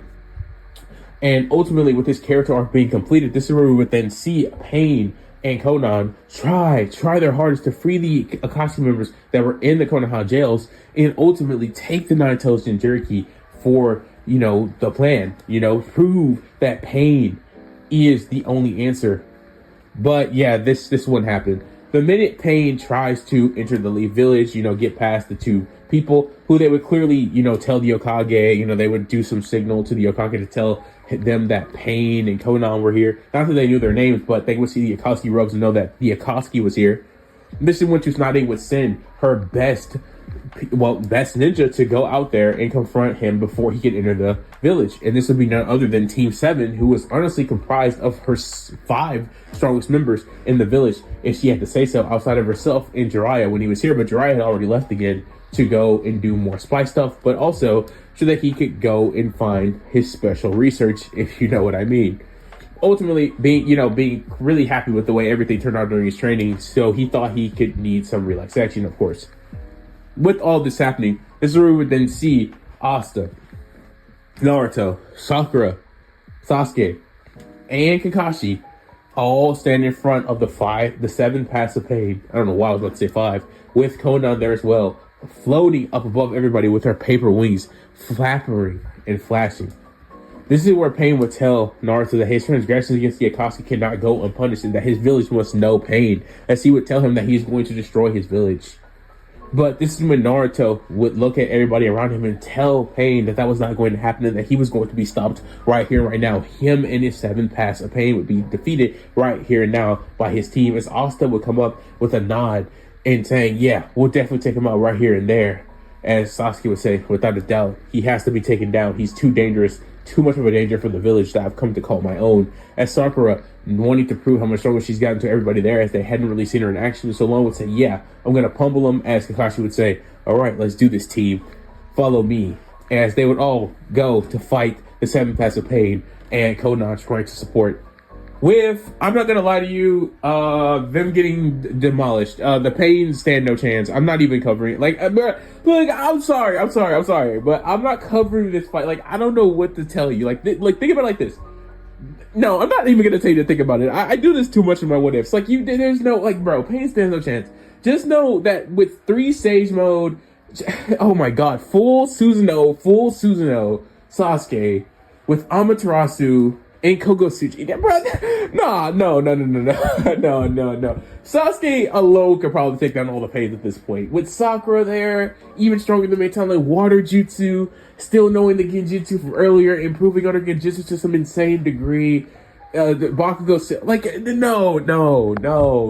Asta, there's just no chance here. There's no chance for the Pains. They get cooked. And they all find out where Pain actually is, or where Nagato actually is. And they go there to confront him. And by go there, I mean Naruto and Asta go there to confront him, as Pain would start to tell them his life story, how everything went bad after Yakihiko died. And basically, this is when they would tell him that he was wrong for the way he decided to carry out his plans against the rest of the world. Nagito would call them the future of the world, as he would ultimately use Rene Rebirth to fix the lives of all the other villages that he had destroyed as he was Pain. Not the Konoha village, of course, because, well, they were perfectly fine and good, because obviously the Pains got destroyed before they could even do anything to Konoha. They never got into Konoha. They never even got into the place. So yeah, they got obliterated. Like, I really cannot begin to stress how obliterated they got. Like, they stood no chance. Like, it really was not fair. Like, I kind of maybe made them way too strong, but I don't know what to tell you. Yeah, they got obliterated. So after Naruto ultimately decides to give everybody else who he had destroyed as Pain back their lives, as he would pass on. And they would obviously take the Rinnegan from Nagato, because that was too dangerous for him to have.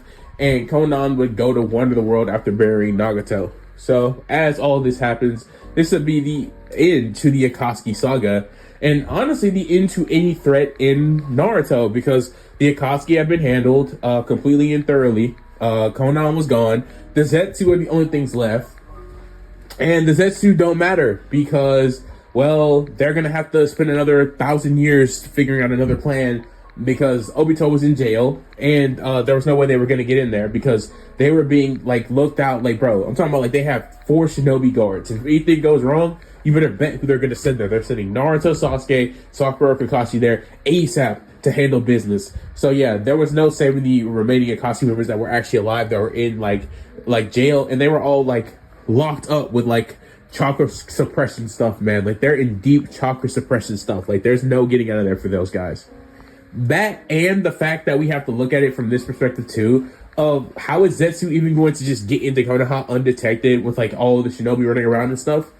With all this being said, this is ultimately where we would just see the end to the Akatsuki threat. There's nothing the Zetsus can do. They'll have to wait another 1,000 years to carry out their plan. And Konoha was the only member that wasn't captured, but she wasn't a threat anymore, as she had just decided to go wander the world after she had buried Nagato, like I had said. So she wasn't a threat. Danzo had been killed by Tsunade and Sasuke again, so he was gone. And his actions were obviously told to the entire village. by Tsunade what he had done. So everybody hated him. So yeah, Sasuke was good, right? Like his arc was done. So he was a good guy. So he wasn't going to try to destroy the village. He wouldn't have a last fight with Naruto. So ultimately, all the threats to Naruto were taken care of because Kaguya wouldn't come back. Madara wouldn't be revived. I mean, obviously, Orochimaru and Kabuto are still out there. But Orochimaru, having heard of the Akatsuki being destroyed by Naruto, Sasuke, Asta, Jiraiya, Tsunade also being in the village as the Hokage, Orochimaru would just realize that there's no way I'm going to actually go take on a village that can take down the entire threat that I was just worried about not even like 2 years ago, right? He's like, no, I'm good. Yeah, that's just going to lead to me dying. I'm not doing that. I'm not dealing with them anymore. And Kabuto would understand Orochimaru doing this to him. They would just peace out. You know, I guess you could say I could probably make the Zetsu try to make Orochimaru do this, but Orochimaru is just too smart to fall for the Zetsu's plan. He wouldn't go along with it. So, yeah, I'm just going to be saying that's going to be the end to all the threats because of these reasons that I've pointed out. And because of that, this is where we would see a 5-year time skip because I'm pretty sure Tsunade's stand and the Hokage is like 5 years. I'll say it's 5. Actually, no, it's 4, but I'll say it's 5 because everything had went pretty good for her while she was there. We're in the original timeline in the 4 years she was there. The worst stuff was going on while she was the Hokage. So I can understand why she only sat for 4 years. But here, she would sit for 5. And with her 5-year standing being complete, this is where we would then see her pass off the hat to none other than Naruto, Uzumaki, and Asta.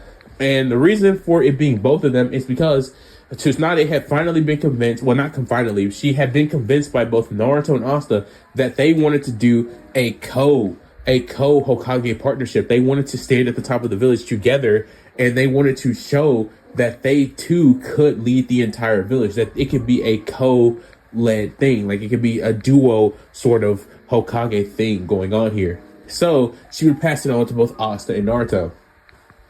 Obviously, the village wouldn't really know how to go alongside this, so what they would lead it under the idea of Naruto as the Hokage, because Asta knew Naruto needed it more. He wanted to get knowledge more. So technically, it's like this: Naruto is the official Hokage, but everybody in the village knows that it's a coalition thing. Like it's like a duo thing where it's like there's technically a duo-led ninja village, you know, with 2 leaders instead of 1. It's both Naruto and Asta. And obviously, as they get to their coordination, and they obviously tell the entire village how they're going to protect them and how this should prove to the entire village that they were actually worth something and that they can actually achieve their goals, and that anybody that thinks that they're not good enough can reach their goals. The entire village, who had once looked at both Asta and Naruto as nothing but scum or with disgust, had finally accepted them. And all the people that lived in those very bad parts of the village that didn't think they could do anything would look up to them and ultimately start to clap and cheer. This being the most insane Hokage inauguration that had ever happened in the entire village. Everybody's cheering for Asta and Naruto. And with that happening, this is where we would see both of the boys smile as Naruto would look towards Asta and ask him one question. He would ask him, "Did everything turn out the way you thought it would, brother?" And this is when Asta would say, "Yeah, I can't have changed anything. Nothing could be better than this." As they would both fist bump one final time as we see the screen pan up to the sun, as we would then see the screen fade to black, as this would be the end to What If Naruto. Okay, oh my god, how many times am I going to do that? And then this was the end to What If Asta was in the Naruto verse part 5. And with that being said, that's going to be the end to this series, which is low-key crazy. I can't believe it, but I actually was able to finish the series in this part. A part of me thought that maybe I feel like everything was paced really well. I genuinely do think everything was paced really well. But that might have been how long I went on to explain what happened in certain segments. So I think it was paced very well. But you guys can tell me if it was paced very well in the comments. I'm not too sure. I think it was paced pretty well in hindsight. But I want to point something out real quick. If you guys have any grievances with how I presented this part, just accumulate it to me being sick. Because yes, I am actually sick currently. I am actually extremely sick. But the grind does not stop for any sickness. Okay? Remember that, guys. Always push and pursue. But I will say this. I think I made like a lot of arrows in this What If when I was reading it. for the little part that I had to read, which was mainly after the Tsunade arc, but most of this was actually unscripted, which might have led to some more errors, but I hope you guys hopefully did end up enjoying it. And hopefully I did this series justice. And before we end and before I leave, I want to say I hope you guys did enjoy this series. If you guys want to see more What If series, tell me in the comments section below and give me your what if ideas again, because I'm going to be making them eventually. With that being said, I guess I'll see you guys for another What If movie in another 3 days or something, or maybe I'll see you guys in about a couple of days for another What If series, but I don't know. I highly doubt. I don't know. We'll see. But without further ado, guys, shout out to my good friend Phoenix for suggesting this, and hopefully he did end up enjoying the series. I hopefully he got to the end of this and can tell me if he enjoyed it in the comment section below. I would really like to see if he did that. And nonetheless, I'm getting up out of here. It's been Ian and What Ifs. This is the ending to What If Asta was in the Naruto verse, the final part, part 5. And until the next What If, Ian and What Ifs out. Deuces. And I hope you guys truly did all enjoy this series. I'm out. All right, guys.